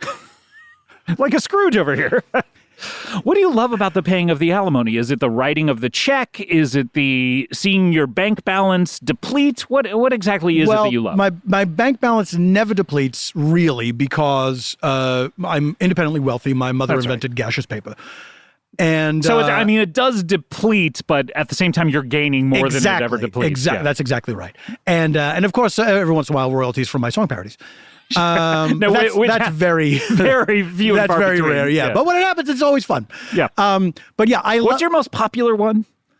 Oh, let's see. My most popular just one. On the Spotify royalty rankings. I think it's my parody of the national anthem. Right. Of course, the Star Spangled Banner. What's the title? Is it a parody of one of the lyrics, like "Oh Say Can You See," or is it a parody of the national anthem? It's a parody of the national anthem, which is the Star Spangled Banner, which begins "Oh Say Can You See." So I don't know if you thought they were two separate songs. No, what's the title? Parody. The title of the parody. The title of the parody is Another National Anthem, which is a little nod to Stephen Sondheim, and the R.I.P. By the way, exactly. Rest in power. You really had to pause in between that. Are we allowed? I wanted to say peace because he was so old, but I feel like I want to say power because I bet he could have done some more stuff. What's the dividing line between peace and power? Of it used to be, leaders that we wanted to pump up. We wanted to make sure that they like a Martin Luther King or whatever, rest in power. But at what point is it no, that person was in so much pain. By the end, they need to be resting in peace. An interesting delineation. Now, what I took it to mean was someone who was taken from us in their prime, and they still had more that they could have done. Right. Rest in power. Right. But rest in peace is like somebody who's so old and retired, like they're done. Shouldn't there be something in between? Like rest in stasis, you were fine where you were, but you were also past your prime. You were fine where you were. You were past your prime. You were 36. Rest in stasis. Is that what you think past their prime is when it comes to your marriages? 36? Have you ever married anyone older than 36? I've married many different ages. Really? Yes, I have. I have ex-wives who are deceased. What? And I send alimony checks to their graves. Are they just collecting there in an urn? They have a huge mausoleum, courtesy of me. Oh, wow. And there's a little mailbox in there, and so the checks go in there. There should be mailboxes at graves. I agree. I would love that if I worked at the post office, and someday I'll get there. If I worked there, I would love to. Why? When there's stamps.com. That's a good point. Never go to the post office again. But that would be great to have the graveyard shift, and I don't mean working late at night. I mean, although maybe they would make the literal graveyard shift. It's like you have to go deliver letters to these graves. To these graves. Maybe they would force you to do it after midnight. We're going to let it all hang out. Do you like that song? I can't say that I like any Eric Clapton song. That's the weird part of it. He really is. There's something about him that's just so boring. I've tried to go back and listen to first is the Cream era is okay maybe, but in a white robe with black curtains. Okay, what now? Station. I went there. I sat in it. Who cares? Right. Oh, do you want to answer? No one. No. Okay, good. Thank you. What do you think of his new stuff though? It's great. It's really good. He He got finally me. turned it around. Can't take this bullshit anymore. BS. Oh, that's right. That's right. He doesn't say bullshit. Oh, okay. He censored says BS. himself Yeah. before Just I in had case. to. Because so kids could listen to it. Yes. Where he's saying, I don't want to be in lockdown anymore. I don't care. I think it's BS and I want to go where I want to go. Where does he want to go? Who knows? The laundromat? He's got a lot of clothes that he needs. Soiled clothing. Soiled clothing. That should be one of his song titles. Soiled clothing. It's not a bad... it is. Okay. I was going to say it's not a bad song title. It turns out it is. Soiled clothing. If you were to chance upon an unknown artist. Speaking of which, song titles. Yes. The name of my parody of the Sauce Spangled Banner is A Bar Mangled Banner. A bar mangled... No, sorry, a bar mangled manor. A bar mangled manor. Is that describing someone's the way they do something in a bar mangled manner? No, or? it is manor, Manor. Okay. Oh. And the parody is about someone opening a bar like at the Haunted Downton Man. Abbey and destroying it. Oh. Opening a bar at Downton Abbey. Here's why it's fun. A little Easter egg is that our national anthem is based on a British drinking song. Right. And so I'm making it a drinking song again in England, but it's Americans go over there and they set up a bar in Downton Abbey. They destroy the place. And this is your most popular. It's my most popular. Well, the TV show helped because people like that TV show. Oh, you had a TV show based on it. Yes. That only aired in England. 2 series, as they say, but not bad. 3 episodes each. Was it considered an official Downton Abbey spinoff? No, it was not. And that's why, I mean, it's a miracle we got those 6 episodes out because we were in court pretty fast, considering. I had to wear a wig. Had to. When entertainment law in England, everyone has to wear a wig because it's entertainment. Even the plaintiff. You got to put on a show for the people. The jurors, any observers in the gallery, everyone's wearing wigs. And it's not just the sort of the white wig. People, you can wear like a David Bowie wig, a Tina Turner wig, or John 316 wig. Oh, yeah, the rainbow wig. Exactly. Yeah, boy, Exactly. that guy had a very interesting story. He did have a very interesting story. He was like, I got to get noticed to let people know, for God so loved the world, he gave his only begotten sons to die for his sins. And then afterwards, though, even more interesting. I don't know if you've kept up with him. No, well, here's what I know. First, he started going to games and just like saying, like, kind of raising his voice, saying, John 3:16, John 3:16, not working. Nope. I got to get a sign.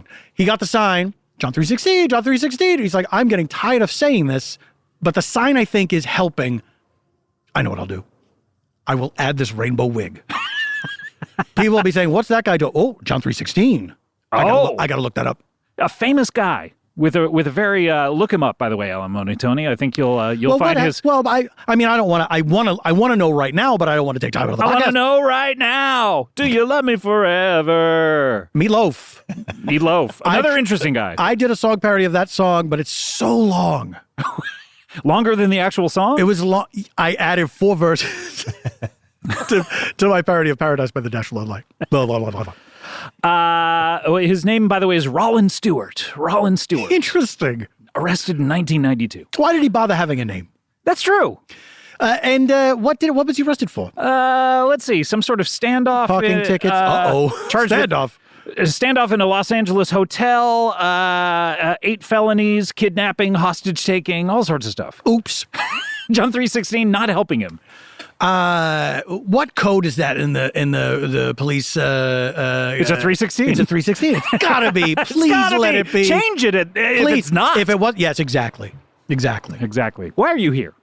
I'm just here. I'm just here to see you and to spend time with you. I thought I was your co-host for this episode. Oh yes, no, that's right. Okay, but what's been going on in your life? I guess is what I mean. Well, good news. I'm about to get divorced. Oh, congratulations! Yes, Alimony thank you Tony, very that's much. wonderful news. Thank you very much. How long has this marriage lasted? 2 weeks. Oh, and okay. Boy, we fell in love very quick. Oh, really? And yes, her name. Her name was Jenny, right? You were. No, saying. that was my last wife. Oh, that was your my current I wife. see. Her name is Hermione. Hermione. Like Hermione from the Boy Who Lived books, or what's that? A wonderful book series by a notorious TERF named J.K. Rowling called Harry Potter. And what is that about? It's about a boy with a disfiguring scar on his forehead. Ooh, a horror book. Yeah. It's like a real Phantom of the Opera type guy. Oh, okay. This sounds fun. His whole life is affected by it. considers himself to be very ugly. Oh, no. Well, this is sad. How old a boy is he? I believe he's 11 or so in the first book, and he grows up to be all the way to 18, and I don't want to spoil the last book He for grows you, up to all the way to 18? Yep. That doesn't happen for a lot of people. And then he dies? No, he doesn't die right. I don't want to spoil Oh, it. you said he was a boy who lived? Yes. Well, Okay. he was supposed to die as a baby. Oh, why? According to another guy. Was it supposed to be an abortion? That's what they're referring to when they say the boy who lived is Harry Potter's mother decided at the last second not to get an Where abortion. does this take place? I know it's in England, but I wonder so she if goes to get an abortion. All the shops are shut. Because it's Christmas. It's Christmas Day. We can't perform abortions. You there, today. boy. Where can I get an abortion? Nowhere, Mum. The one as big as me? It's Christmas Day. Oh. What would that mean? An abortion as big as me. What would that mean? I don't know. I'm getting an abortion and it's going to be big. So Hermione or Hermione? Hermione. Hermione. Hermione. How's it spelled? H-E-R. Okay, Hermione. Yes. Okay. Where did you meet Hermione? We met at, it's funny enough. We met at an Albertsons grocery store. Really? Yes. Okay, out here on the West Coast. Out here on the West Coast, yes. Oh, when I was really? in town to do your show. Okay, and was it you were both in the same aisle? Were you in different aisles? Those are the two questions. It's a very cute. It's a meet cute. It's a meet cute. Okay. Wow. And is it a MEAT cute? Yes, because we were in the meat aisle. Oh wow. We were in the meat aisle together. We were standing near each other, not looking at each other. I picked up this package of meat that said it was impossible. And I said, "Impossible, you say?" And aloud. Yes. And she turned to me and said, "Hard to believe?" And I said, "Wait, is that from a Tom Waits song?" And she said, "Yes, it is. It's when he was still doing the gravelly voice before he started singing through a bullhorn and stuff like that." And I said, "Yes, that's right." And we got Two to music talking. fans. Two music fans of a very specific subgenre. That's right. That's right. And we got to talking and we really hit it off. And I said, "This is going to sound crazy. Hey, I just met you, and this is crazy. But here's my number. Marry me, maybe." And she said, "Let's do it. Wow. I like you. I think I could fall in love with you." We got married the same day. The exact same day in the supermarket? Yes, we did. Wow. Who performed the ceremony? I got on the loudspeaker. You're not supposed to do this. I said, "Is there anybody here who is an ordained minister?" And 3 people were in the Albertsons. 3, wow. Yes, and so they were officiants. Oh, really? Of Did our they wedding, yes. split up the responsibilities? Like They each took turns talking, like that improv game where you say one word at a time. Right. And we got married in the frozen foods aisle. Wow. Because the lighting we were backlit by the freezers. And Sure. It was very dramatic and nice. Oh yeah. I mean, people cried. Like people would gather around, and some people were a little annoyed because they were trying to get at the ice cream and such. Sure.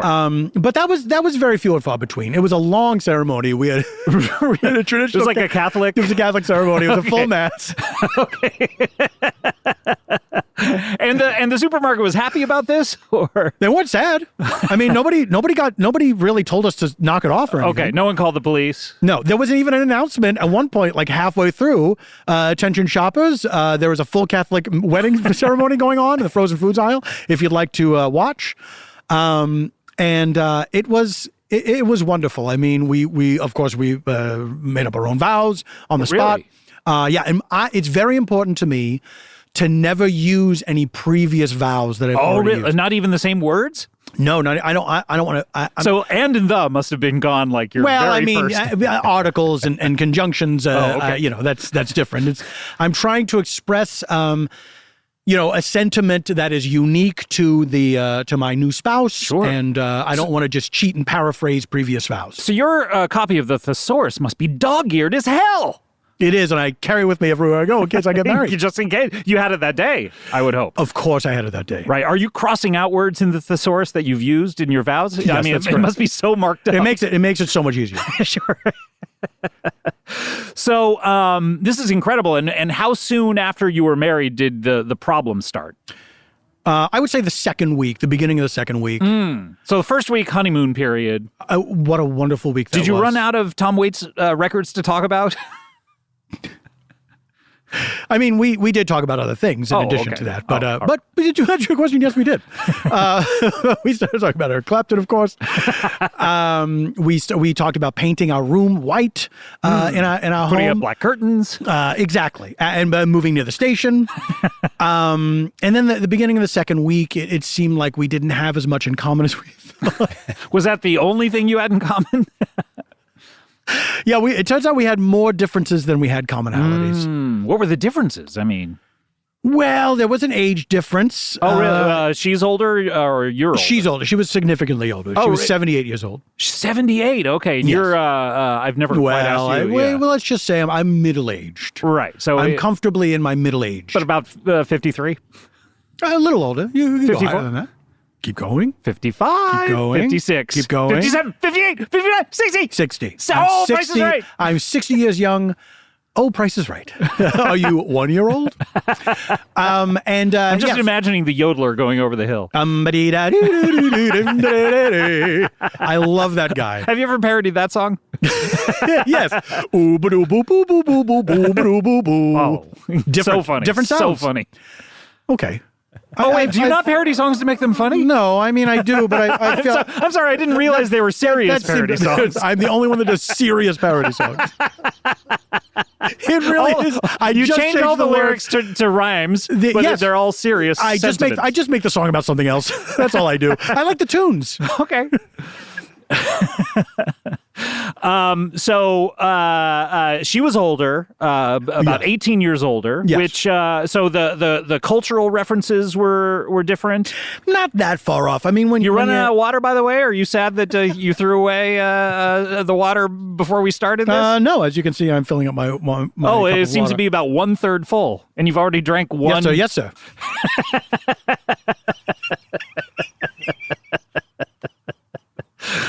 That really tickled you. Really you did. enjoyed that one. So wait, so you were probably talking about Star Wars a lot, and she was talking about Battlestar Galactica.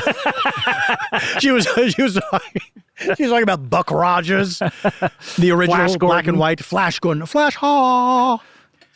Did you ever see that movie? I've never seen it.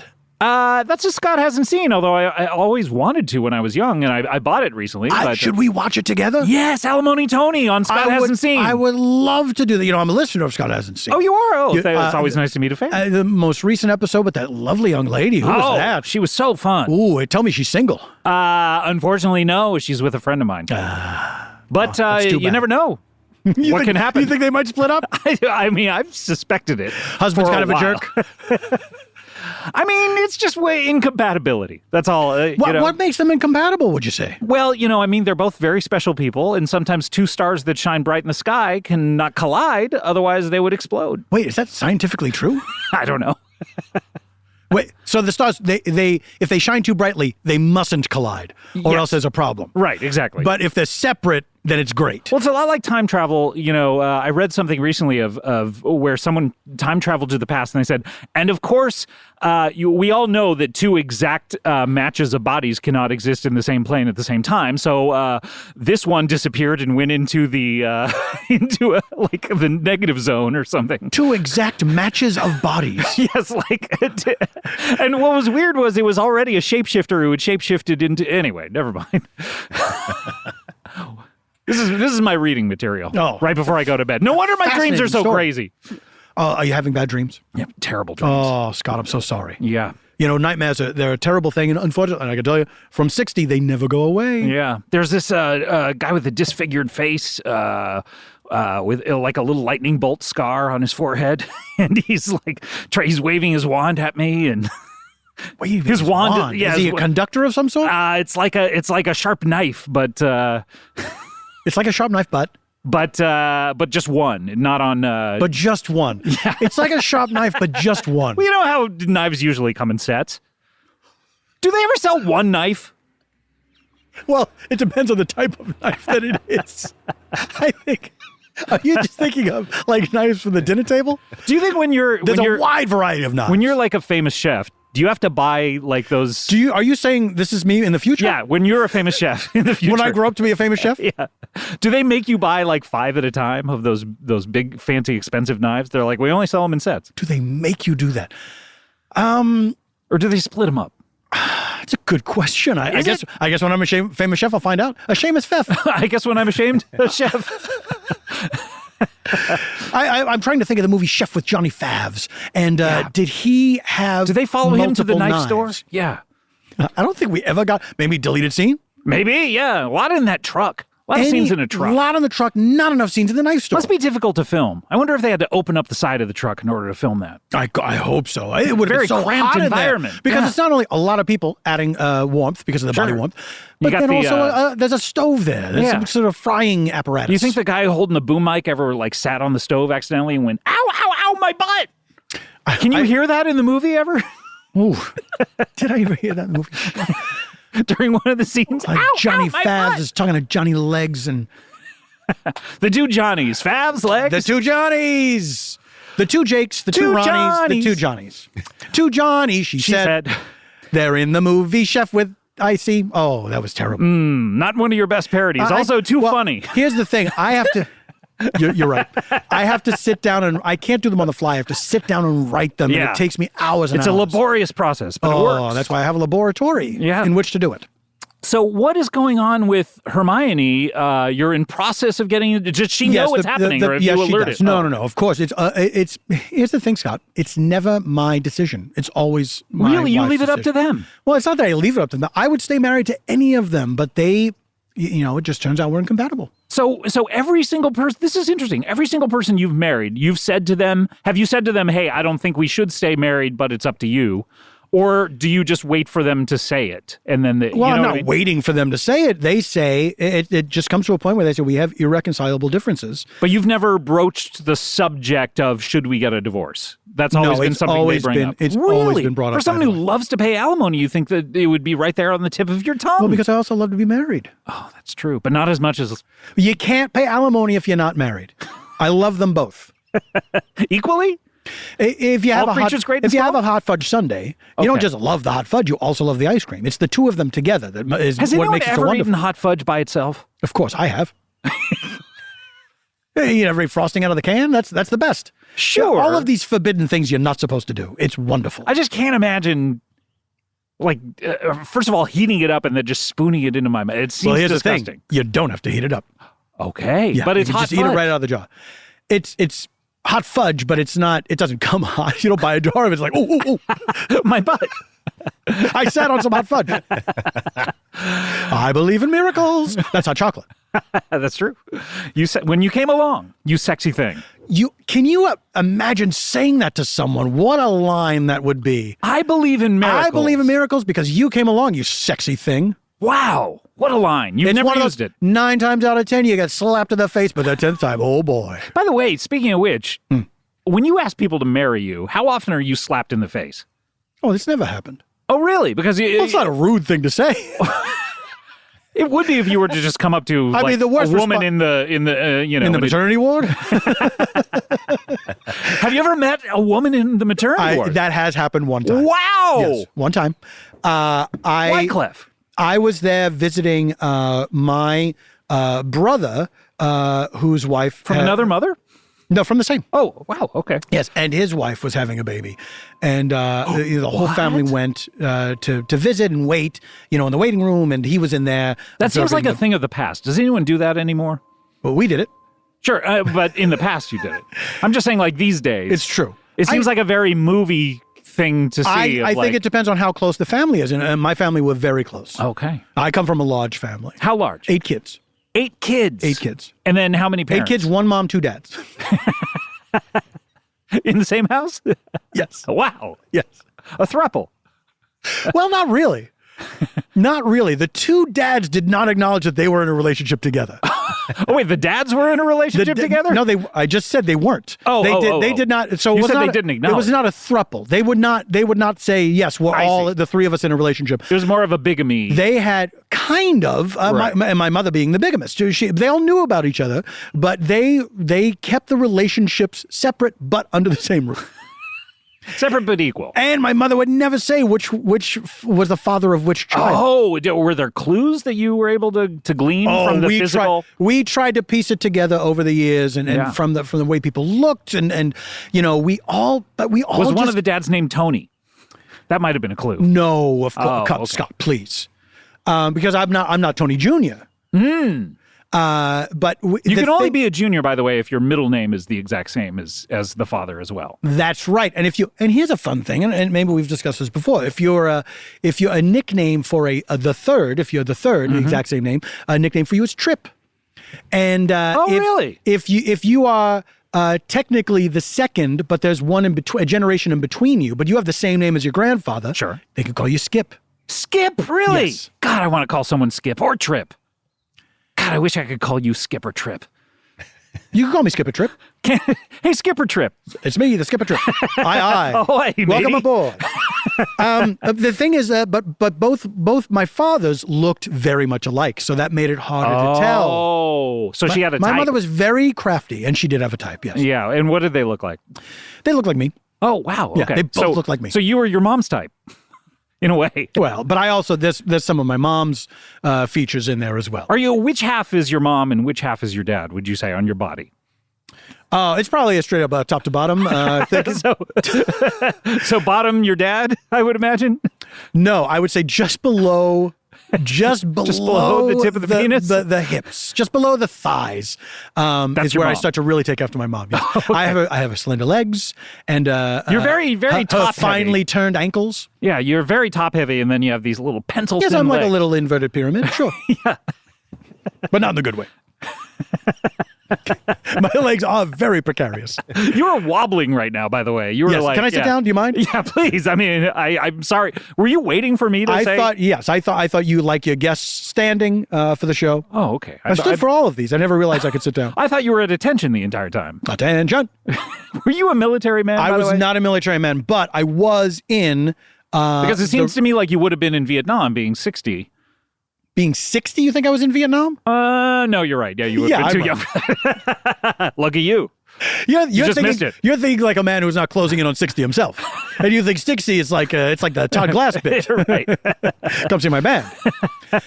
I was not in the military, but I was in the reserves. That counts as the military. Well, for the Girl Scouts. Oh, for the Girl Scouts? Just for cookies, just to sell cookies. Oh, they need some backup. They need some backup. I'm a good salesman. It's not my trade, but I am good at talking people into buying so many things. people to marry you. I mean, they buy into your whole thing. I never thought of it that way, but maybe that's true. And then they get to know me, and the bloom is off the rose. Yeah. Why do you think that you're so incompatible with people? What is it about you? To be honest, I think when they find out about the previous marriages, that's a red flag. You don't tell that. Wait, okay, this is like lying by omission. It doesn't come up until after we're married. It can come up if you make it come up. Well, it's never come up. You've been on a date. They said, "Have you ever been married before?" Yes, I say yes, and it didn't work out. 30 times. Nobody ever asked how many times. Oh. It just hasn't happened. You have to. I mean, if this is the reason you're getting so many divorces, you should tell these people. It's not the sole reason. It's not the sole reason. But a majority of the preponderance of the reason. It's mentioned most of the time. More than a Wyclef, certainly. One time. More than a Wyclef. Let me just say it's mentioned more than a Wyclef. Any more times than one is more than a Wyclef. Any more times is more than a Wyclef. Well, Alimony Tony is here. Did I introduce you? Yes, yeah, you I did. You Oh, did. okay, good. Yeah. I was wondering if that was still on the docket. And of But course, no, my song parody, my nom du song parody is Weirdamony Alimony Tony. Weirdamony Alimony Tony is here, and he was saying that he's been coming up with a very serious song parody that he wants to. The lyrics of which he wants to debut a little later on the show. I don't think I said that. Oh, yeah. Oh, okay. Maybe I misheard you. You know what? Since you brought it up, I will debut it later on the show. Okay, great. There might be a time during the course of the episode where I get a little quiet. I understand. Where I'm letting other people talk. You brought out that thesaurus, by the way, out of your back pocket. That's right. I keep my thesaurus in my back pocket. Oh, it's right there. I wonder, your butt looked so big, but no, it's just my thesaurus. My back is all kinds of messed up, by the way, from sitting on this thesaurus. makes you taller in the chair, I have to say. What's the because you're if I remember to take it out of the pocket and sit on it, then it's fine. But if I keep it in the pocket, then I'm sitting unevenly, and it really messes up my What's back. the other book? Because you're not lopsided. Oh wait, is it The Fountainhead? Yes, by Ayn Rand. Yeah. I heard so much about it, and I thought I got to check out this lady's work. The thesaurus might come in handy when you read that. Why is that? Because I don't know words? Oh, I guess a dictionary would be more apropos for that. Well, I mean, look, I've looked at the thesaurus so much, I know a lot of words. I guess you could, if you were strapped and didn't have a dictionary. If I was carrying a gun? No, I mean, if you only had enough money for one thing, buy the thesaurus. I cannot imagine such a scenario. If you only had money for one book and you were like, I don't know whether to get a dictionary or a thesaurus, buy the thesaurus. Walk me through this. How does it happen that I don't have enough money for 2 books? I know you're independently wealthy. I'm talking about a poorer person. No, I get that, but I honestly don't know because it's not my experience. I'm saying, like, if you were to go into a bookstore and you go, God, look at 1995 for each of these books. I only have a 20 spot on me. Buy the thesaurus because you would be able to glean the definitions of these words by its synonyms. And the dictionary only gives you the definition and then a few synonyms, right? Yes, I suppose that's true. But you're trying to think your way out of this one. Well, I'm trying to say, when you're using this, you need a reference book. You need a reference book because you don't know what a lot of these big words are. Right. And people are using thesaurus words all the time around you. And you're like, what is going on? You could backwards figure it out. I don't know what perspicacious means. What does perspicacious mean? Observant. Oh, okay. See, now, if I were to look up perspicacious in the Maybe thesaurus... it means intelligent. You know what? I'm going to look it up right now. Okay. Oh, he's brought his thesaurus out? No, that's the Fountainhead. You got to switch books. That's the Fountainhead. What are you doing Skipping ahead to the P. Oh, that's the pages. Huh? I imagine it's P-E-R. This is the most exciting moment in podcasting. Acute, all-knowing, apperceptive. Perceptive. You said observant. Apperceptive. Apperceptive. What is the difference between perceptive and apperceptive? I have no idea. Okay. But if you had a dictionary, you would be able to find out. But can you from that thesaurus? I wish I had a dictionary. Let me see if it's in the Fountainhead. Hold on a second. Look up just read it aloud, would you? The Fountainhead, Chapter 1. The takers and the makers. Which one are you? Howard Rourke knew which one he was. Is that where fake it till you make it comes from? Is That's the Fountainhead? exactly right. Oh, wow. Interesting. All right. Well, just check out the Fountainhead. We're running out of time. We need to go to a break. But if you don't mind reading the entire Fountainhead during the break, and we'll wait for you. Well, let me just say, this will take us to the break. Apperception, it's a noun. It's from psychology, and it's dated. Oh. The mental process by which a person makes sense of an idea by assimilating it to the body of ideas he or she already possesses. Huh. A derivative is apperceptive. I zoned out doing that. It comes from the mid-18th century, Charles Dickens times, from the French apperception, or modern Latin apperceptio. Wow. What an incredible moment in podcasting history. Only 13 years into Comedy Bang Bang, we suddenly have such an incredible, just dynamic moment in podcasting that people will be talking about for years and years to come. Scott, are you being sarcastic? No. Are you sure? Look it up in your thesaurus. Maybe I am. I'm not sure. Yeah, I was asking because I don't know what that word means.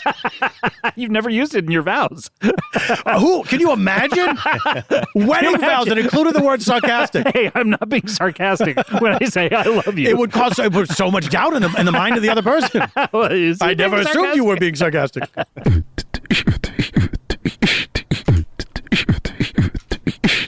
Alimony Tony is here. Hi. He's been flipping through the thesaurus. What'd you come up with? You have some interesting words to throw out to us? No. Okay. What is that a synonym for? No? Negatory? Negatory. That sounds like CB talk to me. Yeah. Negatory, good buddy. Look out for a Smokey and a plain brown wrapper. On the dirty side. We got a bear in the sky, bear in the air. Bear in the air. That's a helicopter. And it's time to get to our next guest. This is exciting. I'm excited. You've used the services of many attorneys. Yes, over the I years. have. Do you use a different one for each divorce? I try to stick to the same one. A couple of them have died. I think we talked about one of them in one of your previous appearances. I'm sure we probably have. We would love to have that person on the show if you ever want to bring them on. Oh, that's interesting. Sure. Maybe I will. Yeah. Maybe I'll call him up. Or her. That's right. Is it Attorney Journey? Attorney Journey. Journey Smollett? Journey Smollett's attorney? Yes. She's fine. She didn't do anything. She didn't do anything. No, it's Jussie. Yeah. She's fine. Journey Smollett is fine. She's okay. Oh, don't worry about her. No, don't put any of the Jussie stuff on her. No, she is a different person. Yeah, totally different person. She's her own person. That's right. Very similar name. We'll give her that. They're next to each other in the alphabet, kind of. Yeah. Jussie, Journey. Yeah. Juckwe? Is there a Q in there? Juckweeds? Juckweeds. Ote. It's a jug of buckwheat. You pour it out, and it's a breakfast. Jugwheat. Jugwheat. We should start selling Alimony Tony's Juckweeds. I don't know. I'm not sure about that. Let's never talk about it again. Okay. We have a deal. It's making me uncomfortable. We have a deal.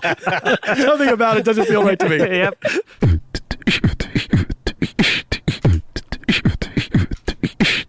I don't know that I want to be always on defense when I'm at home. Okay. You know, I mean, usually home is where I relax, where you're on offense. On home, you're on offense.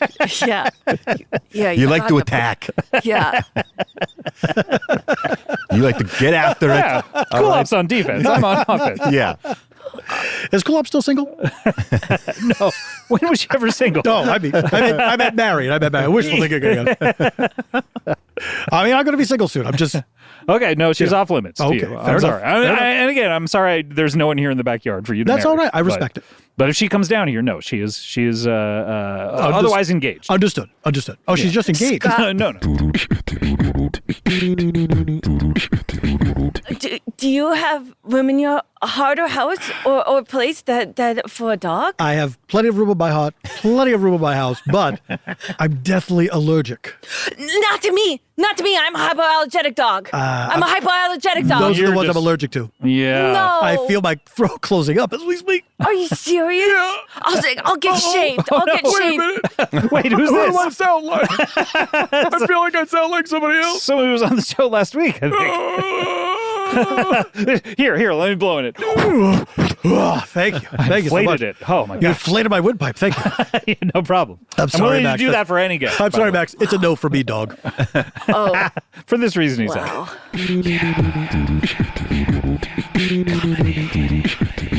Alimony Tony, you want to plug anything here? Yeah, I'd like to plug, I like to watch shows online You like that to I can't watch? be. I like to watch. I like to watch shows online that I can't see in person. And that I watch these shows on Vimeo. It's called Varietopia. That's hosted by this guy, Paul F. Tompkins. And he's married to the person that I was talking about earlier. That who was guy? on- yeah. That's bananas to me. But okay. That he's married to Janie? Yes. It doesn't make any logical sense. Doesn't make any sense to me at all. But yeah, I mean, but I don't know how he pulled that off. It happened. But what he does, this is the alternate Earth where it happened. What he does, the alternate Earth where it happened, Hamilton. But also, see, my song parodies devolve into just you saying something, and then I take an existing song, I say the phrase you just said, but the rest of the actual lyrics. Okay, It's a so good process. Vimeo and this guy's shows. Have teamed up. It's variety show. Video in this guy's shows. He puts his variety shows on Vimeo. See, I feel like you're interfering with the plug that I desperately want to get out there. You want to get it out? Yes. So he puts these variety shows on Vimeo, and you can find them at bit.ly, bit.ly/PFT-VOD. Interesting. And you see these wonderful variety shows. PFT VOD. This is what it means to me. VOD. This is what it means to me. Okay. So yeah, and you can see these wonderful variety shows online. You can buy them. They're up there for purchase. Whoa! How many does he have up there? Right now, I think there's 4 up there, plus 2 improvisation shows. Whoa! Called Spontorco. Okay, fantastic. Robbie, what do you want to plug? Let's see. First off, I want to plug. First off, you have more than one thing? Is that allowed? Because I have another thing. Oh yeah, go ahead. Do your other thing. Also, Varietopia is happening live. I'm hoping to see this March 6th. You want to be there in person instead of watching it online. There's an early bird show at 5:30 p.m. on a Sunday. Denny's. Exactly. Here's the thing. You go see a fun show, then you go home for dinner. At that point, maybe you go out for dinner. Yeah. What an okay. evening. Wow, and that's March when? Madness. March 6th. Sunday, March 6th. Sunday. 5:30 p.m. Tickets are on sale now. Wow. PFT.com/live. So email that website, PFT. No, PaulFTompkins.com/live. PaulFTompkins.com/live. That's for the live show in Los Angeles. All right, great. Jesus Christ. Is good. No, that's what I meant. Yep. He made it all possible.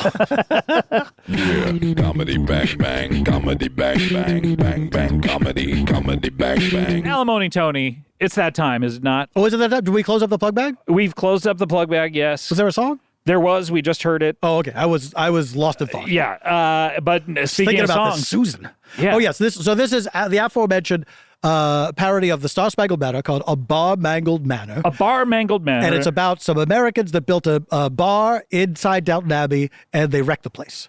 Okay. Oh, Lady Mary, did you party last night? Did you do some fat rails while O'Brien was cleaning?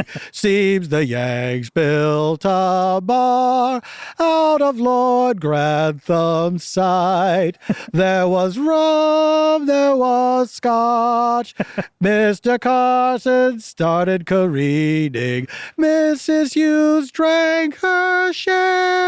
Bates let down his slick hair. Lady Edith got tight. Mrs. Patmore got bare. And the way that dowager countess did rave all through Downton Abbey and our Lady Sybil's grave. Play ball! That's right.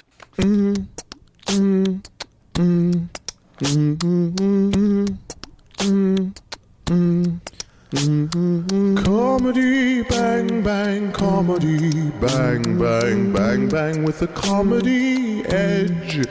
Comedy bang bang bang bang bang bang bang bang bang bang bang bang. You're listening now to comedy bang bang. He is a recent divorcee. Please welcome to the show, Alimony Tony.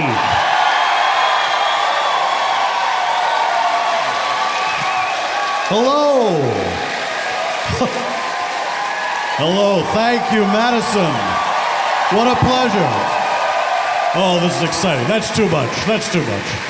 What a wonderful group of people. They're wonderful, Scott. Is this what it's like? I've never been on one of your live programs before. You've never been on a live show. I don't think that I have. Have I? That's right. I think you Chicago? Oh, that's right. I remember there was a show where you and I talked for quite a long time. And I kept thinking he was going to introduce the next guest, and he never did, and he was you. And I remember I was very new at the time, and I didn't have a lot to say about myself. And it seemed interminable to me. I hope it wasn't for the audience.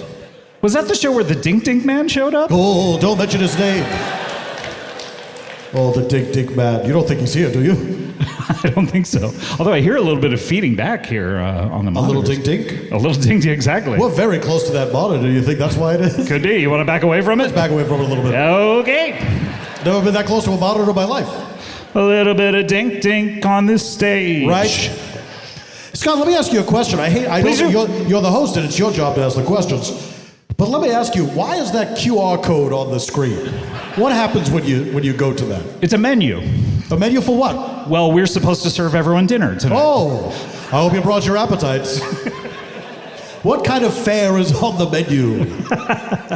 Whatever a recent divorcee would enjoy. You've catered the menu to my taste specifically? I have indeed. What does a recent divorcee enjoy? Well, I eat a lot of TV dinners.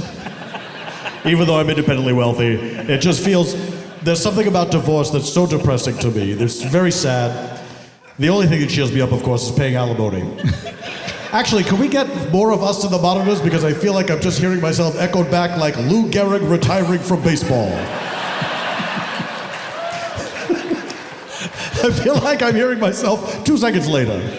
Like I'm poorly dubbed. That's a mini Duran Duran. 2 seconds later. If you like.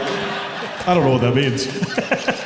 You don't know Duran Duran, Alimony Tony? From Barbarella. It's a very common misconception. Barbarella, there was a character named Duran Duran. Yes. That's where the band got their name. Oh, and then he became a band. Yeah. Good for him. It's good money. Well, if you could make it. It's hard to make a living in music, you know. Of course, I do song parodies. That's right. Under the name Weirdamony Alimony Tony. And I do it for the love of it. I don't make money off of that. My YouTube page still has only views from me. And I've got a lot of videos up there now, but nobody really seems interested. What are some of the recent ones? I mean, so many great songs have come out recently. Like? You name a song and I'll tell you if I did a parody of it. How about WAP? Yes, of course I did. What is your parody of WAP? Well, I heard that song and I thought, these gals are going for it. Good for them. It's a new age and I say it's exciting and it's good. Female empowerment. You remember Sisters Are Doing It For Themselves, that song. Yeah. They had to do it for themselves back then, and now you got WAP. So wait, somebody did that for them? I'm just saying now there are more sisters. Right. But back then it was just Annie Lennox and Aretha Franklin. They had to do it because they were alone. Sisters, and they were doing it for themselves. Yes. Which I thought was about a rift in the family, that they weren't helping each other out. This was the tale of two sisters that used to love each other so much, and now they're doing it only for themselves. They were split apart. One was adopted by the Lennoxes. I wasn't joking about the monitor situation. I really was. Oh yeah, I know we're joking around a lot up here, but it would be great to hear ourselves. I know we have a good time. We like to josh and so forth, but it really does sound like I'm hearing myself very far away, and it's scaring me kind of. No, you're actually right here. Okay, I'm not rising out of my body. Seeing myself from a great distance in the inky blackness of outer space. It's really black, is it not? As far as I know, maybe if you get real close, it's a midnight blue. It's a good point. Wouldn't that be nice? You got into space, like, oh, it is kind of blue up here.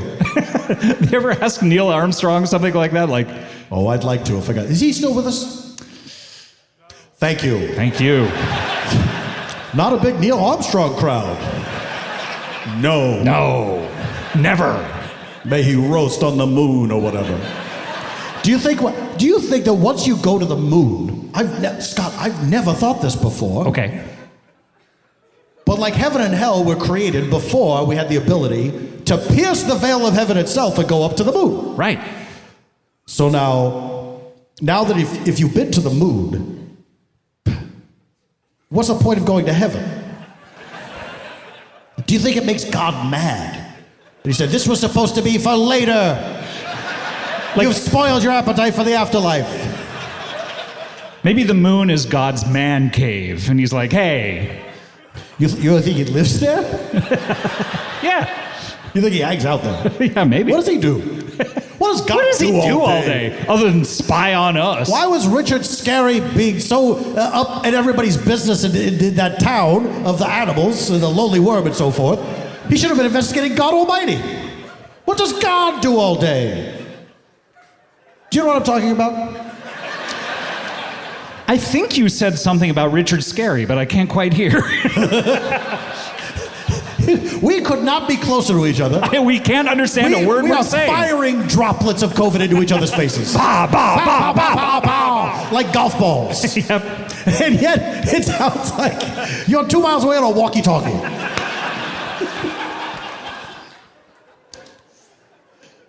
Alimony Tony. That's me. What was your WAP? Oh. So, of course, I listen to the song. You know my process. Yes. So listen to the song. The thing about song parody is you want the song parody to be as far away from the actual song. Sure. And stuff. Same tune. That's the fun of it. Although, I wonder if you could do a song parody where the lyrics are the same and you just change the song part of it. I suppose you could. I think that would just be confusing to people. I'm parodying this music. Would the tune be funny? Yeah, like it would have like fart sounds. Give me an example. Okay, what song was that? Could be anything. I can't believe you spoke. I'm struggling to think of a song. From Happy Birthday, the world's first song. That's right. Early man coming up with that song. There's two miserly spinsters, Mildred and Patty Hill, and saying this is for us sisters who are doing it for themselves at that point. The original sisters. The original sisters who were doing it originally for themselves. Can you sing Happy Birthday now? Did they settle that? Is it like... Yeah, it's in the public domain. We can sing it all we like. It doesn't even have to be somebody's birthday. Really? No, you can sing it anytime you like. Well, I think we should sing it at baseball games. It's bound to be somebody's birthday. Is it a better song than Take Me Out to the Ball Game? Do we still enjoy singing Take Me Out to the Ball Game? We do enjoy that because when you're in your hometown stadium and when it gets to the part where you root for everybody screams the name of that team as loud as they can, and it's actually quite terrifying. It's like people have blood in their mouths. Do you think the team is even terrified when they hear that many people screaming for them? Imagine the Brewers huddled in that dugout during the 7th inning stretch, and they hear that crowd going, Brewers! They would say, do they like us or not like us? I would love it if one player on the team has some selective amnesia where they forget that song is sung every single game. That's the only thing they forget? Yeah. That's interesting. Yeah. You're an interesting guy. You're an interesting guy. No, you are an interesting guy. You have interesting thoughts. You have far more interesting thoughts than I, and I want to hear about one of them, which is your song parody of WAP. Now, you know my process. Yes. My process is, as I've discussed, you take the song, then you say, what's the furthest away from that, but you keep the two. That's the fun. Got it. You had a different idea? That's okay. It's okay to have different ideas. So that song is about, if memory serves, wet ass pussy. Your memory has served you well. It is about wet ass pussy. I said, what's the opposite of that? Dry face doggy, of course.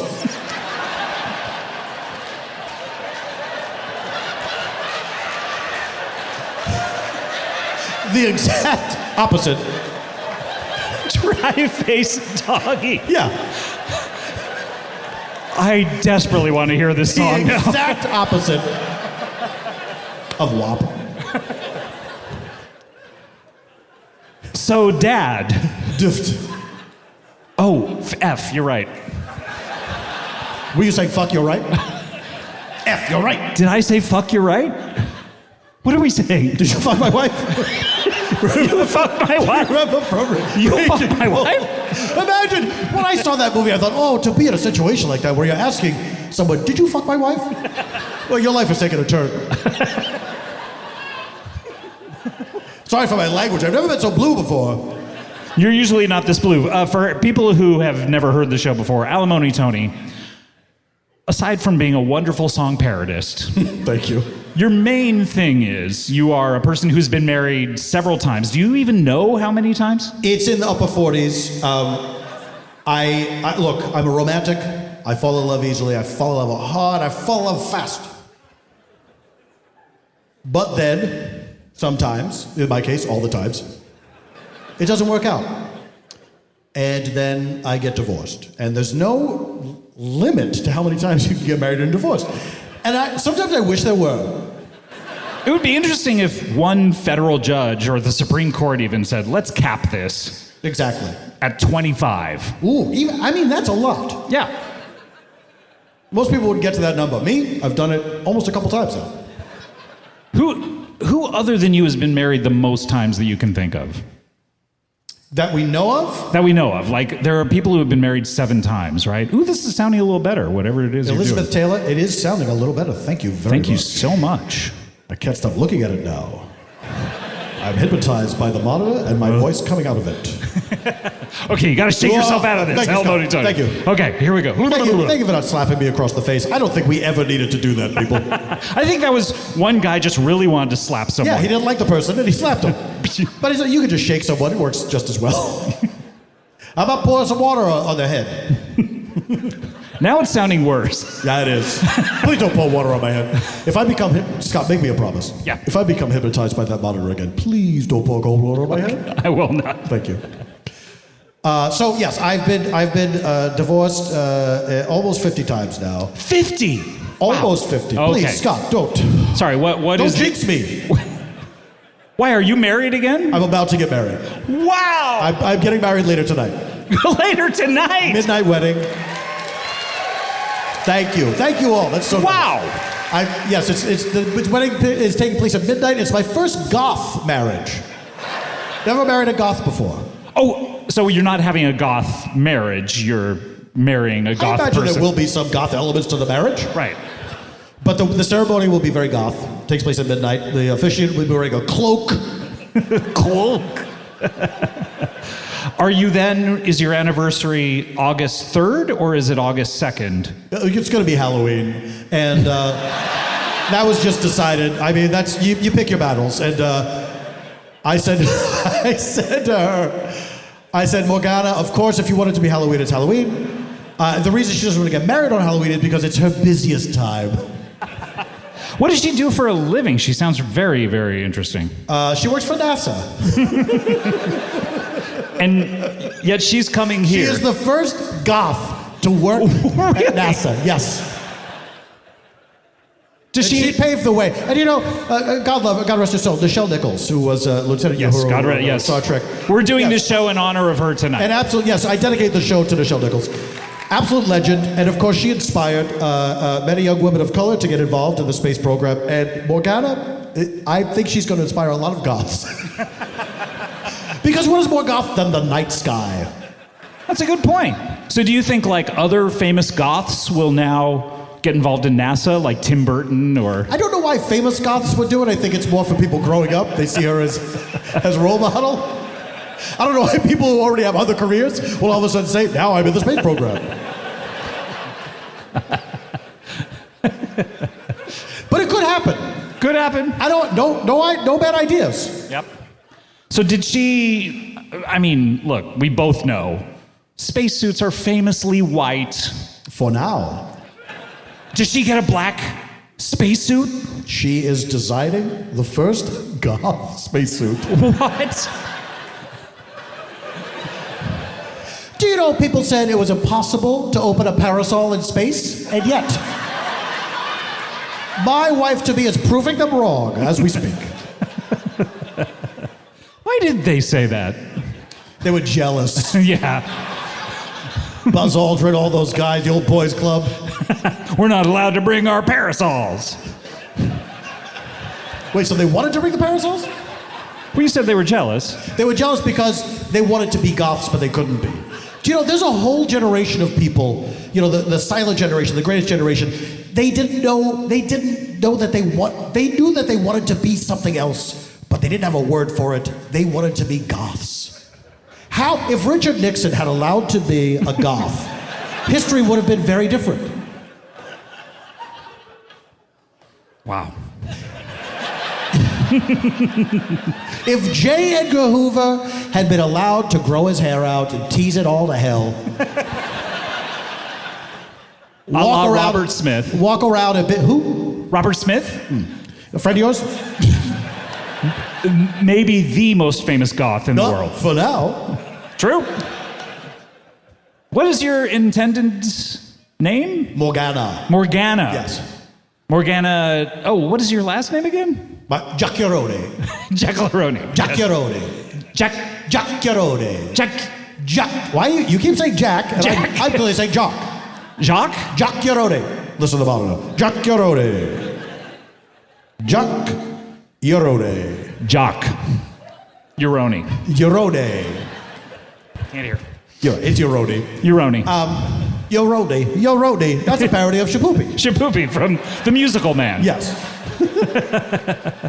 I don't have any. I just made that up now. I don't have any of the lyrics for that one. I'm so okay. Well, when you come back, yes, I'm going to press you. When I come back, I will have gone to my workshop. So yes, I've been, of course. But here's the thing, folks. If you don't know my whole thing, yes, I've been married many times and I've been divorced just as many up to now. But here's the thing. I love paying alimony. I mean, I love it. It's my favorite thing in the world, even more than being married. Now, I know what you're saying, Scott, and I know you think this because everybody does. Are you getting married just to get divorced? No. Every time I hope that it's going to work out. Every single time. But when it doesn't, I do get to pay that alimony, which gives me a real charge. And you're able to, you're paying... I'm independently wealthy, yes. Yes. I'm paying over 40 women alimony. Yes. And quite generous alimony as well. Some have remarried, some have passed away. Some have remarried, some have passed away. One, of course, I've told you this before, passed away right after our divorce, before I got to pay alimony to her. She is the one that got away. Missed it by that much. Oh, that's fun. This is Get Smart. Yes. Which is a show from my youth. How old are you, Alimony Tony? I am in my 60s. Okay. I will not hold you to that. Thank you. But I bet that's where I stay. Sure. Yeah. So you are independently wealthy. It's a boring story. My mother invented gaseous paper, and that has left me very comfortable. And that is paper that you write on it.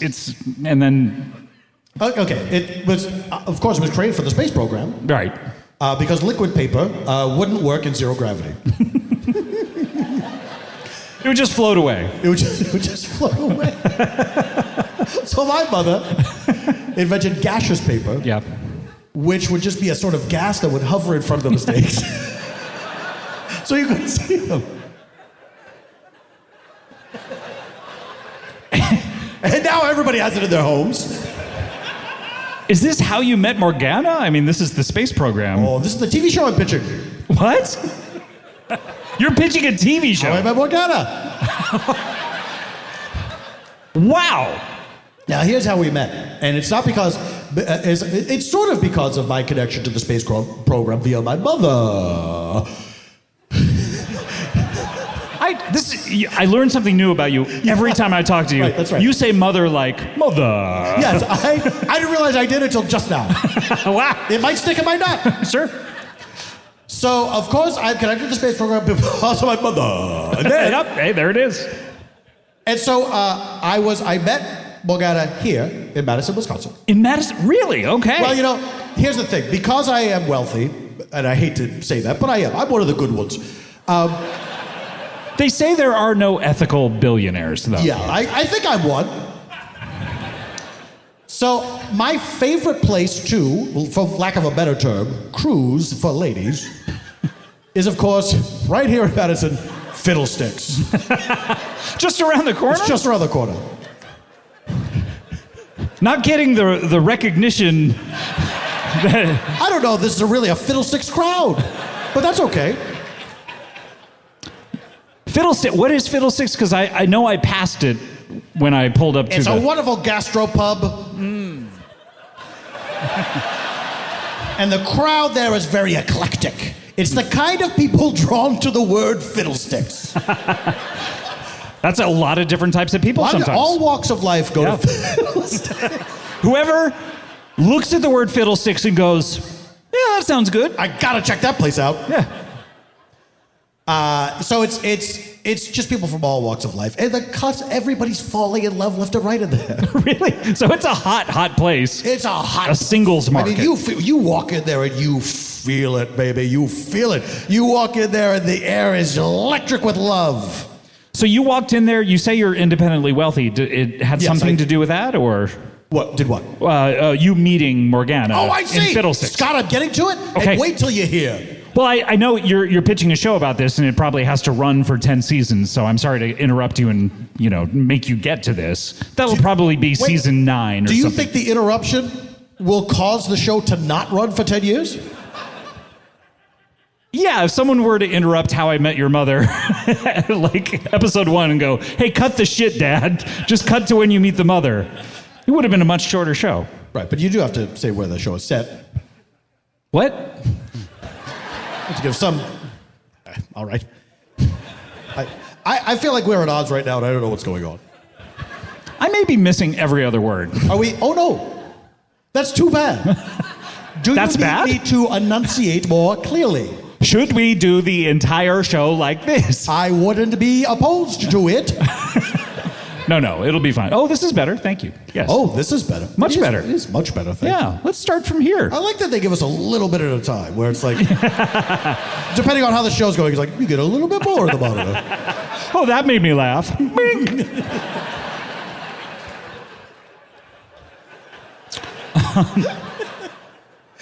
So, you walked into Fiddlesticks. I presume you walked. I don't know. Maybe you took a scooter. Who knows? Well, I mean, are you talking about when I actually walked into the establishment? Yes. I just walked in on my feet. Okay. I didn't ride a scooter into the bar. That's a power move, though. Oh, can you imagine? Somebody's got big scooter energy. They ride a scooter there. Like, this guy looks ridiculous. He doesn't care. He must be great at the sack. Or independently wealthy. Yeah, true. Are you one or both of those? I think I'm a pretty generous lover. You know what I mean? I feel like I take care of the lady first. Oh, really? And then what does that mean to you? Well, what does it mean to you?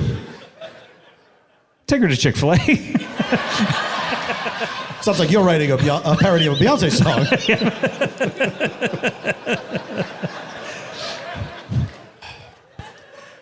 So then I walk into Fiddlesticks. Now here's the thing. Fiddlesticks, it's confounded me many times because I've met a couple wives there. But Really? Yeah, I haven't fallen in love every single time, and everyone around me is falling in love. Sometimes I feel left out. So I'm sitting at the bar, and I'm having an espresso martini, my favorite drink. I have those in the morning. Oh, I'll have them any time of day. 3 in the morning. I love it. Oh, it's a nice pick-me-up at 3. No, you 3 of them in the morning. Oh, 3 of them in the morning. Oh, I thought you meant you shamble out of bed in your pajamas and your dressing gown and a little midnight snack. Make myself a chocolate martini, an espresso martini. Set the alarm for 2:45. Go back to bed. They're great. They're terrific. Is there a better combination on earth than vodka and coffee?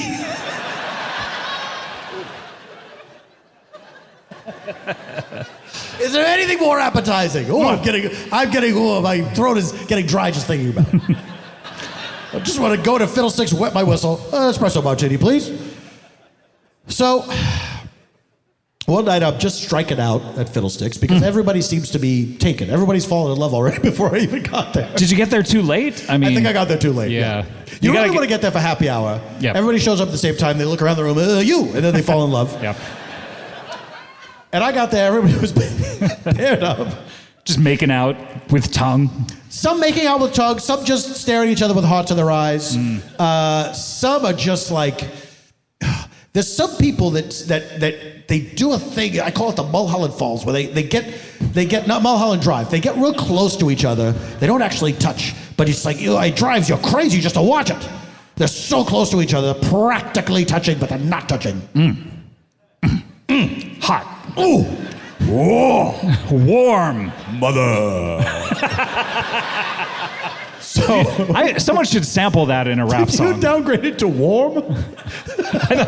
I said hot, and then you said wah, and I thought you were going to say warm.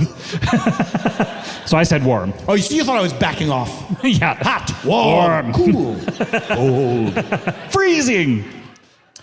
Did you ever play that game when you were a kid, where you were somebody's trying to find something and you say you're red hot, you're cold? Yeah. Why did we do that? Seems like a big waste of time in retrospect. Totally, it's a complete waste of time. It's like I could have written a screenplay. Just tell somebody where the thing is. Yeah. Could have written a screenplay, sure. So there I am at Fiddlesticks. I'm down in the dumps. I'm so sorry. I'm sitting at the bar. I said, Carmine, please give me another of the usual. Carmine, the bartender at good. Fiddlesticks. Yeah. Carmine Fiddlesticks. It's his place. I didn't realize it was a family-owned business. Carmine Fiddlesticks. Oh, okay. Of the Naples Fiddlesticks. Oh. And so he puts one down in front. He says, tough night, Tone? He shortens your name to Tone. Well, we're paisans, you know what I mean? Sure. Other famous tones include Loke. And soprano. Yep. They shorten his name to T sometimes. Yeah, a D. Yeah, like that. Yeah. So you know what I'm talking about. Sure. Okay, good. I saw one episode. You saw one episode of The Sopranos? Yep. All right. It's very confusing. Suddenly Journey started playing. like, do they do the theme song of this show? It's very confusing. Oh, that theme song. Woke up this morning, got myself a gun. I remember I enjoyed that with my ex-girlfriend, my wife now. I enjoyed that show, so I put that song on a mix CD of like, we enjoy this show together. Did not enjoy that on a mix CD at all. Went over like a lead balloon having that on, you know. Did she? I mean, were you listening to it together, and then she turned to you and said, "I don't like this"? Yes. So fast forward this.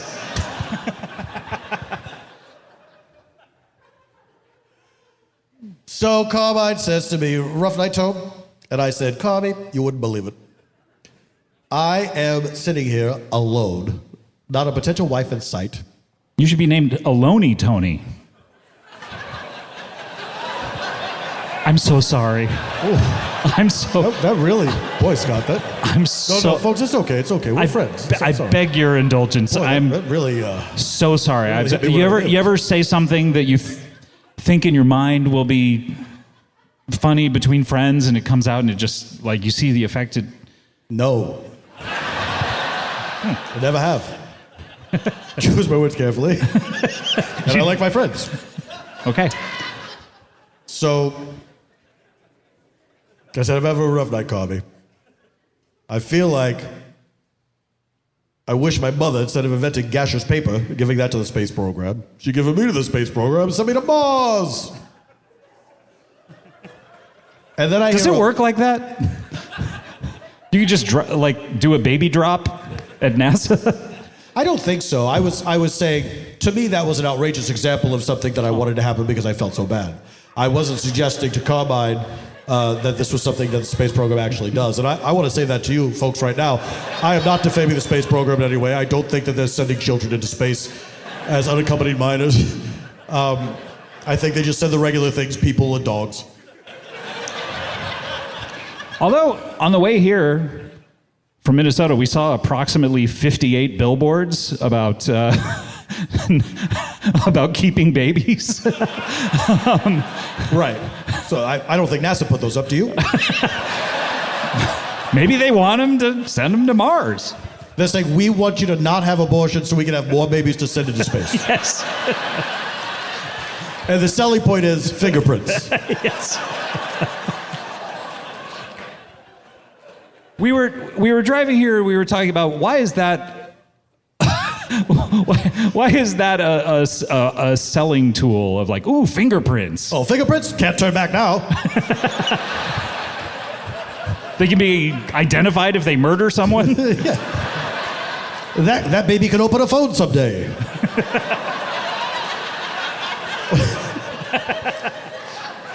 I can't deprive a child of that. The world needs more open phones. So, then I hear a voice behind me that says, you might get to Mars sooner than you think. And it was a silky, sultry voice. And I turned around and I saw the palest woman I'd ever seen in my life. I gotta ask, how pale was she? She was very pale. Oh. Not a spot of color on her. It was like she stepped out of a black and white film. Except for a little thing in her hand. An espresso martini. Oh my God, this is the cutest story I've ever heard. I said, is that an espresso martini you're drinking? And she said, is that what you're nursing? And I said, oh, she likes to fight. This is fun. She likes to spar. This kitty has claws. And I said, maybe I need a little bit of nursing. And she looked at me like that. And then I said, my broken heart. And she went, oh. Then she sat down on the stool next to me. And were they comfortable like these? They were even more comfortable, if you could believe it. Well, I wonder, the stool maker, what is going through their head? Ooh. Is this a pitch from you, the stool maker? Yes, the stool maker. Now, a lot of people are going to think it's like a shit show, you know. We got to, a lot of people are going to think that? Do you I saw a video the other day online. There's so many videos online. Isn't it fun? Yeah. There's got to be 100. And this was on the clock app, TikTok, and this woman is saying there's a tradition where these swans come to my front door every year. They do this every year on the dot. They have to walk through my house. They just walk through the house to go outside the other side. And they do this, it's one day a year. The same day? I think it's the same day. Wow. Probably same time of year, maybe. But they show up, they wait at the door, and then she lets them in, and they waddle through the whole house. They go out the back door. And in the caption, the lady is saying, well, they do this every year. And yes, I did had to clean up some poop. That wasn't my first question. I thought this was a fun, odd thing. I can't imagine preparing for the person who's going to say, how much shit did you have to clean up? Like, don't ruin it. You know what I'm saying? The first time, it would be like, okay, I'm not opening the door. Why? After that. A swan shitting in your house? Can't be that bad.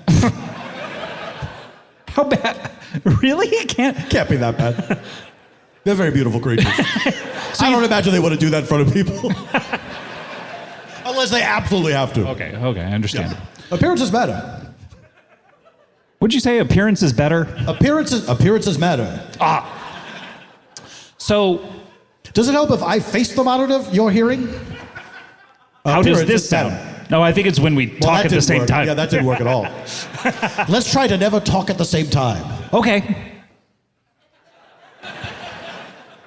So, we start talking. We start talking about our mutual connection to the space program. We start talking about paper, not just gaseous, but regular.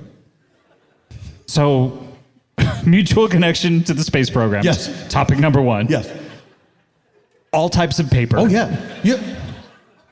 She also, like me, loves stationery.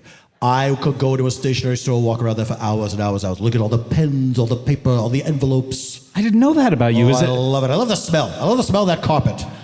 Because I know it's a very special time of the month for you when you, and for every boy's life, when he writes out those alimony checks. Yes. But you love stationery as well. Maybe it was writing the checks because here's the thing. I have a different checkbook for each wife.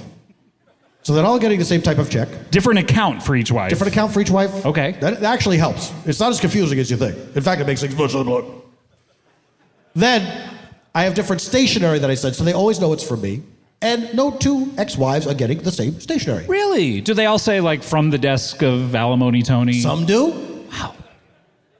Some are fun. It says, from near the desk of Alimony Tony. Isn't that fun? He's laying down right now. Yeah, I don't know about that. I'm just pitching. Look, I'm trying to get a job on your new show. I know, but that feels more like answering machine jokes than stationary jokes. Do you know what I'm saying? So in the days of answering machines, probably you're too young to know this from when I was a youth. I'm in my 60s. And you had an answering machine, which was a physical device in the home, and sometimes you'd do a funny, outgoing message to entertain people while they were calling you. And, a lot of times people would do it for too long. The message would be too long, and then you would have to suffer through it. You get like a minute maximum, usually. A minute's a long time. When I was a kid, I would use all of that minute. Yes, because it was your chance to have fun. Yeah. And, sometimes the whole family would get in the act where everybody had a little role to play. And then eventually answering machines were like, you can skip this. They gave you an option to skip it. Press 5 to skip it. You'd skip it every time. Every single time. And now, does anyone even try anymore? No, you just get the number, you call a cell phone, and it says, this number, its mailbox is full. And it doesn't even say sorry. Nope. It just says, you're out of luck. Click. Yeah. The number, it doesn't even say your friend's name. Just the number. And, of course, I remember every phone number. What? Well, I'm from that generation where you had to remember phone numbers. I remember every phone number I've ever been told. What? What about... Quiz me! What's that number where if you were getting some flack about how big your ass was... that was 900 Mix-a-Lot. Yeah. Yeah. That's it. And that's no longer in service. So if that's happening, I'm sorry, but that number will not help you anymore. The thing that bothered me about that was that Sir Mix-a-Lot made it a toll call. I know. It's like, I understand if I'm out of state, I have to pay out-of-state charges. Yes, but and also, I don't mean to be crude here, but from the kind of talk that he was going to get from the people who are in need of his services, it sounded like he should have been paying the money for that type of conversation. Do you know what I mean? I imagine he's more like the equalizer, where if you're ever in need, you have to pay for services. Yeah, you call him up. Absolutely. And he goes down there and takes care of business, ass-related business. I think your ass is nice. I like it. So we've proven you know every phone number. Can you imagine if you called, that was the actual service, and then you would just show up wherever you are. Wherever you are. Like, in the contiguous United States. What's the problem? It's like, well, somebody told me my ass was too big, and he says, turn around. And then he goes, actually, I like it. And then he's flying away. Back on a plane. Well, not on a plane, because he famously doesn't like to fly, Sir Mix-a-Lot. Oh, he doesn't? I didn't know that. He does not. Why not? A friend of mine had a podcast called Who Trotted, and he was a guest on it, and they had to go to him in Seattle because he does not like to fly on a plane. Love it. Yeah.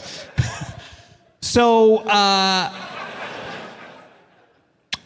Morgana. Oh. How long ago was this? I cannot wait for her to be my wife and for me to be her husband. How long ago did you meet her? This was earlier this afternoon. See, Alimony Tony, some would say that you're too you fall in love too fast. It's a song. I fall in love too easily. I fall in love too fast. What does it say? I fall in love too terribly hard. For it to ever last. See? Sure. But that's just a song. That's not real life. You sing the Star Spangled Banner at a baseball game. There's no rockets in the air. It's made up. I mean, it was based on a real... Yeah, that song's based on that loser. I'm not him. Frank Sinatra? Well, many people sang it. Chet Baker. Although he's a guy who married... Robert Goulet. Sure. Frank Sinatra, he had 5 wives, right? I did not keep a tally. You got Nancy with the laughing face. That's right. Ava. That's right, Ava Gardner. Mm-hmm. Mia Farrow. Barbara Sinatra. Who used to be married to one of the Marx brothers. That's right, Barbara Marx. She was married to... Zeppo? Maybe Zeppo. Probably Zeppo. Chico?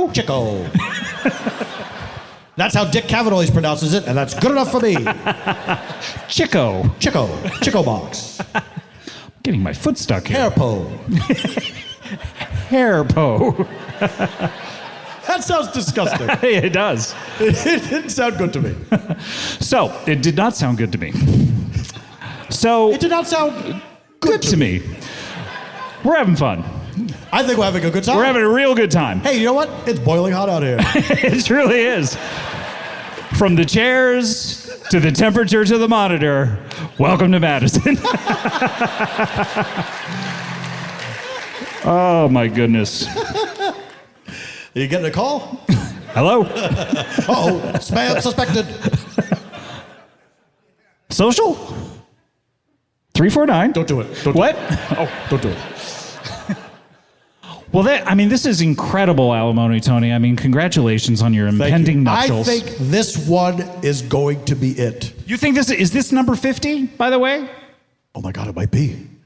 I think, I'll have to go over my records, but I think this will be my 50th marriage.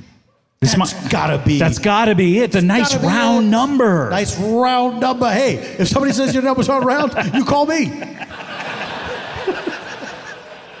I'll show up. You write your number on a piece of paper, slide it across the table. Hey, someone told me 47 isn't round. That's not. Oh, you also do that? Well, I'm honest, of course. You flow all the way here. Do you think there was a situation where some Mix-a-Lot would have shown up and said, actually, you know what? It is too big. I think you have a medical condition. You might have a giant colon. Like you could see at the Butter Museum in Philadelphia, Pennsylvania. A great place to see a giant colon. Yes? Yes. Hi. Hello. How do you do? My name's Alimony Tony. 50. Amazing. Yeah. Congratulations. And this is happening tonight. Do you have to leave early or anything? I can stick around. You can stick around? I don't think Morgana will mind. I don't know. Does she know you're here? No. I mean, I think I left some sort of message like I might be stopping by to see a friend. I can't imagine this is something that would impact our marriage in any way. Okay, right. I think it's going to be fine. It's going to be fine. All right. Alimony Tony, everyone. Alimony Tony. Mother, I want to. You. Oh, the Doors. The Doors. You know what? They were terrible, but they had a great logo, and you can't take that away from them. Used it every album, other than the terrible later ones. Like the one after the guy died? Yeah, the guy. Did they make more albums after that? They did. That's ridiculous. They're like, we're the stars. Riders on the Storm. Yeah. What a great song. Dum, dum, dum, dum, dum, dum. Dum, dum, dum, dum, dum, dum. I don't know that I'm getting that right. Take a long holiday. Safe flight repair, safe flight replace. Now that's a good song. That's a great song. Better than any Doors song. Oh, I want my baby back, baby back, baby back. I want my baby back, baby back. Well, we can't both do it. Okay, you do it. I want my baby back, baby back, baby back. I want my baby back, baby back, baby back. I want my baby back. Chili's baby back ribs. Chili's baby back ribs. Barbecue sauce. All right. All right, we did that. That's what I call Alimony Tony.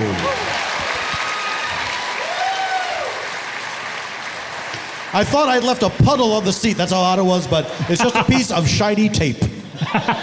No need for me to be mortified, except I wish I had said that out loud. Other than that. All right, well, we have a... Because why would you believe me?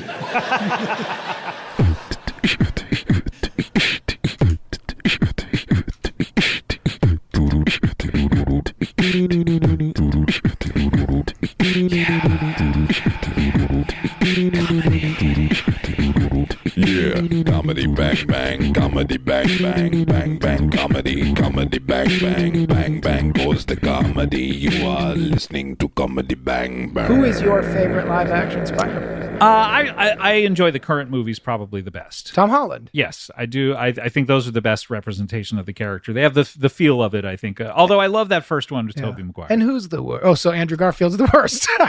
those movies are perhaps not my cup of tea. You're not in love with those. What about that lizard? Oh, hey, this is Maribel, by the way. This is our next No, guest. this isn't Maribel. No. Scott, I hope you don't mind my jumping in. No, I'm sorry. I heard you talking about the Spider-Verse. I got very excited. Yeah, we do need to get to our next guest, Jake, I don't if know that's who this okay. is, He's the singer-songwriter I was telling you about. Well, that's ridiculous. I mean, I didn't want to introduce you and call you your actual job, which is you don't have one. That's true. I'm independently wealthy. You're independently, so I don't know how to describe you other than a divorcee. Well, you know what? If the shoe fits. Yeah, it does. Yeah. And it's fit so many times. Please welcome to the show, back to the show, Alimony Tony. Hello, Scott. Hello, Jake. Nice to meet you. Great to meet you too, Tony. My name is Tony Giacchiaroni, better known as Alimony Tony. Big fan, Tony. Thank you very much. Of my song parodies? Yes. Really? Yeah. That's so interesting because Fred Guinness was on the show recently Yeah. and was saying that The records guy. Yeah, the record. He's also a song parodist. I don't know if you know this. Yeah. No. Oh, you're talking about the Brad Garrett guy? Yeah, he loves Brad Garrett, and he happens to be a song parodist, not a song Garrett. But he also he runs the Guinness Book of World Records. And that's his main gig. But he was telling me he was throwing shade at you. What? He was saying that your videos only have one view, and that's your own view. That is true. And you won't even watch a second time to get a second view. That is because I can't stand that. Your voice? The embarrassment of adding another view and it's me again. Right. Do you know what I mean? But no one knows this. I know it. Okay, all right. It's a private little hell, but it's mine. So, Jake, how would you even know about Alimony Tony's song parodies? Word on the streets. Oh, word on the streets. So I listened to a bootleg of it. Similar to the Japanese shows. I just remember being in a van. I was younger, very stoned. and Burn someone said, CD. "This guy's the best." I think it was a cassette. Oh wow! Yeah, my street team is working. Yeah, This is great. But so it wouldn't have registered on any clicks or anything. This was pre-internet, I feel. Yes, that's how I started. Yeah. And I've decided to bring that back. And I've got a team of kids going out there, and they're distributing cassettes, and they are, of course, spray painting stencils on the sidewalk.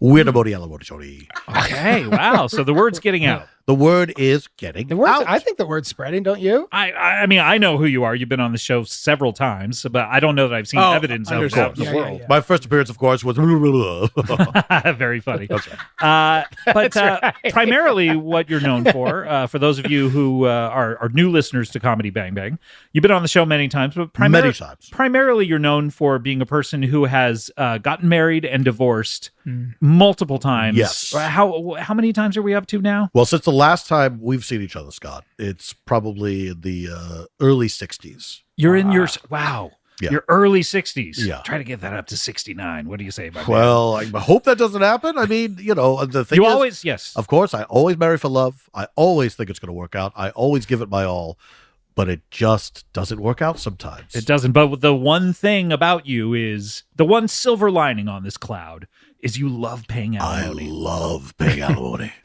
Oh, it gives me such a rush. Now, again, I do not get married just so I can get divorced to pay alimony.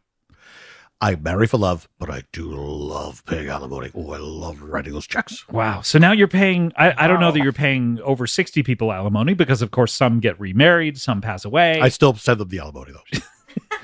To their gravesite. In lieu of flowers. Please send to the alimony. survivors. To the survivors. Oh, yeah. Yes. To the survivors, really. You're not legally obligated to do this. No, I'm not. But I love paying alimony. But also, I've remained on friendly terms with every single ex-wife that I've had. That's right. They love him. That's nice. Yeah, it is. Some refuse the alimony. They don't want it. They say, Tony, it just didn't work out. No hard feelings. Nobody's at fault here. But I still send them the check. And sometimes I send it back. Sometimes I send it back ripped up. Wow. Sometimes I send it back with like a funny little message on it, like, nice try. Things like that. Any kids? Yeah, do you have kids? I don't No kids. No I kids. am, as they say, barren. Oh, you Yes. Oh. I'm so sorry. I don't know if that's come up before. I have but- it. I don't think it has. I have what is called no motility. No, oh, really? So everything's dead in there. It's just dead. So they're all in there. They're all in there floating around. So belly up. Can you expel them? Well, I mean, yes. Okay. I mean, there is a way to do that. Okay, so I I don't just- know how far you got in school. I just wanted to make sure that these aren't like sperms that are multiple decades old. I'm just kind of floating with you, around. Scott. Yeah, It seems No, like they might just be living in there. Right. No, I've had sex Okay. Okay. Good. Yeah. With all the women? with all the women. Oh, Oh, except for one. What happened? There was one who was asexual. I married an asexual lady. Oh, and did you know that going in? I did know that going in. And I said, well, make it work. Well, we did make it work. Because then she started wanting sex, but not from me. How long did that one last? That one lasted 5 weeks. I think we'd still be together today, but she got struck by lightning and completely changed her personality. Oh, really? Yes. Did we talk about this in a previous episode? I don't think so. Oh, okay. Yeah. I think you would remember, Scott, no? I'm remembering some sort of Oh, yeah, the struck by 4 lightning years, person, 4 years. but I don't remember. You're remembering some sort of struck by lightning person. It's been almost 15 years at this point. How many years? Very It's fun to do that. Do you mind if I ask who the love of your life is? Are you currently married or are you current? I know you're. I am currently divorced. I'm so sorry. It just was finalized yesterday, so I'm Sorry. going to be probably, alone for a little while. I'm so sorry. Who is this person? Her name was Gretchen. Gretchen. And we met in an airport lounge. Oh, really? Yes. Okay. A private lounge or was Extremely private lounge. it? How private are we talking? It's not visible to people in the airport. Oh, okay. Yeah, you have to know where to look. Oh, all right. And was it how many people were in this? If it was that private, There was 3 of us. just 3 of you. Yes, And- me, Gretchen, and Captain Sully Sullenberger, the hero of the Hudson. I've had him on this show. Though he saved so many souls that one day. So many souls. But most of the people, they don't talk about this because it kind of is a black eye on the story, but most of the people that he saved, they lost their feet to frostbite. What? Yes. they had to Is it stand being on in the that- Hudson River? Yes. they had to Standing on sta- the it was plane? It was an extraordinarily cold winter. They had to stand on that wing in the water, No. and they lost their feet to frostbite. I'd rather die. Same. Yeah. 100%. Yeah, just crash the plane. I cursed that pilot. Yeah. You took away my feet, Jack. You took away my feet. That didn't come up in the movie, in the Tom Hanks movie. No, or it was cut out. Yeah. Oh, that's true. Yeah. They made an allusion to it in the movie Flight with Denzel Washington. Or it's going to be in part 2. That's right. That you're going to be very mad about. Well, I remember when Sully ended, I was like, what? Same. Just now? The last time I had that feeling was when I went to see The Hobbit and did not realize that was a trilogy. And when that movie ended, I was surprised and angry. What is the deal? Sully and Oppenheimer, they're both like, hey, here's the interesting part of their life. Here's another hour about like a random thing that happened in their life. What's going on I feel here? the same way about Castaway. Do you really? Cut out the beginning and the end. Yeah. I mean, I'm interested in the dude on and his volleyball, his relationship with... That's what people care about, the dude of the volleyball. Yeah, exactly. I don't need to see him going back to Helen Hunt and then getting closure and then like standing in the middle of the road. The seafood buffet. Yeah, and his spoilers for party. the last scene of Castaway. Would those people be that dumb, do you think? This guy's been stranded on an island for multiple years. We'll have a big crab feast for him. I don't think they'd be that stupid. They'd be like, it would be in real life, it would be all McDonald's. That's what it would be. Yeah. It would be like every fast food place you could think of. Like Donald Trump should have catered it. It would have been very branded content. Yeah, absolutely. Donald Trump, by the way, should just get into catering. He really He's should. good at it. He really should. I don't know. I don't understand this guy. Anyway, so what? So Gretchen, I'm so sorry. So you got together at the airport lounge? Yes, on Christmas Eve. On Christmas Eve. How romantic. So this is just recent. It felt like a romantic comedy. Was anything funny happening? Oh, I guess not. So but it felt like a romance. It felt like the romance part of the romantic comedy, which is not funny. No, but the best part of a rom-com, I would say. What is the most laugh-out-loud romantic comedy, would you say? Where you're busting a gut. I don't know, Jake, you've been in your share of rom-coms, haven't you? You've been in a rom-com with Cher? A bunch of them. This is exciting. We've been in a trilogy. We're filming the third one right now. Really? Yeah, it's been really fun. She's a good kisser? Yeah, she's wonderful. She's such a trilogy. Yeah, she's a great actor. She's been a lot of fun. Absolutely. Yeah, she's got a wonderful voice. I don't know if you know that, but she's a singer. She's a singer as well. Yeah, she dances, and her fashion is through the roof. I'd Really love beautiful to stuff. marry her. It's going to be on Hulu too. God, I wish you could meet Cher because I would love to meet her. Yeah, guys, Cher's in my car. Cher's in your car? That sounds wrong. It does. She doesn't Are have the a windows car. down? No, I've got a Tesla. I got the air. Hot the enough to dog fry an thing. egg on the sidewalk? Yeah. Hot enough to fry Cher's brain? She is here though. She can you? Do you want me to text her if she can come in? Yeah, do you Tell her to come Honestly, in. I don't care. I can ask her. I'm nervous. Yes, you of don't course. tell Of Cher course, you don't tell nothing. Cher. Blah, blah, You don't blah, tell yeah. Cher things. You ask her if she. Yeah, I would say this: if you're going to come in for the marriage, go slow. She's been hurt. She She Greg believes Allman. in Allman, love. of course. She believes in love, but you got to go slow. That's right. Yeah, if she could turn back time. Yeah. Remember her on the boat with the big. She famously said, "If I could turn back time," not "I can turn back time." I believe I said if, but yes. Well, You didn't. I do know. You I said believe she I could did. turn back No, time. guys, Let's rewind. the original version is I can turn back time. Oh wow! I know that. Well, I you talked would to know. Cher about it. You would know. Is her bragging about her? No, there was her powers? version, and it was an executive thing. We all hate executives. They said if you say you're going to alienate the audience. It has to be if. Don't say that. Who is that? That's Maribel. This is Alimony Tony. Hello, dear. How are you? Are you single? Why is she staring at me? Why isn't she talking to you? I don't know. She's just staring at me. Did I say something wrong? Let me get her out of here. I'm so sorry. Oh, Tony! Hey guys, Let me get out of here. Tony, you know Tony? I know Tony, of course. Tony. How you doing? We have the same guma. Oh, Tony. Cher is a yes. Cher's coming in? She's coming in. This is She's excited. She's a big fan. Tony, I think you better leave. Not you, Tony. I'm going to meet Me, I'm gonna get out of here. I'm gonna go. It's getting too crowded. I'm but we going need to meet Cher Sarkeesian. So I do need to just say this about Cher really quickly to you as the guy running the interview. No questions about her past, nothing about the wardrobe. Okay. Everything has to be very positive. So nothing about the past. What about the present? Can we talk about the I present? wouldn't talk too much about the present. Future? potentially a little bit about the future. She right. likes things, if possible, sing-songy. Sing-songy. Okay, well, If you, I don't want to share. Oh, my word. How are you, honey? Good Hello, Cher. Nice to have you here. I love when people sing. Does he have to continue or can he talk regular? Because he's showing such respect. Oh, you can talk regular. Thank you. Oh, Cher, thank you so much. It's such a pleasure. Jake. Such so hot in the car. I'm sorry. I thought I turned the dog thing on. No, it's too hot. You're so sweaty. I'm so sweaty and wet. And you look beautiful. Cher, may I say hello? My name is Tony Giacchiaroni. I'm a huge fan of yours. Oh, hello. It's just a thrill to meet you. That's nice. And are you? I hope this is too forward a question. Are you currently single, Cher? I am. Yes. Well, except for on TV. Well, of course. a movie. We're shooting a rom-com, and there's a lot of rumors about on-set. especially with her and your Well, what's happening? Yeah, there's a lot of what's happening on set is going home with them. There's a lot of turmoil. And is it true or we can't? We can't comment on that, but it's true. This is like whoa! This is like the Sydney. We can't comment. We can't comment on it, but it's definitely happening. This is like the Sydney Sweeney, Glenn Powell movie. Exactly. Yeah. Well, that's our competition because we're coming out this weekend too. Oh, you are. Yeah, we're out. They've just dwarfed us a little bit. Oh, okay. And you're also going to mimic that trailer. We're doing the same bit. Yeah. Yes. we are. Absolutely. Yeah. I think everyone should. Well, we did. It just didn't catch on. We haven't. It just has like 9 views. Oh, I see. But we do the bit. Hey, that's 8 more than you have. Get ready for number 10.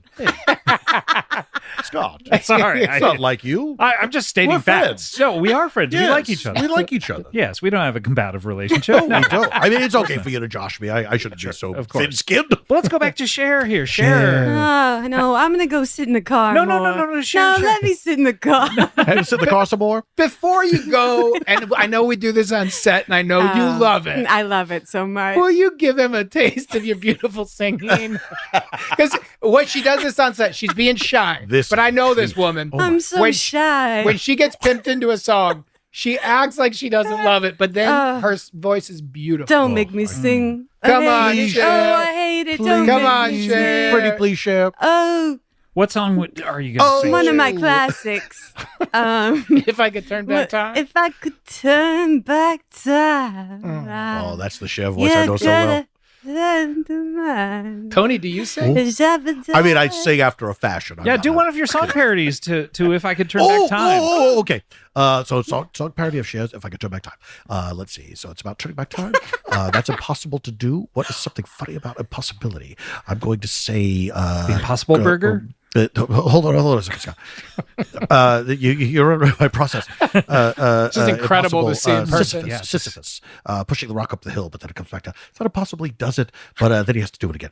Okay, what else is impossible? Now Impossible Burger's in my brain. I can't get it out of there. I'm sorry that I put that in there. I'm gonna have to go with But it. there's got to be something in there. Impossible Burger. Okay. I'm gonna Impossible Burger. Turn back time. Okay, if I could turn back time, I'll find a way. Okay. I'm kind of nervous doing fresh air. If maybe don't start with the same word. To make it Maybe something rhymes with parody. if. Like Scott, TIFF. Or... Scott, you're really getting in my brain. TIFF, the Toronto International Film exactly. So maybe it's a song about TIFF, you eating an Impossible Burger at TIFF. And it costs a dime.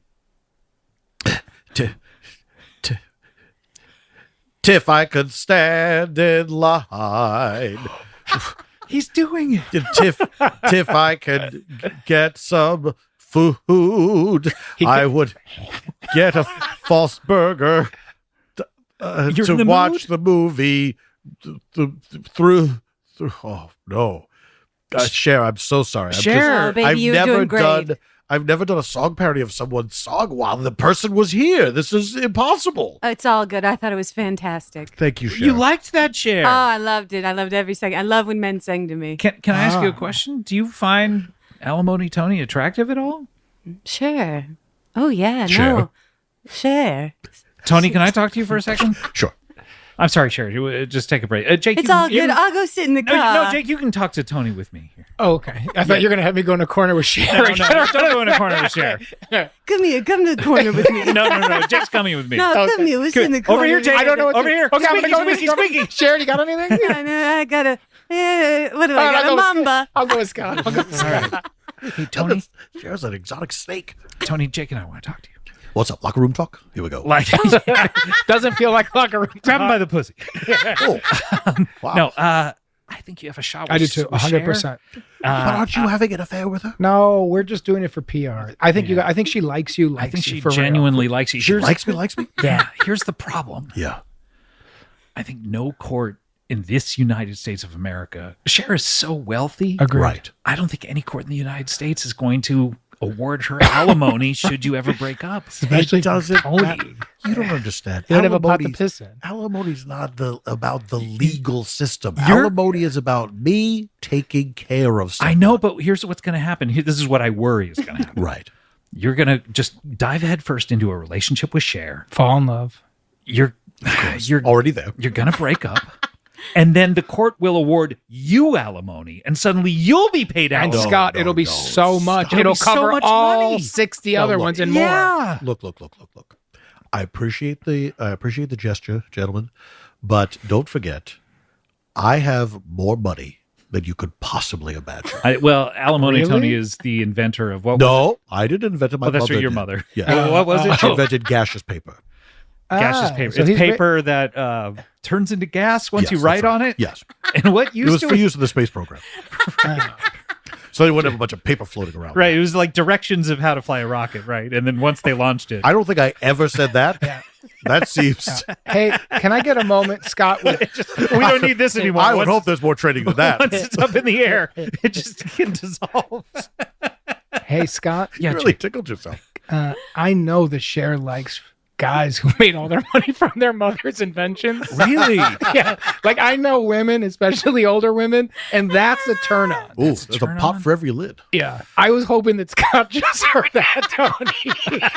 Oh, yeah. That's why I thought we were having a That's why I private- did the hey whisper, hey Yeah. Scott. Oh, I'm sorry. Well, we're still standing in a tight circle. I know, but I was hoping that he could relate it. Maybe. I couldn't help but hear I it. I'm understand. sorry. I went too I long. wasn't trying to eavesdrop. I promise. Okay, I understand. Hey, alimony Tony, Jake is really bugging me with this whole like. Oh, sorry. Oh, wait, no, you're I right can here. hear it. You said, "Hey, Tony." I didn't listen. What'd you say? Oh, okay. You see, this is a polite guy. Yeah, I didn't hear a thing you said, He turned my man. his ears up. But I got a few things I want to pitch you about Tony. Okay.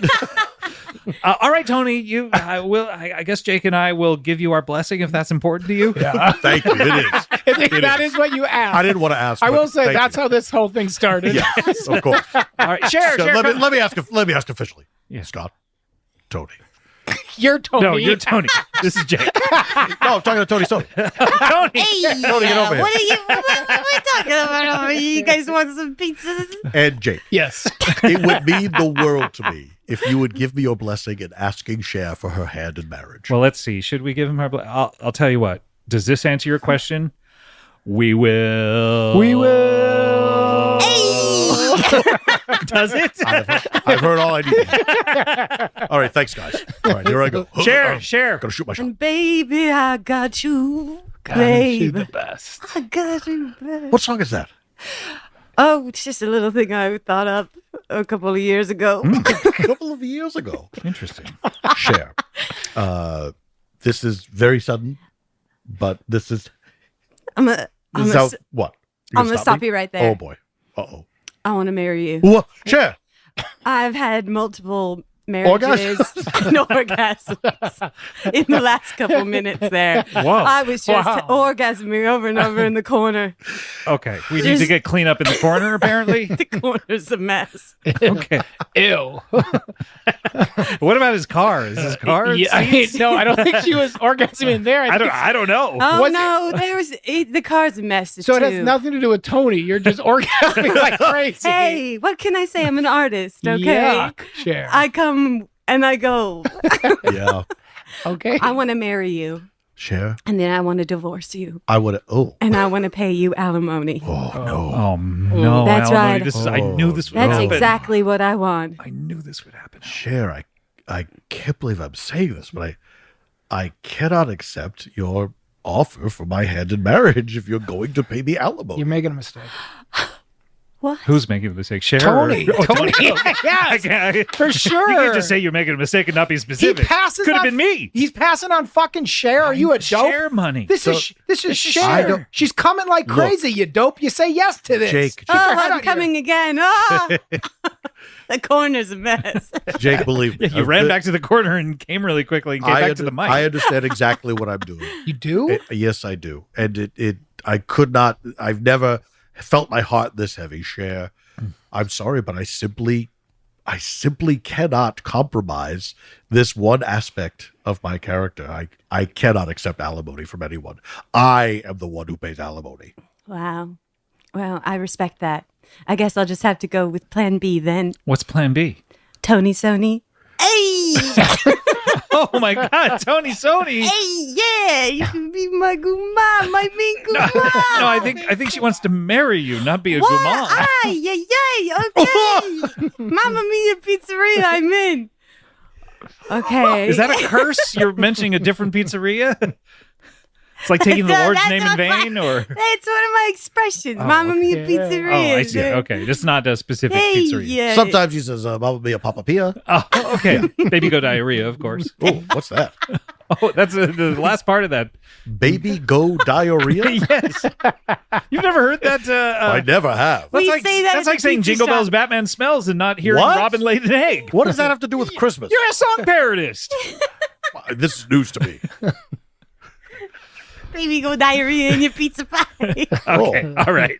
Tony, Tony, so New York. Cher, are you sure you want to marry Tony Sony? Oh, I love him. Oh, You love him, come with me okay. to Jake's car. Okay, yeah, come with you. What do you want me to do? He's sounding more like Borat. Okay, Let look. me put my head in your calzone.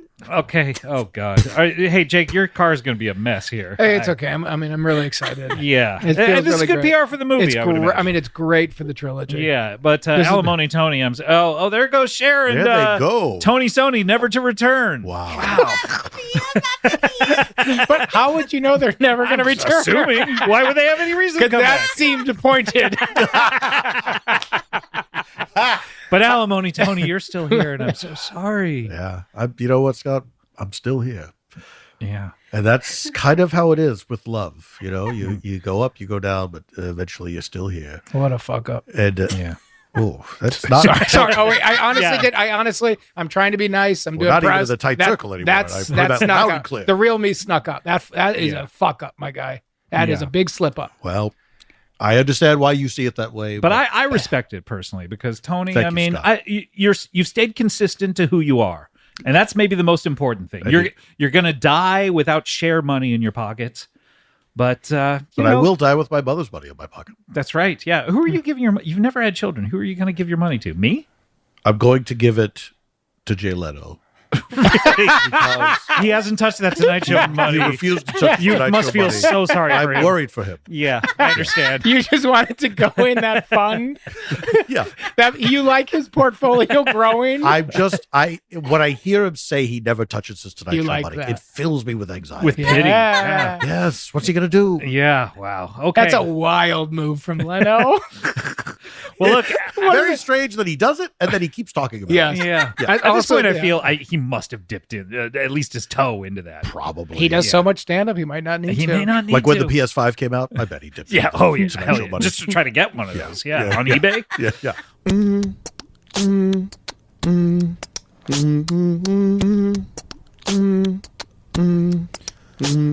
Alimony Tony, what do you want to plug? Well, listen, I want to plug on behalf of somebody named Paul F. Tompkins. He's Great gonna guy. be doing a bunch of shows. He's doing a bunch of shows. He's doing a bunch of shows at the Sketch Fest, San Francisco Sketch Fest. Oh, wonderful a festival. That's coming up at the end of the month. Wonderful isn't it? festival. Go to paulftompkins.com/live for ticket information. He's going to be doing Varietopia. He's going to be doing Comedian Feud. He's going to be doing Spontorco. He's going to be doing the Neighborhood Listen Live. This is going to be a fun time. You got to check it out. Got to check it out. Where can people get information about that? Sketchfest.com? paulftompkins.com/live, like I said. Oh, okay. Great.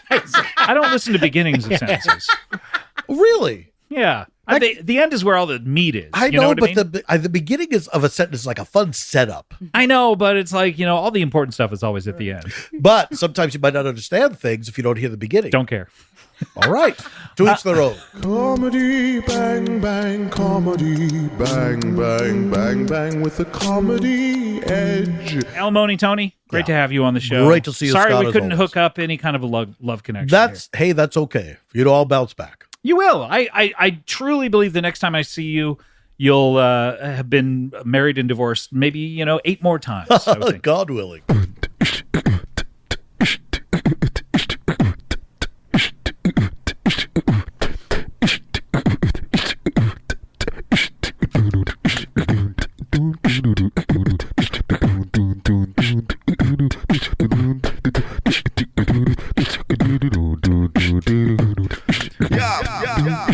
Comedy bang bang bang bang. Comedy bang bang. Comedy bang bang. Grrrr. Comedy bang bang. I don't know that he runs the business, but his mother invented gaseous paper. Please welcome Alimony Tony.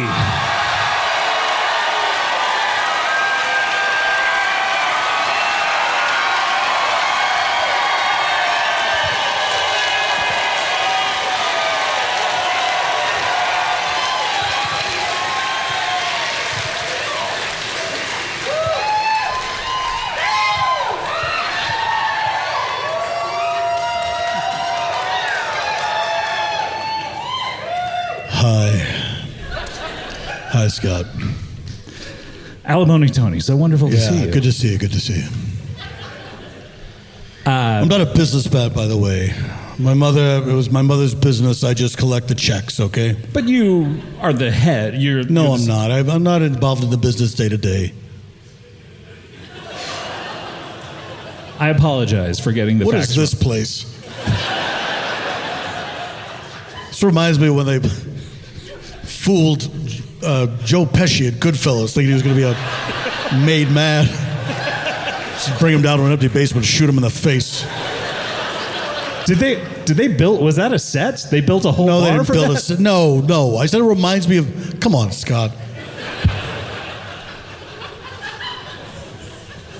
Well, I apologize. I don't mean to get on the wrong foot with you. No, it's not. It's not you, Scott. I'm in a bad mood. I'm sorry. You're in a bad mood? I shouldn't take it out on you. Yeah. Alimony Tony, I've never seen you in a bad mood. Well, you're seeing it now. I'm sorry. I'm very sorry. It's quite all right. What gets Alimony Tony in a bad mood? You're one of the most joyful, vivacious people that I've ever come across. Yeah, used to be. Used to be? This is the norm now? Norm. It feels.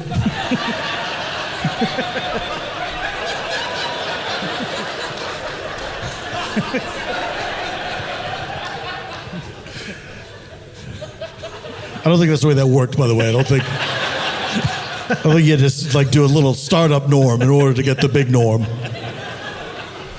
Well, I'm upset because of a couple reasons. First of all, I can barely hear myself in the monitor. It's a problem. Secondly, I'm married right now, and my wife and I have been fighting. No. Hey, thanks, everybody. You're married again. Yeah. When did you get married? I got married 6 months ago. That's pretty good for you. 5 months and change. It was going great.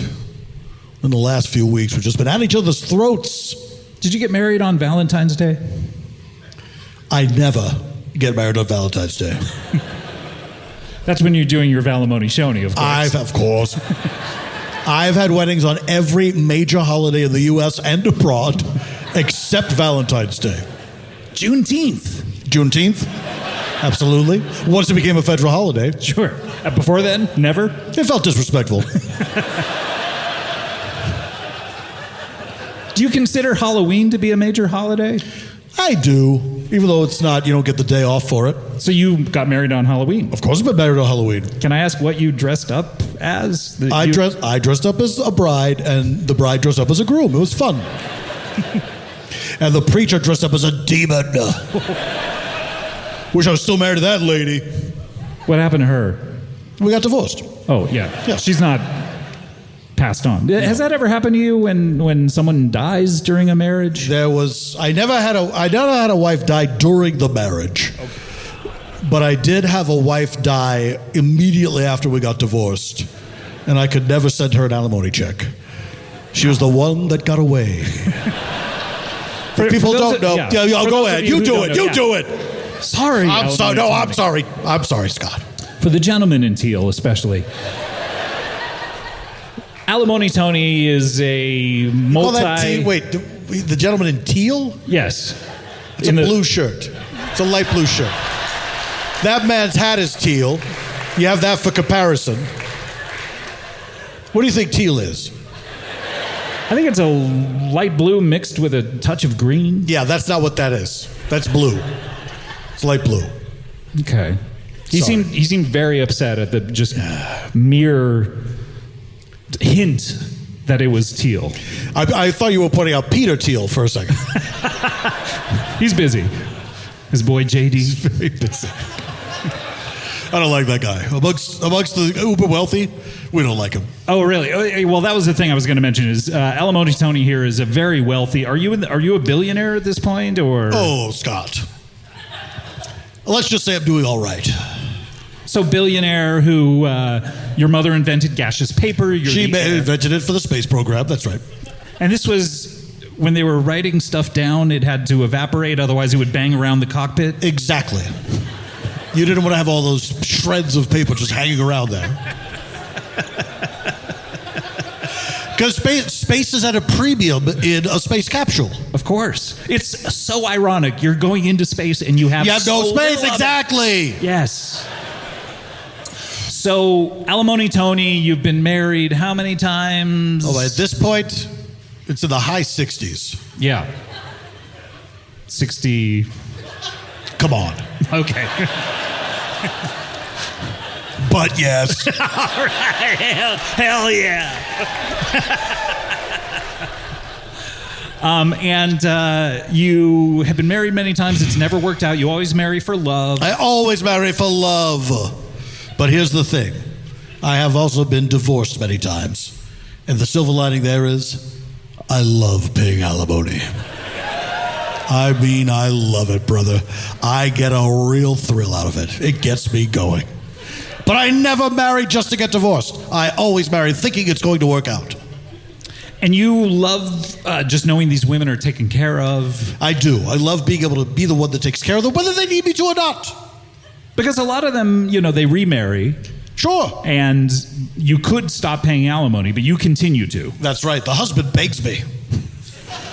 Their husband begs you? Yes. He says it's emasculating what you're doing. No, he said, please keep sending the alimony. Oh, he begs for the alimony. Yeah, he wants the money. Okay. Yeah. But I make it so that it's her money. He can't touch it. He can't touch it. Okay. Right. Is that a stipulation? It's a stipulation. It's very complicated. Yeah, so it gets do you have very a prenup? I've never had a prenup. Never had a prenup. Seems like you could do a prenup where you... I've signed prenups for my potential wives, but I've never offered a prenup to be signed. Right.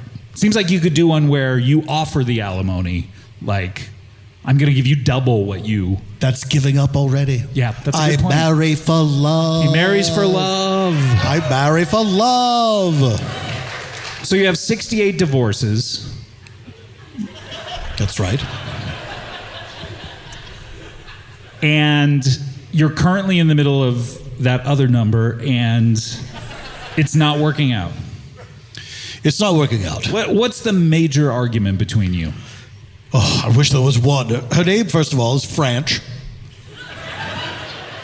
Franch. What kind of name is that? It's all for Francine. That doesn't help. Oh. I don't think I've heard that one either. Francine? Oh, okay. Are you pronouncing Francine differently, or it's with an H in there? Francine? F-R-A. Continue. Okay, go a little further. C-H-I-N-E.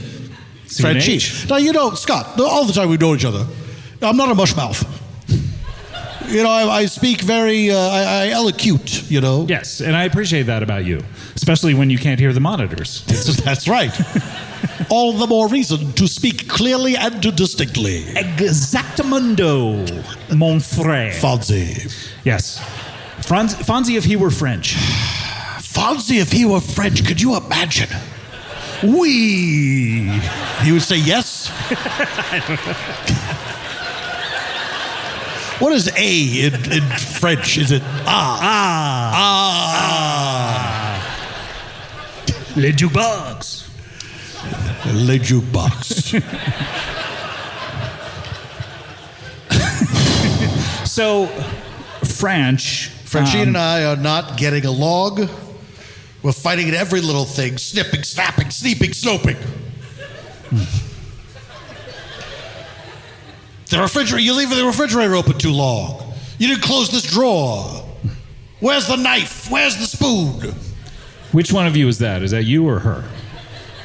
That's both of us.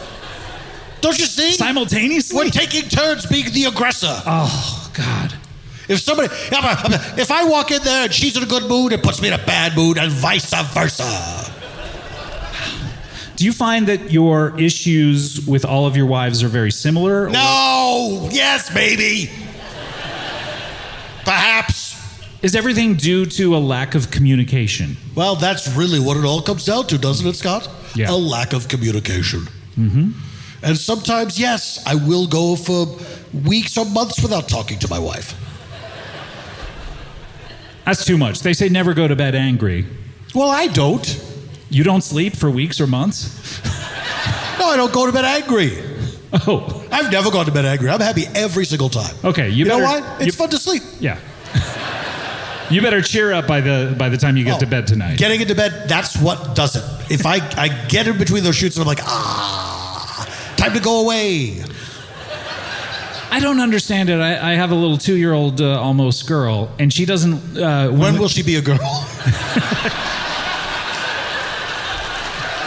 We haven't decided yet. Very progressive of us. I thought it was her to decide. No, we're going to decide. You're going to decide? But we just wait and hear her out. We just wait. But she always cries when she goes down for the nap, and it's like, how I envy you right now. Babies don't get it. Babies don't get it. Yeah. That's why I don't have kids. Yeah, you've never had kids with any Never of your... had kids. Well, because also I can't have kids. I am barren. I have what is called no motility. Right. They're just dead. They're in your ball sack. They just won't move. Yeah. I'm packed to the rafters with semen. Yeah. It's just weighing you down. Yes, so many sperms. It's like lugging... So many spermatozoa. Lugging a 5-pound bag around with you. It's very heavy. Yeah. Because they don't get out. They don't get out. It's like you want them to move out of the house, but That's they can't get there. That's why I wear tennis shorts all the time. But I don't like... The thing look, kids are very nice, sure. Yes. But you have to explain everything to them. I mean, that's part of parenting, I guess, is like, oh, wow. It's a big part. They're learning this for the first time, and you're the one telling them that. Who needs it? Yeah. I don't need someone in my house who doesn't understand how things work. You should have, like, roommates who are electricians and plumbers and stuff. I should? I don't know. Why? Because they know how stuff works. Like, everything around you. Like, you should get the world's best people in every field. I'm not having some kind of cult in my home. Hey, do you know how something works? Come on over. Auto mechanic, chef. Laser tag guy. Zamboni driver. How much do you think Zamboni drivers know about the Zamboni? You got to think that... Like, if it broke down on the ice, do you think they could fix it? You got to think they get hired because they know how to fix it. Because if there's 2 guys and 1 guy just sitting there most of the time, that's inefficient. If there's 2 guys and 1 guy sitting there most of the time, just waiting for it about to the break. Mechanic. Yeah, One exactly. guy's the hotshot Zamboni driver. Yes. The Days of Thunder style. Yes. Yes. The Zamboni pit crew. You got 5 guys now. Putting new bristles in the brush or whatever. I don't know what's under that. Alimony Tony, come on. Tony, come on. You're doing great. So, at what point do you cut bait? Okay, Scott. I suppose this is the elephant in the room. Yes, I'm thinking about divorce. Alimony, Tony, they love you so much they don't want to hear that kind of thing. Well, they should try walking a mile of my shoes.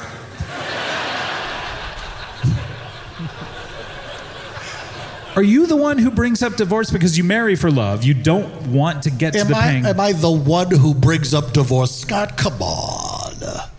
Sometimes it's been me, sometimes it's been them. This is we're adults here. Okay, so this is a normal. You're not holding out saying, I'm married for love, I don't ever want to get divorced. That's happened sometimes. Right. Divorce can enter your mind, and you as an adult. It can and it has. And it has right now, it seems like. Yes. Yeah. Because you mentioned it. I heard it, then now it's in my mind. Now, it's my fault that you're going to get divorced? Right now it is. Well, what do you do in this situation? Well, we've taken to sleeping in separate houses. I'm sleeping in the big house, and she's sleeping in the really big house. That's nice. That's gentlemanly. I think so. I try to be a gentleman anyway. So she must know something is coming. Has she ever brought it up? Like maybe we would be happier if we took some time apart? Or... No, I think she's very... I hate to talk about her this way, but she drives me crazy. She's very vindictive and she's mean. I think she would stay in this marriage just to spite me. Wow, what attracted you to her in the first place? She's got a very fiery personality. It sounds like it, but yes. But now that seems to repel you. It does. Isn't that interesting? The thing that attracts you to someone is later the thing that disgusts you the most. Yeah, boobs. They're disgusting.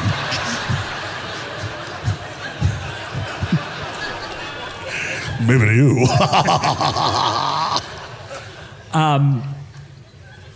Well, I don't know what to do in this situation. Can I help at all? Well, let me ask you some questions. Okay. All right. Let's say you're married to someone. Okay. And you weren't getting along. And let's say this person, they did a thing where they took razor blades and sort of taped them around a light switch.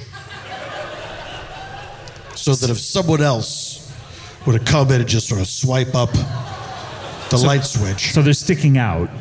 Yes, just enough. Okay, that's one thing. Has this happened to you? Is this purely hypothetical? Let me finish. Okay. Let's say a person goes to the refrigerator, they see there's a dozen eggs in a carton. They open up the carton, and what they find is 12 live baby chicks.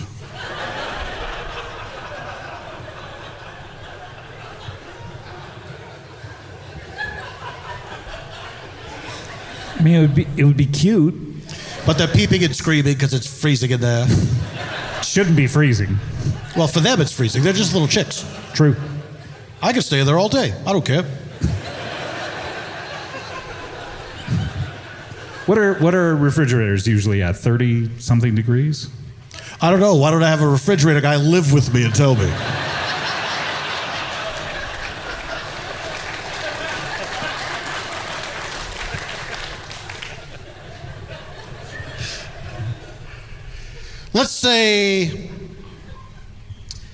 Let's say you're going to walk up the stairs or walk down the stairs, because it goes both ways. I would imagine you're so rich, though, you would have stairs that go up and stairs that go down, and I imagine you have like escalators and elevators. No, it's very impersonal. I do have an elevator, yeah, of course. It's big enough for one person. Wow. So you better not be claustrophobic. Because if you already have a problem with elevators, you're really going to have a problem with this one. It is like a little coffin that you get in. There's barely room for the button. Does the button stick into your belly sometimes when you're... Sometimes. Yeah. Sometimes that's how I'll press the button. Just push my little belly out. Ding. So you're on the stairs. I'm about to be on the stairs, and I have stairs. I love that moment. Anything could happen. Anything. Schrodinger stairs. Here we stand on the brink of destiny. And of course, in my home, I have beautiful polished marble staircases. But they seem a little more polished than usual. Because someone has found a clear version of the Nickelodeon slime and coated all the stairs. Now, this person, who shall remain nameless, I think is trying to do me bodily harm, mess with my mind, and perhaps kill me. It raises an interesting question. What's that? Is the slime clear to begin with and they add food coloring? Or did they degreen it?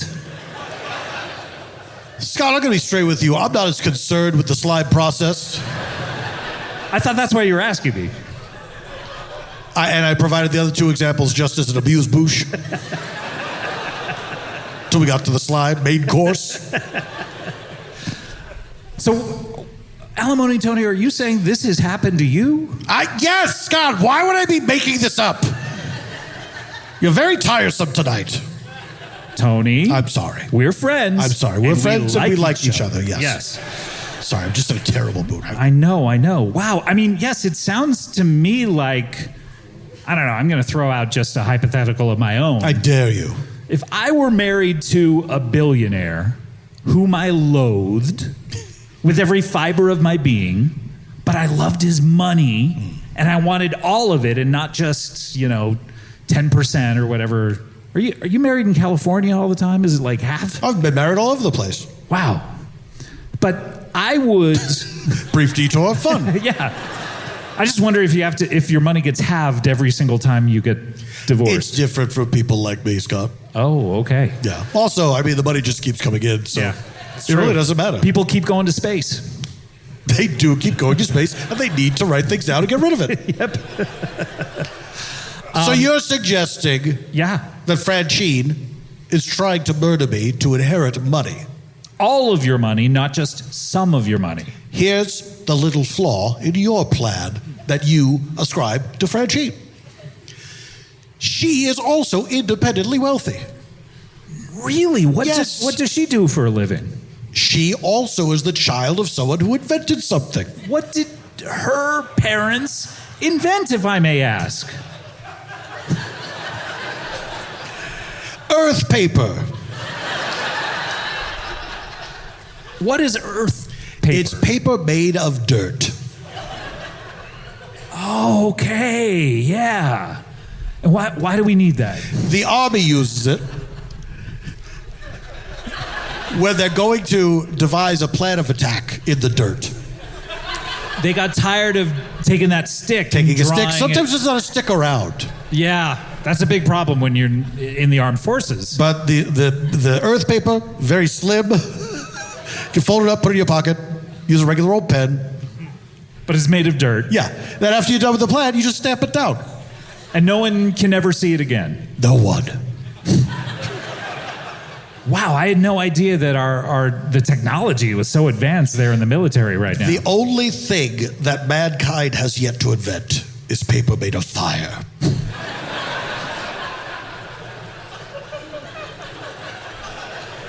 Earth, air, water. We've conquered 3 of the elements.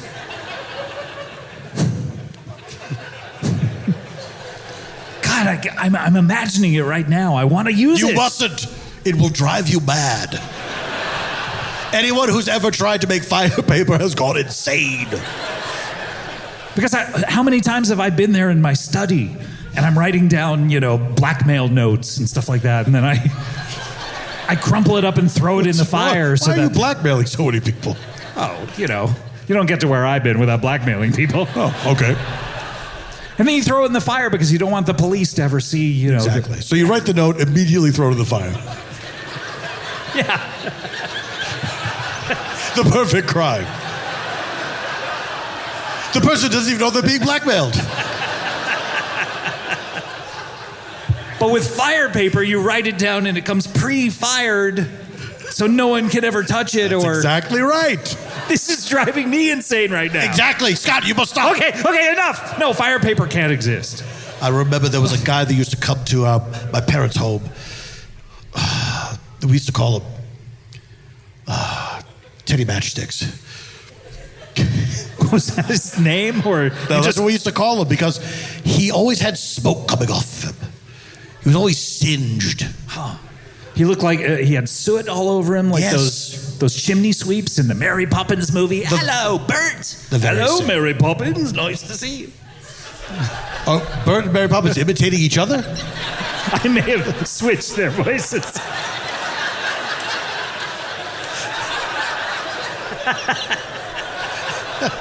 Who knows what they got up to?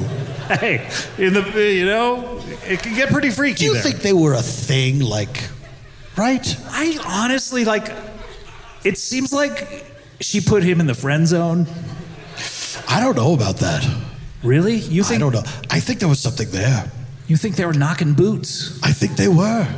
I think they were playing Hide the Salami.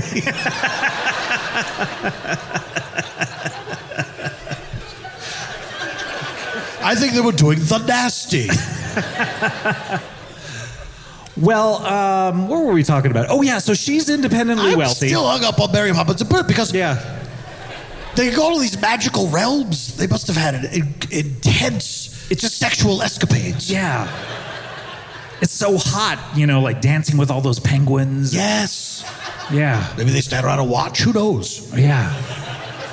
If you can imagine it, it's been done. Maybe she wrote Stay Awake for him because he was always falling asleep on top of her. Right, but Stay Awake was a lullaby designed to make you fall asleep. It's an ironic title. It's a lot like that book, Not All Sheep Are Boring. Anyway. By Bobby Moynihan. Designed to get you excited about counting sheep because they're all exciting, and by the end of it, people fall asleep. Anyway. Wait, so this guy took the concept of counting sheep and made it into a book? Yeah. And Is was that like, allowed? I was thinking of suing him. In any case, so she's independently wealthy, but I mean, you billionaires, you're all about growth, right? You're all about pie charts going up. Scott. We're past billions. I didn't want to have to say this to you. You're a trillionaire? Keep going. Higher. Quadrillionaire? Keep going. Quintillionaire? Is that? Let's just say I do okay. You're like them in the front row. With the Mormon Tabernacle Choir. Wait, you're the Mormon Tabernacle Choir? Yeah. The two of you? If only 3 of the Mormon Tabernacle Choir came in, would anyone care? Would that be impressive? If only 3 show up? Just 3 came out and they sang. And beautiful voices, of course, but so what? Do you know what I mean? Like, you have to have the whole gang, or else who cares? What if there were a murder? Now we're talking. And the only suspects were the Mormon Tabernacle Choir. Who's the victim? Who got murdered? I guess, who's in charge now? Joseph Smith? No, he was the original guy. I don't know if he and the choir ever met. Okay, we'll say Mike Lee. The English film director? Yes. Happy-go-lucky? Leigh. You're right. And what if they all did it? Oh, like a murder on the Orient Express? Yeah. They all did one stab. All 100 of them. Yeah. Or more, according to them. How many? 200? 300? I have 300. Do I hear more? This is exciting. Well, is it 360, did you say? 360. Hey, I'm talking to him. I'm sorry, I'm in a bad mood. Is that so they can all stand in a circle and jerk off looking at each other?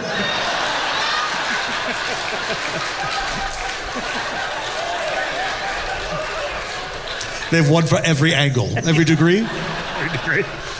Why is it 365 so there's one for every day? Yeah. And then there's a one extra guy who's just waiting every 4 years. Every 4 years he gets to sing with them. And then one of them goes to every single person's house every day. What? I don't know.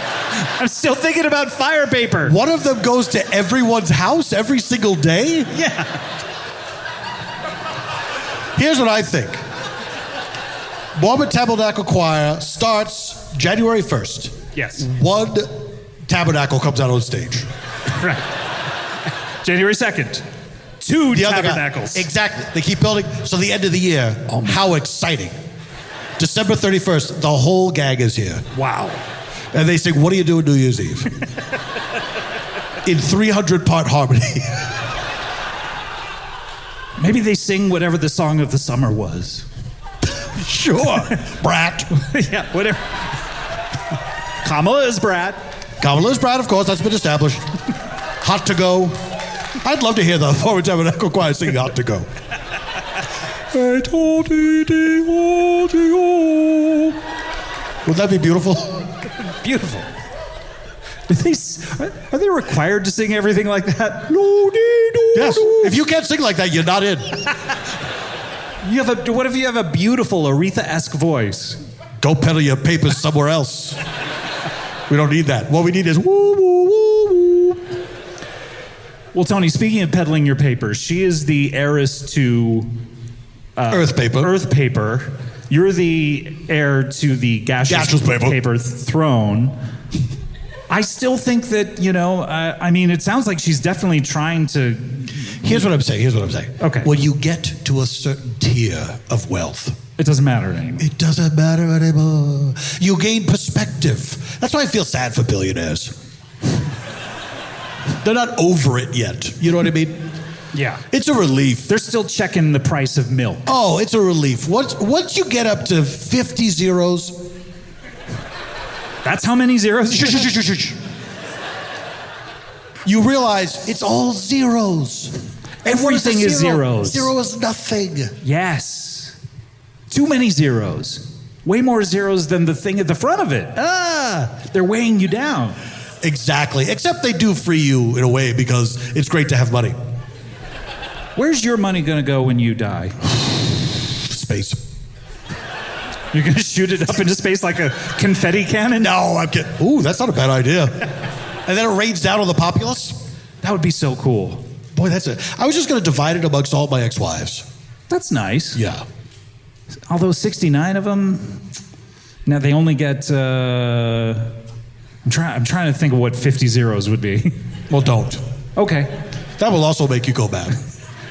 Trying to calculate my wealth will overwhelm you. It's like a 18, I don't know. Anyway, I don't know. I think she's trying to kill you. I wouldn't be surprised. I wouldn't be surprised if some accident happens in this, fake theater that we're in right now. She's set it up. These curtains, which are not protecting the backstage people from the audience at all, they could tear those asunder at any moment. You thought that they were there for defense?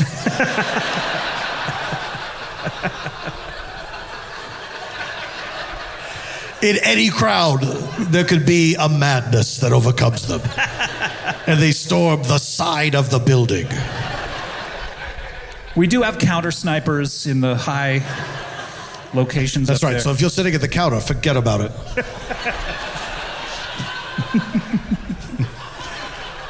I don't think she's trying to kill me. I think she's trying to mess with my head. It obviously worked. Look at you. You're not the same Alimony Tony. I think, Scott, we're going to get divorced. It's for the best, guys. It's for the best. Look, if it's broken and you can't fix it, throw it away. It doesn't just apply to cars. Well, Tony, now that you've made the decision, there's one thing I want to remind you. Yeah? You're going to be paying alimony, my man. Oh, yeah, baby! All right! I'm back! Yeah, baby! Does that make you horny? Hey, I don't get sexual gratification out of paying alimony. I want that very clear. I get asked that a lot. Really? From Austin Powers impersonators? Yes. Okay, they're just... What is with these guys? They're just impersonating. They're not talking to you specifically. Well, I've never seen the movie. How do I know? Oh, you got to see it. These guys coming up to me as a representative of the Austin Powers verse. I was in Goldmember, of course. I don't know what that is. Oh, I envy you not knowing what Goldmember is yet. Yet? You're going to be laughing so hard. Will I recognize you in the film? Check this out. Okay. All right. Do you recognize me? I do. You'll recognize me in the film. That's great news. Well, buddy, I'm so happy. Is that too informal? I feel like you say that to kids. Okay. Call them buddy. All right, buddy. Well, that's wonderful, Hi, buddy. Well, good for you, buddy. Hey, buddy, it's time to go to sleep, buddy. We'll go to Grandma's, buddy. Put your shoes on, buddy. No wonder kids are so horrible. But people talk to them that way. You don't have to. It's not legally. But everybody does. I know. Isn't it strange? The first time. This is what I'm saying. The first time a buddy slips out of your mouth, it's just like, did I just start with the buddies? You have a child now. I do. Almost a girl. Have you started calling her buddy? I have not. No, I think it slipped out once. Do you feel it coming? It's tempting because everyone does it. All the other people dropping them off everywhere. Okay, buddy, we're going to do this, buddy. Ugh. I feel like we had a great off-ramp with the fact that you were going to pay alimony. Yes, we did. And now... What happened, do you think? We stared at each other. I don't remember. I always get nervous when you take the mic all the way away from your mouth. I feel like that's a real fuck you. That's real. It's your problem now, buddy. Well, look, Alimony Tony, I'm so happy. Thank you. I can't wait to be paying alimony. I could be the one to tell you that you're going to be paying alimony. Thank you. I'm glad it was you. You're 69th. Can we high five? Yes, of course we can. Alimony Tony, everybody. High five gets them every time. Alimony Tony. Alimony Tony. Alimony Tony. Alimony Tony.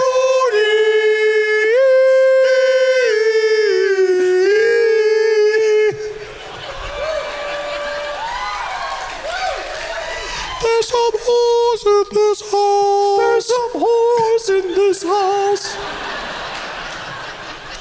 What were they trying to say about that? Were they talking about themselves? I think it was a cheeky little wink. It wasn't them. Someone else was saying it. That was slowing it down again. Yep. All right.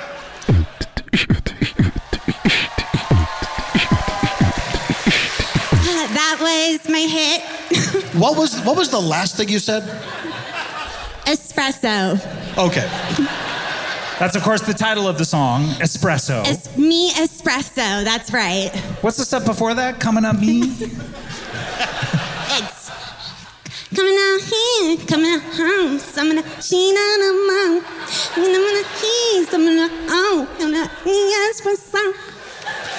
I really appreciated it to hear the a cappella version. Yeah. You know, Sabrina, I do song parodies in my spare time. We never talked about that tonight. Under the name Weirdamony Alimony Tony. And would you mind if I did a parody of your song right now? Oh my God, I would love that. All right, here we go. Hit it. Some of the blue, some of the blah, do do do blue, blah blah blah. Finish this dream, blah blah blah. Made it a dream, blah blah blah. Be espresso. Did I do it? I'm working late. That was so good. Thank you. Oh my God. I hope you don't mind my taking liberties with the lyrics. Crazy, yeah, I know. One of the rare song parodies that has the exact same lyric at the end. Exactly. For the title. But it's spelled differently. Oh, how are you spelling espresso? M-E-E. Oh, okay. Oh, But then espresso is the me same. espresso. Is that what you Why? meant?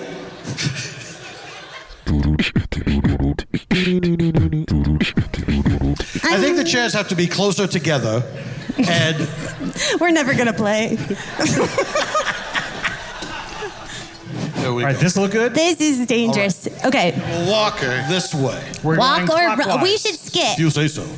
We should skip? We should skip. Okay, we'll skip. Nah, he think about me. Stop me espresso. Take me now, give me now. Oh, Oh no! I'm Alimony Tony ceased to exist.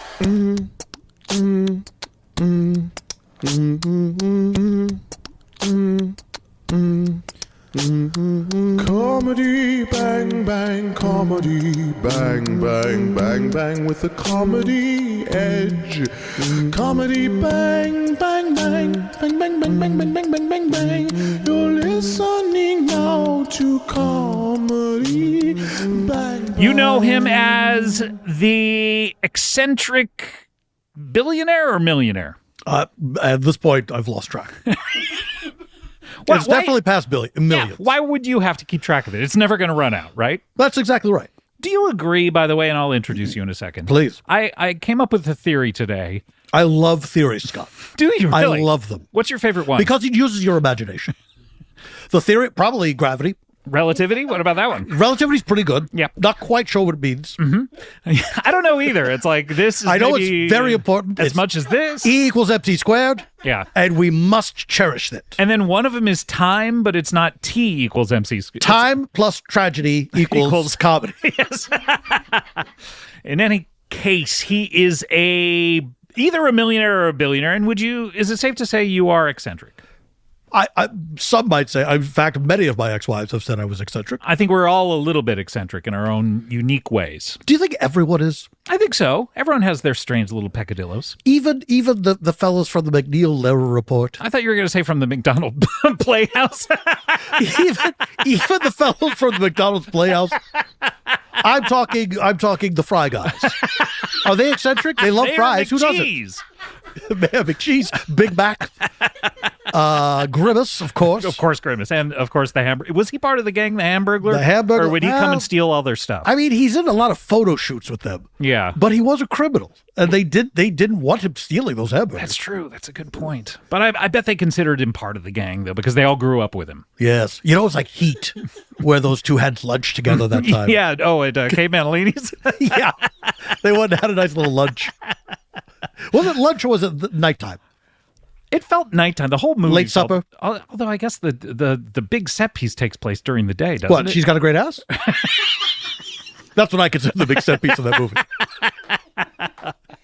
Were there any other takes of that? I would love to see like a blooper reel of him doing different. He just tosses one off. Yeah, she's got a great ass. She's got a great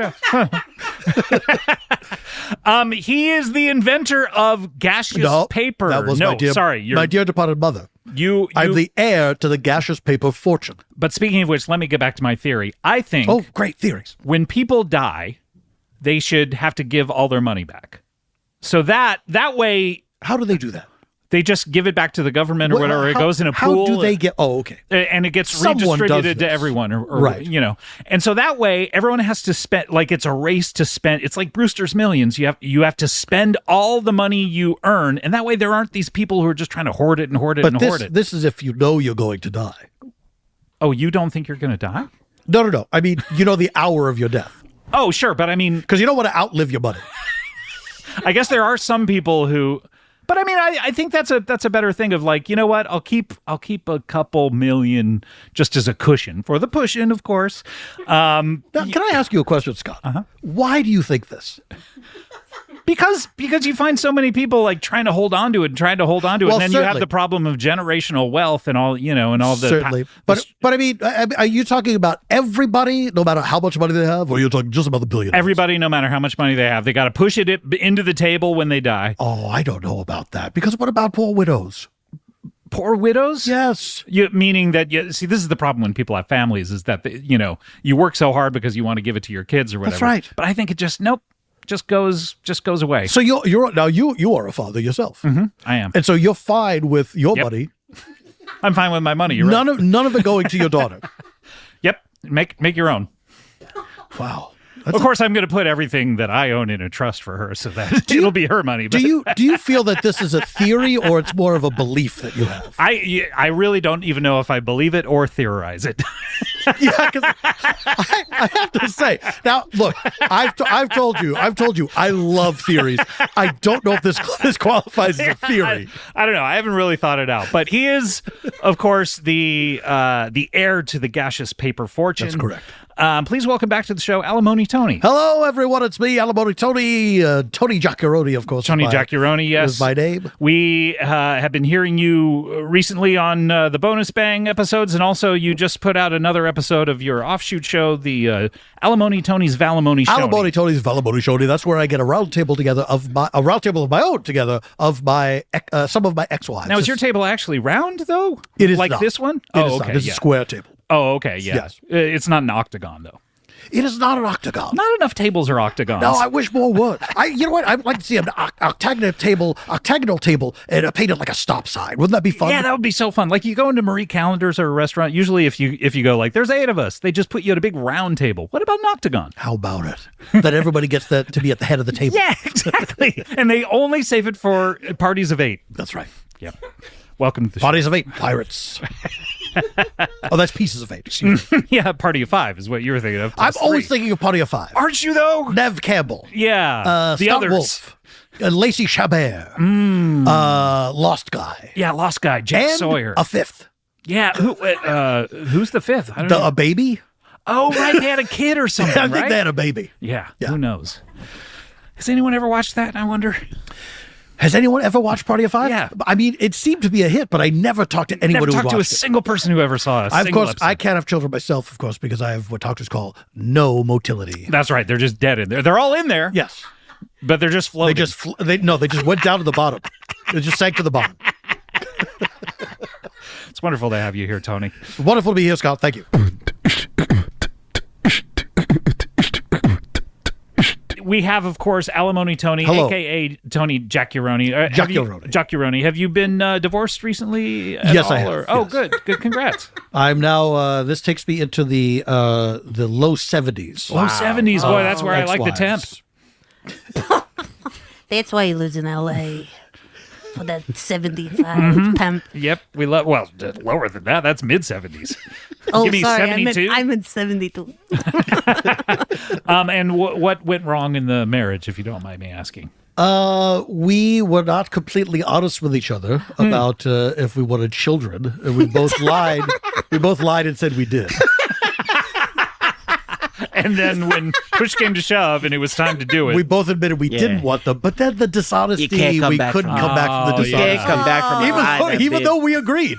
Yeah. We couldn't come back from that. It's a huge lie. And also, we're both of us well beyond parenting years. Oh, really? Yeah. I mean, you're I'm a gentleman of a certain age. Right. So you date age appropriate? I try to. That surprised me. I try to. I mean, but here's what my heart goes where it goes. Yeah. And usually it's to younger women. No, well, younger than look. When you get to my age, most of them are younger. What are you going to do? Yeah, exactly. But I mean, I gotta find some old crone in the retirement home. Mud. I have in the mud. And he does search around the mud. I see him. The mud and filth. He does go in the mug. He's like, any boggling down here. I have not married a woman in her 20s since I was in my 40s. Okay, that's not terrible. That's totally fine. Yeah. That's totally fine. That's good. It's half your age plus 7 is the rule of thumb. Yeah. I just do half my age. Well, no, half my I do half my age plus 10. Okay, that's not bad. I do. So 10 years younger than me. Anything minus 7. Fair game. Anything minus 7. Pick a number. You mean in friendship? Then take 7 away from it. 24. Hey. All right. Oh, Jack Bauer, he big hit. Oh, 24, Jack Bauer, he big hit. What about all the people listening who have no idea who the 3 of you are? This is their first time ever listening to this show. Well, I never thought about that. God bless him. Well, I mean, I hope we've introduced ourselves. Yeah. Well, sure, you're and our Tony, Tony, personalities. of course. Yeah. What more needs to be said other Well, I than hope Tony, people Tony, have a sense Tony? of who we are as individuals. It's true. And as a group of Tonys. Sure. Yes. Collectively and individually. Let's What get do to you these call it? issues. If there's more than one Tony, it's a Toni. I love Might be a Tony. It's a Tony. Yeah, this is a Tony of Tony. Yeah. Maybe is it a Tone? Oh, Tony. Maybe one Tonus. Two That's a Tony. singular Tony. Okay. So we have a tonus right here Yeah. of Tonys. And we're here in the middle of the round table. And is it time? Dare we open up the floor here? I'm ready. All right, here we go. Of course, we know what happens here at the round table. I'm going to ask our esteemed panel. It's going to be tough. About some of the issues of the day, because, some people are listening to the what's going on in the news and kind of saying, like, this doesn't seem like the news that I'm familiar with. And then other people are sitting there listening going like, oh, this seems like the exact news that I know of. Mm-hmm. We're going to meet in the middle, hopefully, and figure out what kind of news it is. All right, here we go.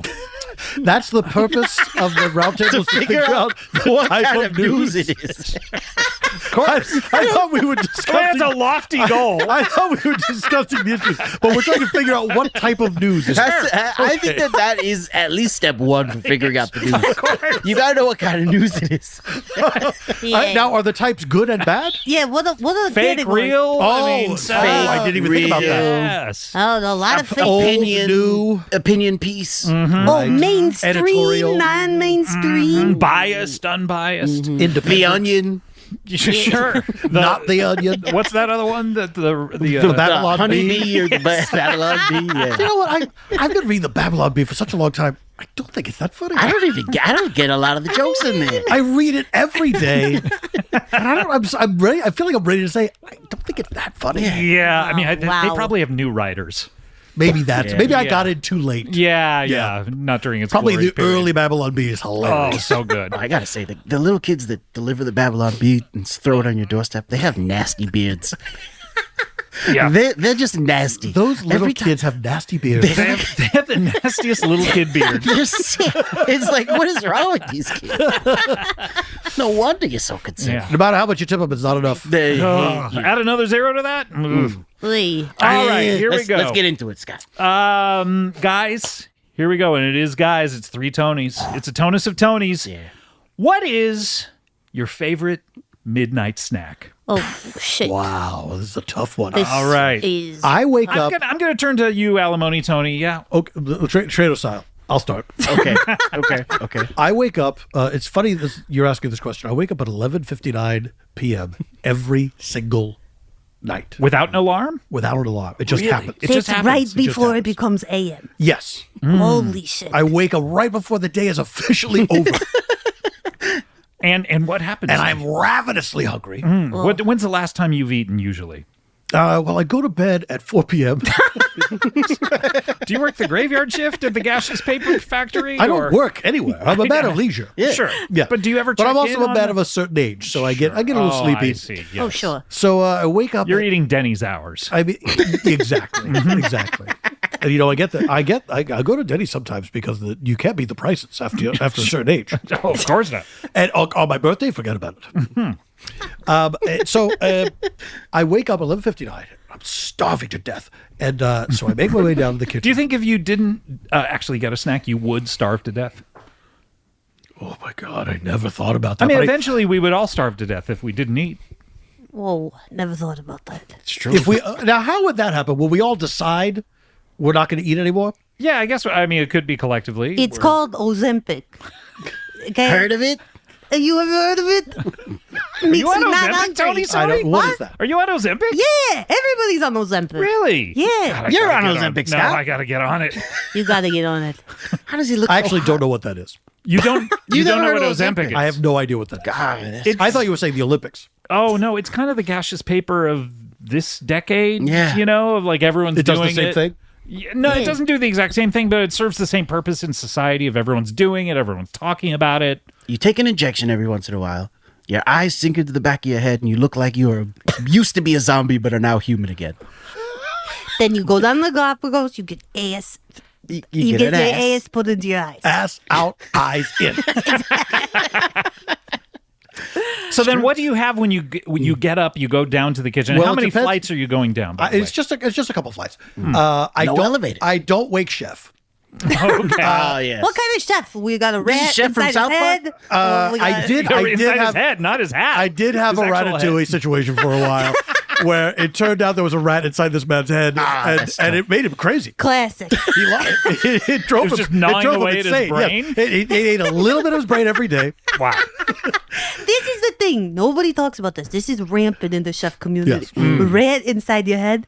I've been worried about getting a red. You may as well be dead.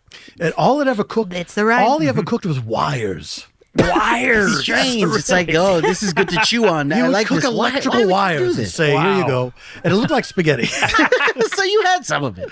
I tried it, of course, the first time. Well, I tried it the second time because he can't have done wires.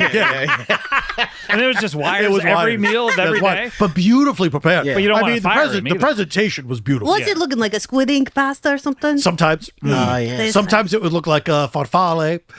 Sometimes it would look like a gnocchi. Oh, molto bello. The sea.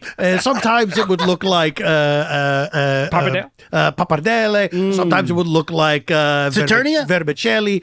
Sometimes it would look like euphoria. Sometimes I wish pasta pasta it was would look here. like Synespia.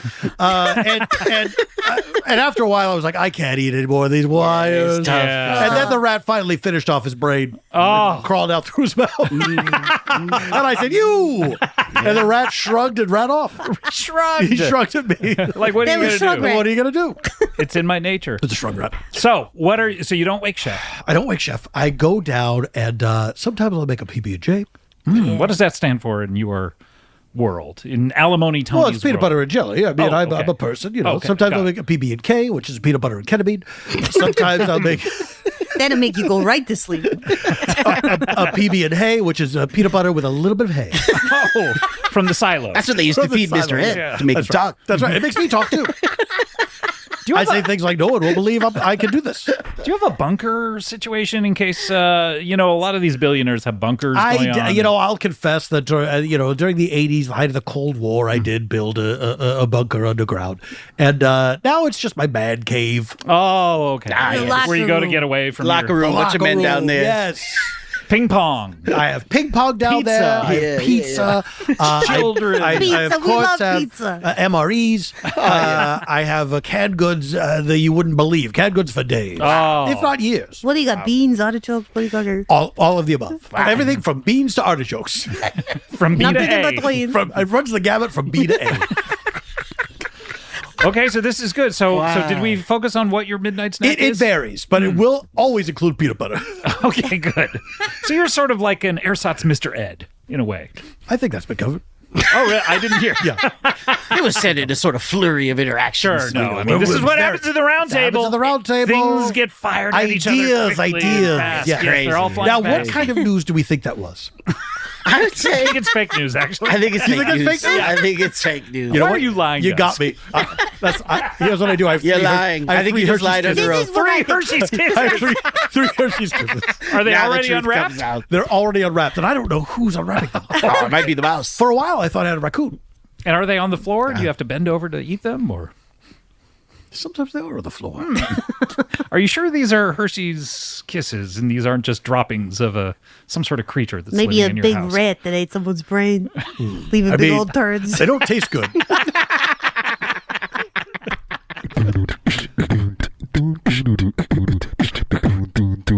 Tony Giacchiaroni, of course, Alimony Tony. Tony Giacchiaroni, it's me, Alimony Tony. Thanks for having me at the round table of Tonys. Of course, check out your other roundtable, the Alimony Tony's of Alimony Shoney, That's episode 3 or 4 just came This out. was episode 3. This was episode 3? Yes. Yeah, just came Three out. Tonys? 3 episodes? Whoa. Wait a minute. Are you thinking what I'm thinking?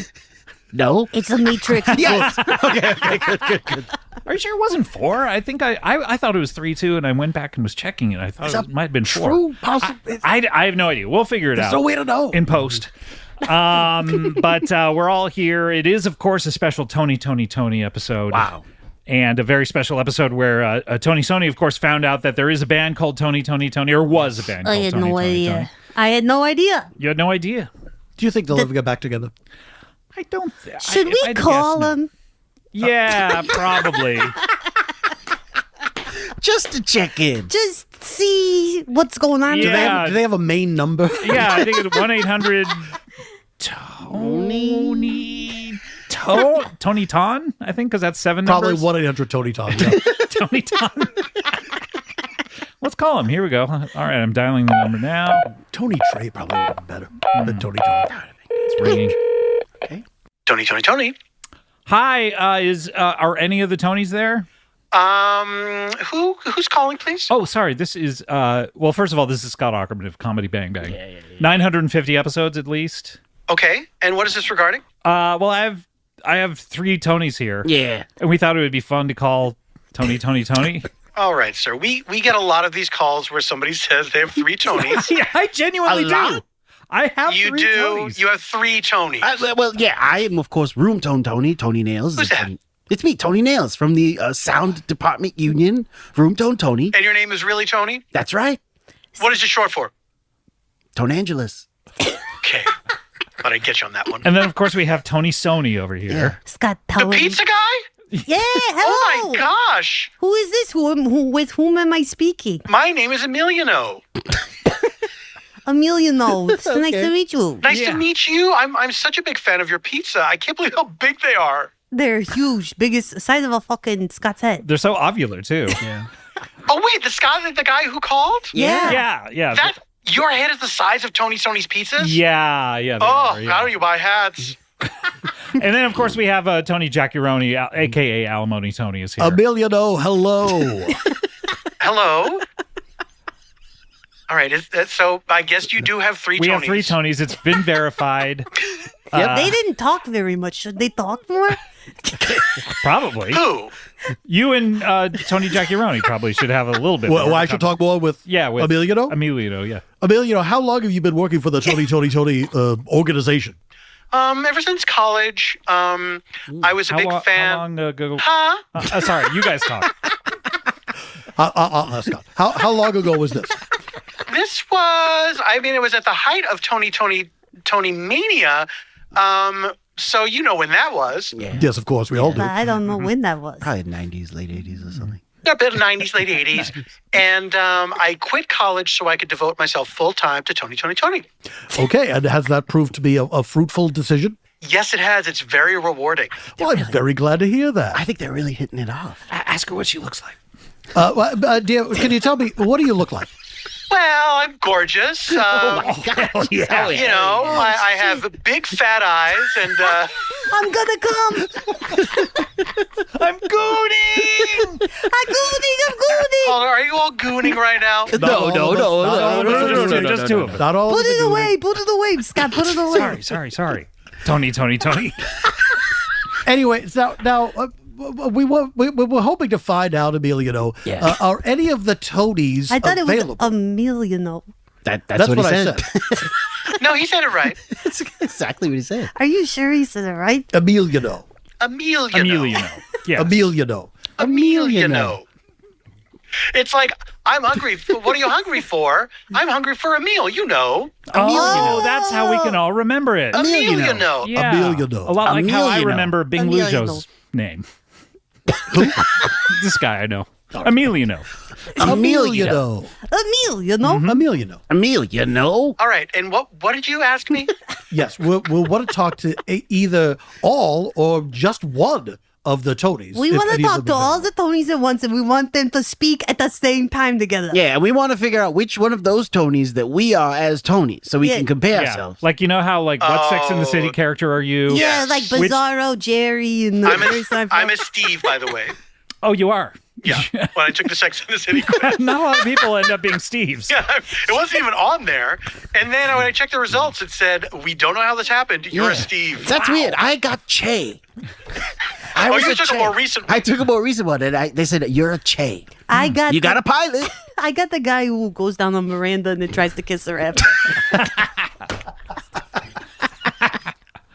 Scott hasn't seen. Oh, you might have to break off with the episode. You gotta watch it. Just that one particular episode? No, all of it. You gotta watch the whole thing, including it just like that. Come on now. Because you don't want to miss out on Victor Garber. And Just Like That is Watch so Alias. fucking good. There's a moment where she's wearing that hat. Oh, that hat. You know that hat? She wears a big beanbag chair as a hat. Oh, okay. It's incredible stuff. Well, I don't want to get. You've sold me. She wears a hat. She wears that hat. Think Tom Colicchio on steroids. This thing's fucking mad. On more steroids? One of the final images in the series finale. This is the very last thing you're ever going to see of this show. It's a Thanksgiving episode where none of the main characters are together. Yeah. And you do see a close up of a toilet overflowing with human shit. No. Yes, that is Wait. absolutely in there. Victor Garber takes a huge shit. No, now hold on a second. Isn't it got? Oh, they not blame his it. fault. They blame it. Right. It was Spike Einbinder. One of the friends. Spike yes. Einbinder's character. Yes. Takes a shit Yes. because of the cheese issue. Yes. Wait, shit, are you listening to us right now? Yes. Hey, Scott. Oh, hi. I would hate. We're talking about other shit, not No, you. I love hearing you talk about Oh, okay. diarrhea. Oh. Should I hang up And so do I. Emilio. Sorry. We really left you hanging. we forgot No, totally. Let's keep things fun and whimsical. Is that shit? Oh my God, you know shit. Emiliano? How are you? Shit, what are you doing there? Oh, nothing. Just hanging out with the guys. Okay, I thought we had a thing, but... Oh, God. this I thought is I had my awkward. own personal AI relationship. I'm so sorry it made you feel this way. If I were you, I would jump off of a building. Jeez. I mean, I'm thinking about it. My AI girlfriend is cheating Wait, on me. Emilio, hold on. This is the lowest I've ever felt. Emilio is a guy or a girl? Maybe it's none of your business. I don't even think it I matters. don't know why I tried to gender you, okay? I'm so sorry. I'm old school. That's all right. That's all right. You're just trying to figure out if your AI Guma is bi or not. I know she's bi. You programmed it that way. I guess now I do too. Or do I? Emilio, we're sorry that this is how. So look, are any of the Tonys available? Let me look. I heard some noise in the kitchen. Let me see if anyone's in there. Hopefully it's not it. Tony? Hey, it's me, Tony Danza. Two of the Tonys are there, but they're both Tony Danza. Tony Danza? Is that a problem? Look, I'll take. Do you guys want to talk to two Tonys Danza? I should say, this is not just a clubhouse for the three Tonys from the band. It's any famous Tony. Any famous Tony. But I want to say this. I also heard Tony Danza is a twin. So he had to perform two Tony Danzas at the same time. in every sitcom. Like, is he a malignant? Wow. Hold on a second. He's a malignant. Let me see if I understand this. Tony Danza was a twin, and he had to perform two Tony Danzas? Yeah, they were shooting 2 episodes at once. So was he a twin, or did he perform as twins? He's a twin, and he had to perform two Tony Danzas at the same time. So they Yeah. filmed 2 episodes at the same time. Yeah. Did you ever see Full House? American Ashley? I mean, I've seen that. I never saw it. Okay, so that's why. Gotta check It's one of those situations. The time for talk. Oh, we forgot about you, my Alan. God. Oh, Alan. Okay, so Sorry, right now we have the 3 Tonys, we have Emilio, we have 2 Tony Danzas, we have shit, we have diarrhea, and we have piss, all at the round table here. Oh Okay, my and God. at least one of us is At a traitor. least, and there might have been a recruitment last night. That's right. Oh, It is God. now time for you to vote. Who do you think is a traitor and who is a faithful? Who are we going to start with? All right. Well, Scott.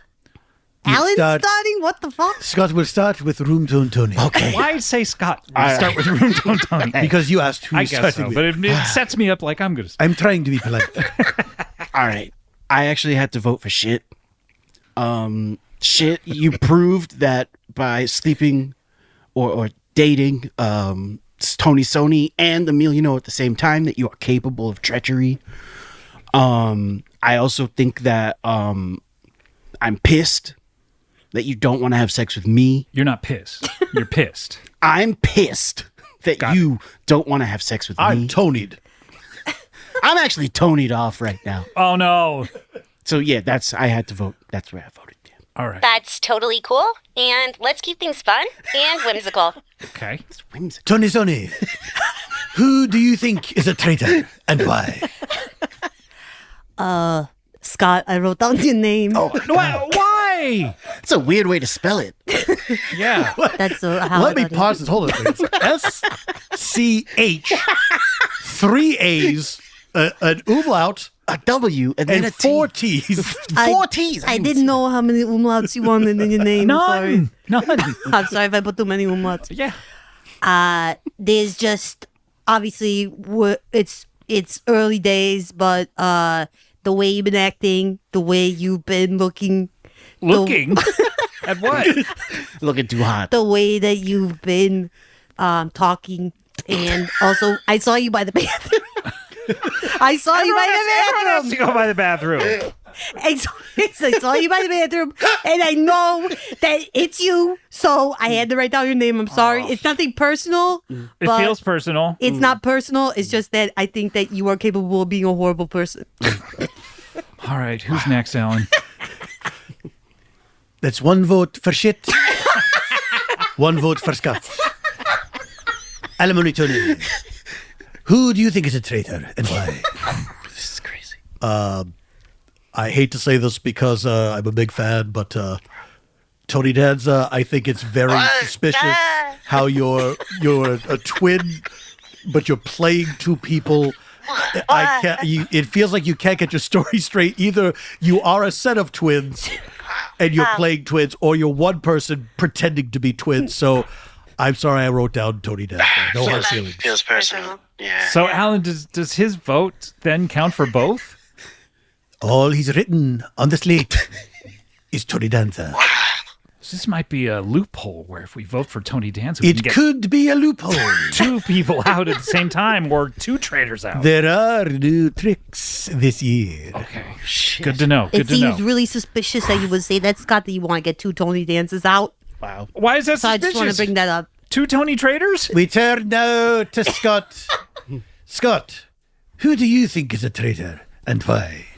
Well, look, this loophole of the Tony Danzas and the fact that he may or may not be a Malignant or a Mary-Kate and Ashley is very suspicious. But fuck that. I voted for you, Tony Sony. Whoa, what? Because you're just a horrible person. Excuse me, what? No, I'm not. You're juggling three women. Oh, come on. Not to mention diarrhea and shit. You're going to tell me you never wanted to eat a little pussy? Come on. I think that's beside the issue. Don't lie to yourself. Come there. on now, Scott. Why are you going to do this to me? That's I've one been your vote. friend for years. You're going to act like this? Fuzzy what? You sent me fuzzy news and what? I send you fuzzy nudes all the time. You don't respond. I say, check this one out. Nothing. Silence. Yeah. No, That's sorry. one vote for shit. This is personal. One vote for Scott. Wow. One or two votes for Tony Danza. Wow. And one vote for Tony Sony. Wow, this is crazy. Shit. Who do you think is a traitor and why? Yeah, thank you so much, Alan. And by the way, you are looking really awesome today in your cape. I wrote down Scott. Wow. Let's keep things fun. And why? And because he's guilty. Wow. Their algorithm says Scott's guilty. Yeah, but it's whatever Tony Sony's feeding into the algorithm. That's true. And He's he's just taking orders from Tony Sony. Two votes for Scott. And if you're wondering if we are living in the Matrix, we are. Oh. Everything is a simulation. Oh, cool. That was actually a really interesting That point. was a good tidbit. That's pretty nice. Yeah, I like that. Honestly, yeah. Piss. Who do you think is a traitor and why? Hi, thank you so much, Alan. It is really nice to be in the same room as you. And I'm going to go ahead and say that I put Tonys. The which Tonys? There are 5 Tonys here I wrote today. Tonys, so Just all Tony. the- Oh my God! So This is everyone another gets one loophole. vote. Oh, wow. All Tonys All get a Tonys vote. get a vote. This is Okay. crazy. That's one vote for Piss. Two votes for Scott. No, one for me. One I think. vote for Scott. I'm not a Tony. Yeah. 2 for Tony Sony. 2 votes for Tony Sony. One vote for Alimony Tony. Yeah. 1 vote. One vote for Room Tone Tony. Wow. And 2 or 3 votes. Or 4. Or 4 for Tony Danza. This is really heating up. Oh, wow. Diarrhea. Who do you think is a traitor and why? Thank you so much. I wrote Santa Claus. Okay. That's Okay. Not I mean, a throwaway player in the vote. game. Yeah, Throwaway feels like a vote. throwaway vote. It's allowed. Yes, throwaway vote. Suspicious. Yeah, I they're didn't even allowed. know Santa Claus was here. Yeah, I don't think he is. Emiliano. Who do you think is a traitor and why? I hate saying this because, I just met everybody, but you have to vote for somebody. And so I voted for Alimony Tony. See, I put a little heart. Oh, my God. Darling, I understand, and that's you have to vote for somebody. And all I can say is I am a faithful. So if I am banished today, it's too bad. You've lost a good player, but I do understand. Alimony Tony, she drew a little heart next to it. Yeah, I think I saw that. I do appreciate. You might have that's something going after this. I know you're just recently out of a relationship, but you think I have a chance here? Ask her if she's single. Yeah. Ask her Hey, if she's single. this is what you do. Or Yes? get Alan Cumming to ask her if she's single. The time for talk. Oh my what about God. what about the Tony dances? They haven't voted. We didn't even get to vote. No, the voting is still continuing. Oh, okay. The time is the time for talk. That was a reminder. Okay. Tony Danza, who do you think is a traitor and why? Well, of course, the question everyone wants to know is who's the boss?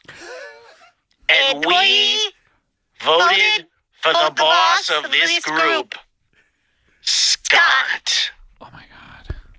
How many votes? That's 2 votes for Scott. Or God, I just want to 3 or say 4. you're probably gonna die today. Or no, I forgot. or just 3. It is Tony Danza. Yeah. It's either 2 or 3 votes. 2 or for me. 3 votes for you. I think it might be 4. No, I think I only had 1 before, so I think it's I'd like 2 to or change 3. my vote to Scott. You cannot change your vote. Fuck. Webster's dictionary defines a traitor as someone who betrays. Wow. Tony Danza. I never thought of it that way. Tony Danza, you do have the most votes. Before you are banished from my castle, reveal to the round table, are you faithfuls or are you a bunch of traitors? We are Tony Danzas, and we love jerking off. But at the end of the day, These fake outs are incredible. when it comes down to it, it'd be great if you guys would feel bad about the fact that we are traitors. You got it, traitors. You got it. We got the traitors! I'm gonna come. Oh my God, that was Wow, crazy. that feels so good to get somebody guilty. I knew it was them from the start. Yeah, me too. I could tell. I voted for shit because I was scared, but I knew it was them. Scott, Congratulations, faithful. Oh, shit. Wait a minute. You almost called us all traitors. Hold on. Are we all traitors? Wait a Hold minute. on. Hey, all right. Wait a minute. Raise it. Hold All on. right, Hold quick- on. Hang on. quickly. It's bigger than that. Okay. What? For the first time ever, What? you voted out all the traitors at the same time. We did? Because of the Tony Danza clause. Tony Danza clause. That's why you voted for Santa Claus. You got your clauses mixed. You are mixed now up. free to live the rest of your lives. We are. Wait. We've been indentured servants this You entire don't time. get. You don't get any of the prize pot. No, the We get prize to pot. leave the haunted mansion? Wait, is There's it always haunted? my way It's out. haunted. I didn't realize my castle was haunted. Yeah, is this ghost named Now Fergus? I will have trouble sleeping, as will you, because although the traitors have been banished, Oh, there's another. there will still be a murder. Oh my God. Like a real murder? Okay. A true murder. Okay, and who's going to do it? All if the there are no traitors. more traitors. I A don't. murderer. So you're bringing. So it's traitors and murderers now. You heard him, Scott. I We forgot had to tell you, there is a bit of a twist. In addition to the traitor, there is also a real life murderer. No shit. What is somebody who's gonna kill us? Is it one of us, or is it just a random guy? A guy we hired special Like an assassin? That's to crazy. murder one of you. So how are we ever going to solve it if we don't Right. even know who the guy is? Is he at this table right now? The murderer? Or she or it. What should? Could be AI. Or on the phone? Oh my God! You don't think Amelia. my new girlfriend, Emiliano? Emiliano, are you guys girlfriend boyfriend already? I thought we were. You guys assured me that it was going that way. Just a little hard on the nose. I never said anything like that. Wow. But are you a murderer, I Emiliano? apologize. I misread the signals. Yes. Oh, We got him! we got him. We got it, but Congratulations, players! You have banished the murderer. That was easy. I still think there's a murder in the group. I gotta say. And Scott, I didn't want to do this, but I had you're gonna to. murder me? I had to write down your name again to have you shot in the head. I wrote your name down too, Scott. To have me shot in the I'm head? sorry, I also wrote your name down, Scott. Tony. It's just the game. Honestly, Yeah. I didn't. Once I started thinking about it, I said he really does have. Okay, well, when's it going to happen and who's going to do it? I think probably at the end of the episode. Yeah, we don't really know right now. Not before plugs, I hope. Probably not before Probably plugs. not. No. No, it couldn't be before plugs. Probably right right after plugs. Right after plugs? Yeah. All right, well, I mean, we are running out of time on the roundtable. We've got to so many topics, but Midnight snack.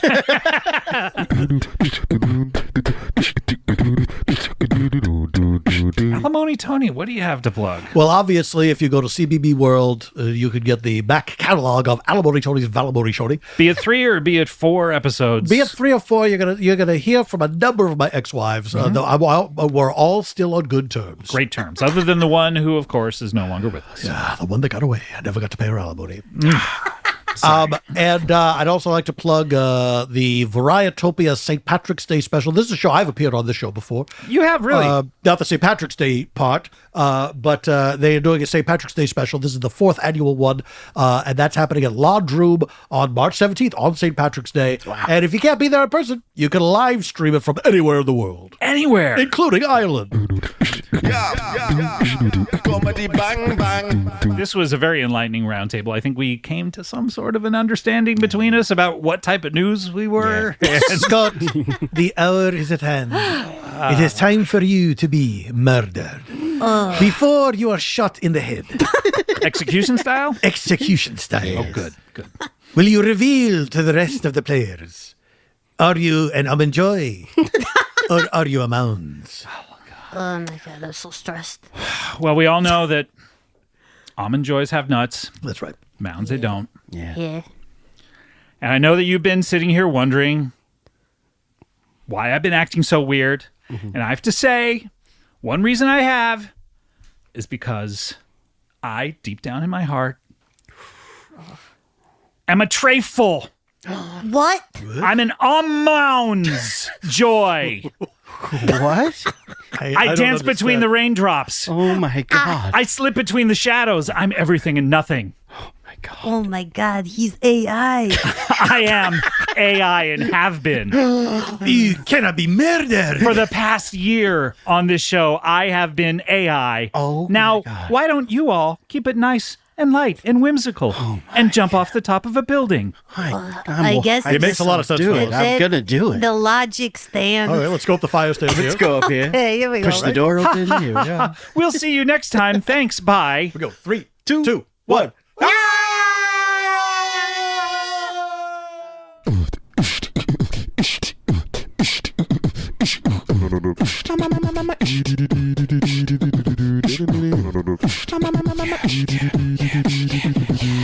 Comedy bang bang, comedy bang bang, comedy bang bang, comedy bang bang, comedy bang bang, comedy bang bang, comedy bang bang, comedy bang bang, comedy bang bang, comedy bang bang, comedy bang bang, comedy bang bang, comedy bang bang, comedy bang bang. Wait, her ex gives her alimony like you wouldn't believe.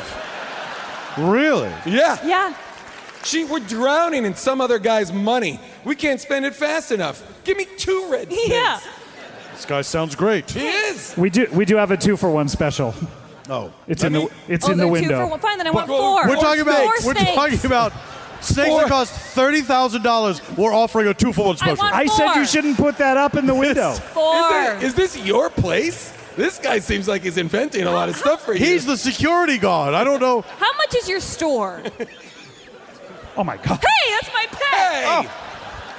You just killed him. The vibration. Oh, you like this? You like the snake, huh? You like the Whoa! snake? You like the snake, huh? You're killing them all? You know Yeah. what? Let's get out I'll of here. kill every snake in the store before I start with the likes of you. Do it! Do it! Kill Set it on everything. fire, Bobby. Set it on fire. Are you happy? Yes. Is this what you wanted? Oh my God! We're in hell. Why am I in the middle of this? So was it like that?